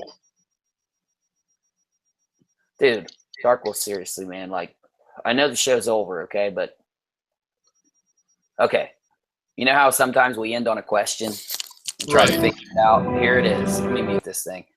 How the Sam hell did this come out of... I understand how physics works. I understand how chemistry is, okay? I still don't get this. I get electrons, I get splitting an atom, I get the chemical reaction, I get why there's so much energy released. I still don't understand this. The mushroom of fire at the top you made, way, way, way above the explosion. I mean the whole thing. I mean from here down in the base. I don't understand how this right here, this thing right here, and inside that little bitty thing. Inside that thing is just a couple little atoms that actually do the reaction. I do not understand how those do this. This is one of the biggest ones. I think this is in the 80s. I'm with you. I don't exactly understand how it works myself. Like I've like you said, I've seen the science. I've seen the whole layout of what happens when it happens. But it is mind-boggling that just two single atoms have enough equivalent power to do that kind of explosion. A human being, you wouldn't be able to even see a human being in there. You wouldn't even see a human being in there. Think of how many atoms a human being is even made up of. Like, this really gets deep. Well, and I understand you have to have radioactive atoms. It has to be a uranium or something, you know. I still think there's a way to split a regular atom and cause some kind of explosion like this. At least something like this. Not this big. I think it's any atom. I don't think it's just a radioactive element or whatever. I think any atom has the ability, the kinetic energy packed into it to... Sorry. Think about the amount of kinetic energy in just one person. Like, when you start thinking about these things, it really makes your mind just melt. Wait a minute. They're not even going into slow motion right there. That's not even slow motion. Oh, yeah, they did. See where it stops? Right there. See how it expands and stops? Slow motion. That's when slow motion hits. Dude, look at that. It's like it creates a damn universe for a minute. It's like those. It reminds me of the idea of the bubble theory or M theory of the membranes of the universes, like what outside of a universe may look like with the edges like that. Okay, Wow! Okay, so it explodes Right. way back there. It explodes. Now watch the wave of air come up over the ocean. Watch. Whoa! I mean, dude. I know, dude. I shouldn't sit and watch these like this, but I do it all the time. I want you to go back to the one we were just looking at. We were just talking about when it expanded into that cloud, and we were talking about it looked like another universe. I want you to go back to that particular picture, please. Right there. All right, little more, a couple more frames.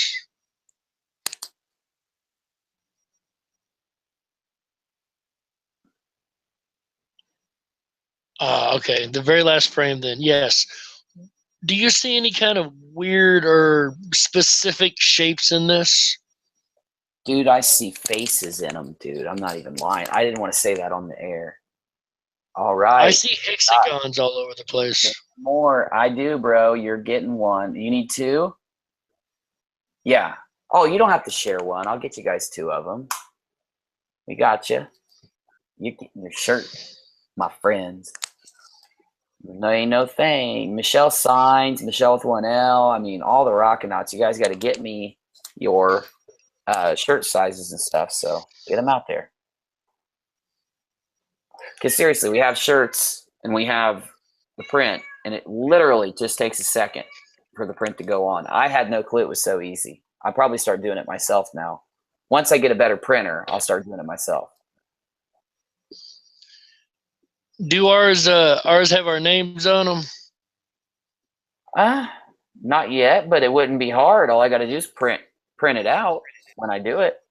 So. Heck yeah.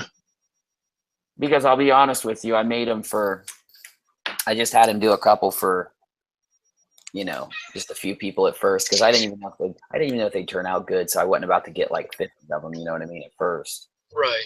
I already have everything set to where I just walk in and take the shirts in and bam, it's all good. Gotcha. Probably go Wednesday, I think, or Tuesday. I'm not sure. Yeah, Tuesday. I'm going by. I told him I'd go by Tuesday. He only lives 5 minutes away, so ain't no thing, man. Just get it shipped out. But I already got the boxes to ship it in. We ordered boxes. You know how you can call UPS and they'll send you a bunch of boxes? We already got them, so. Oh, nice. So you're already ready and set to go. Everything's set, yeah. I just got to go by his house and bam, we're good. That is awesome, bro. But, okay. I did have a question for everybody at the house, so I might as well ask anyone who's here too. So this was a design idea. The simplest design idea is right here. Just having a uni sign on the front. But I know that's not great because everybody downvoted that. I like that idea, but it got downvoted. So the one that everybody really likes is this one. For some reason, I'm not sure why. And then I like this idea because I can take a movie actually and just take a still frame from it. And one movie that I have is this one. I was just going to take that because that's like the iconic sign I've been using in every single video. Right. I was going to do it red though. I thought about red. Flip out. The sign's flipping out. You know what I need to do? I got to do a little bit of a segment and I got to say, this is design 1, this is design 2, this is design 3, and then find out how many of each and then just go over, tell him print 3 of these, iron them on or print them on, however, print 5 of these. We'll do that later. I'm just probably going to do all of them like this for the first batch. For lettering, I mean, the back of it's going to say the web address. Because I'm going to advertise on the back of all my Rockinats.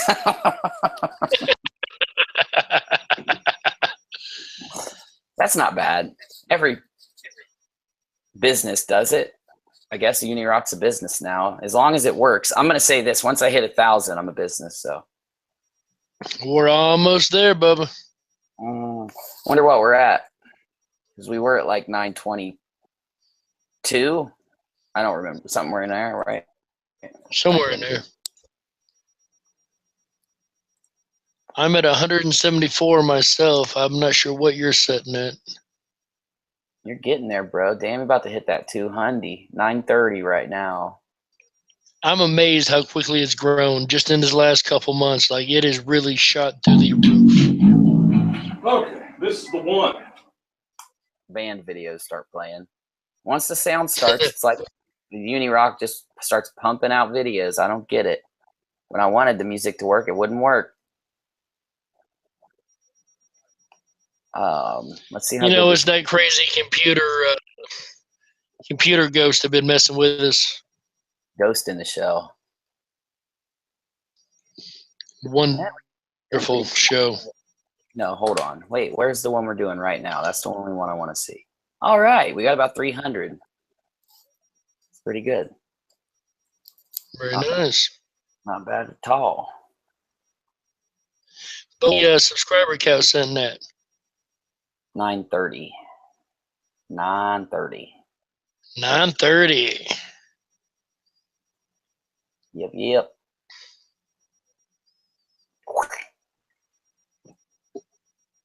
Wait, where's my camera? Damn it. It's so hard to do. You guys have no clue.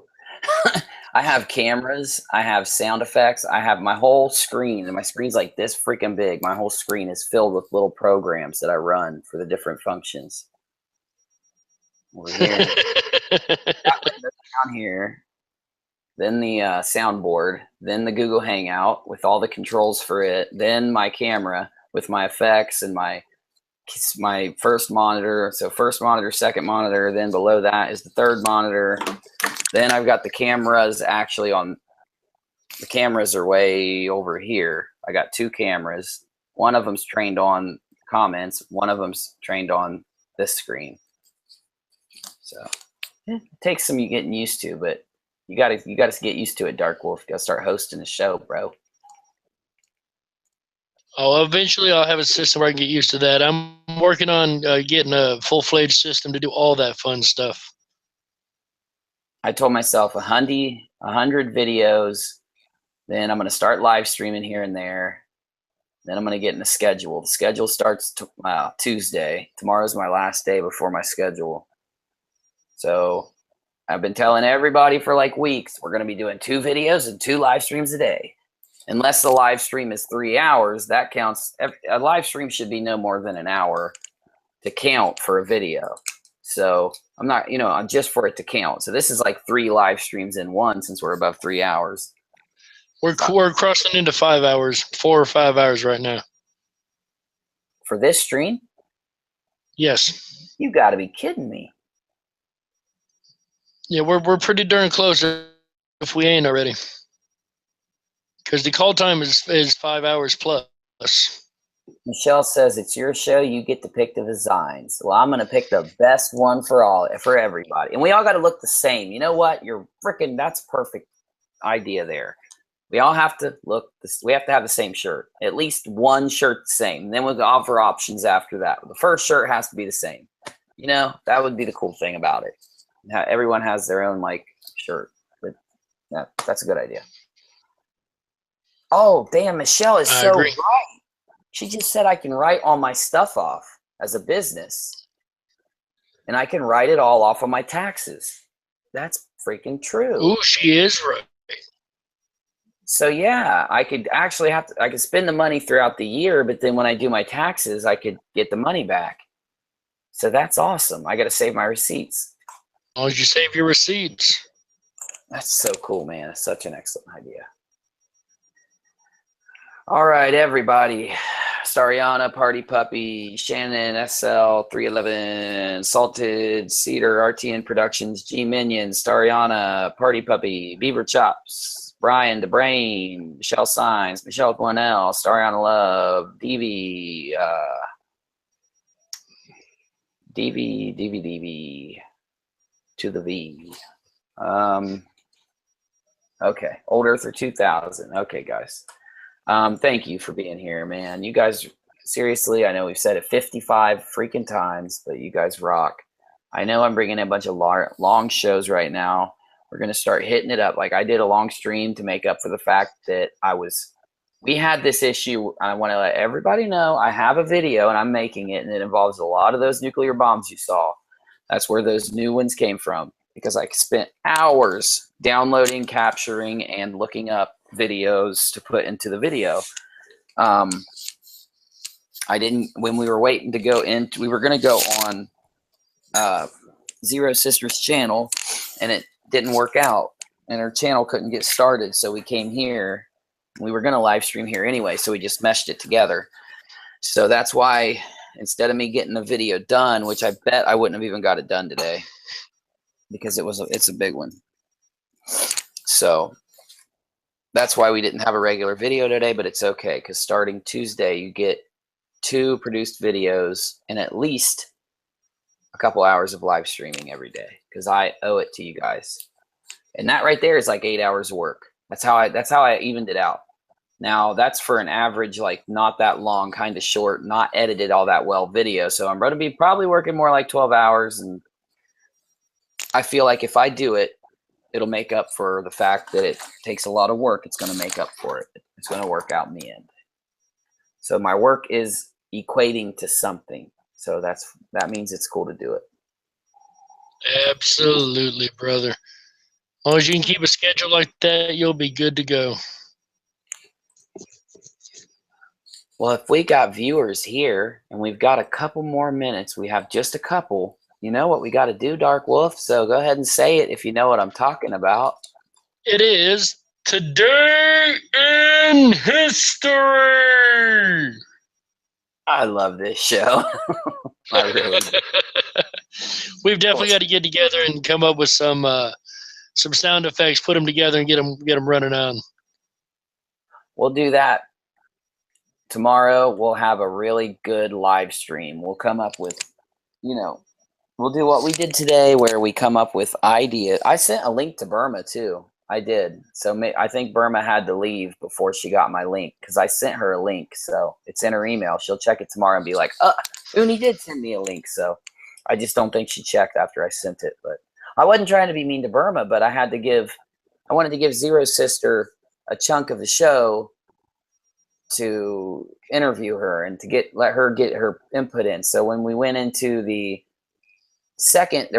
first show was ZeroSister. The second part of the show was Dark Wolf had that presentation and the thing on the clones, and it went into the DNA and to the other stuff. So I told myself, after we do the first part, after we do the second part, I'll have Burma come in for the third part. So like, I don't know when it was sometime after we did the DNA thing.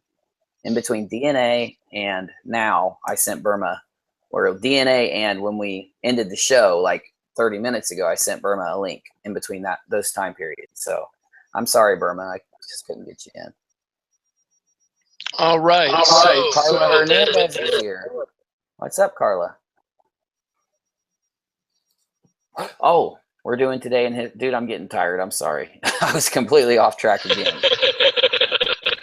Can you see the screen? Here, let me zoom it in if you want to read the first one here. I'll get it nice. All right. Definitely read. We do have an echo going, but maybe we get that pretty short. The Roman Julian defeats the Sasanian army in the Battle of Ctesiphon under the walls of the Sasanian capital, but is unable to take the city. Wow. The Battle of Uslis, Almoravid troops under the command of Tamim ibn Yusuf defeat a Castile and Leon alliance under the command of Prince Sancho Alfonses. What else do we have here? In 1328, Philip VI is crowned King of France. Oh, here's a good one. In 1453, the fall of Constantinople. Ottoman armies under Sultan Mahmud II faith capture Constantinople after a 53-day siege, ending the Byzantine Empire. Nice. At the battle, let's try this again. On this day in 1790, Rhode Island becomes the last of the original United States colonies to ratify the Constitution and is admitted as the 13th U.S. state. In 1848, Wisconsin is admitted as the 30th U.S. state today in history. Very nice indeed. That's crazy. We got 2 states admitted in on the same day in history. Wow. Look In at this one. 1886, let's go up a little bit further. 1886, the pharmacist John Pemberton places his first advertisement for Coca-Cola, which appeared in the Atlanta Journal. It's a pharmacist invented it because it used to contain coca. Absolutely, which is the original derivative of cocaine. That's right. They were freaking staying up late, partying after they drank their Coca-Cola. Ooh, listen to this. In 1914, the ocean liner RMS Empress of Ireland sinks in the Gulf of St. Lawrence with the loss of 1,012 lives. Oh my God. Read this one, bro. 1919, Albert Einstein's theory of general relativity is tested, later confirmed, by Arthur Eddington and Andrew Claude de la Chaux-Cromelin. Carla, we are doing May 29th. Albert Einstein's theory is proven. Now that is really, really awesome. Is tested and confirmed. That's freaking cool, man. Let's go down here. Oh, there's some good ones. There's a good one, bro. It's your turn to read. In 1999, Space Shuttle Discovery completes the first docking with the International Space Station of Lies. I mean, International Space Station. No, you're not at all. Oh, there's a good one. You're going to have to scroll that up a little bit. Your head's in the way. Yep. Yep. All right. In 2004, the National World War II Memorial is dedicated in Washington, D.C. And, wow, listen to this. On the same day, 4 years apart, 2008, a doublet earthquake of combined magnitude 6.1 strikes Iceland near the town of Selfos. And then in 2012, a 5.8 magnitude earthquake hits northern Italy near Bologna, killing at least 24 people. That was Today in History.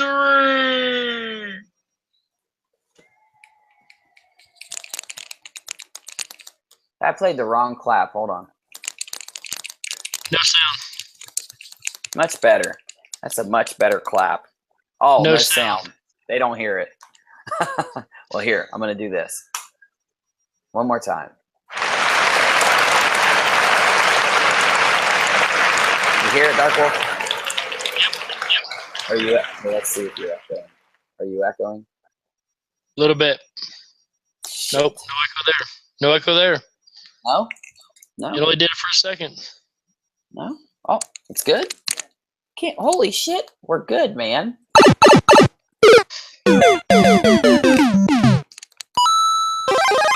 I just have to hit random sound effects now that our sound's working.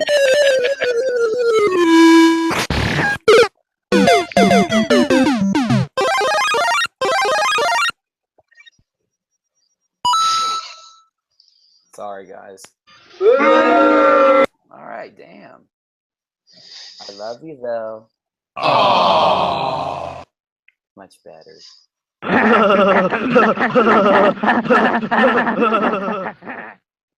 I'm losing it. We've been streaming for 5 hours, I can tell. Oh, yeah. I think the doc's right. I think we do go a little crazy towards the end of our streams. Oh, it's not. That's very true. That's so true. Let's see here. What do I got? What one do I got? What's this one? Let's hear it.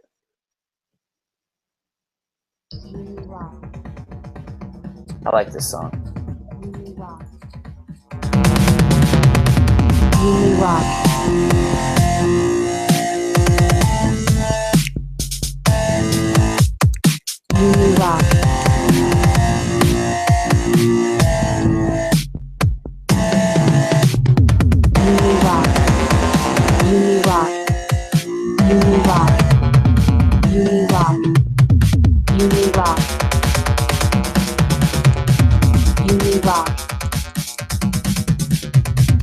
Unirock. What's this? Oh.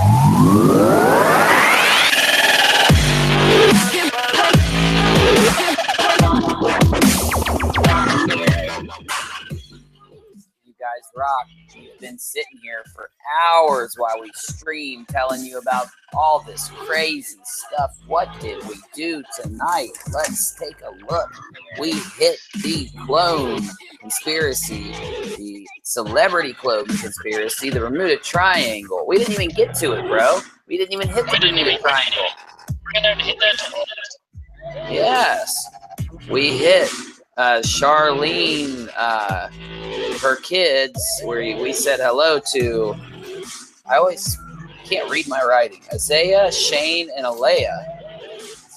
We said hello to them. We gave them our shout out on the rock. We talked about the fact that gray aliens could be bioengineered robots. We talked about the RH negative bloodstream. We had our friend ZeroSister on the show. Check out that Chan. We did the conspiracy inside of a conspiracy with Dave Chappelle. We talked about the nuclear issues going on. You guys stuck it out. You are the Rockinati. You're hardcore. We dove in. We did it. It was the rock. We're taking off. It's the end of the live. Die, baby. Come back tomorrow.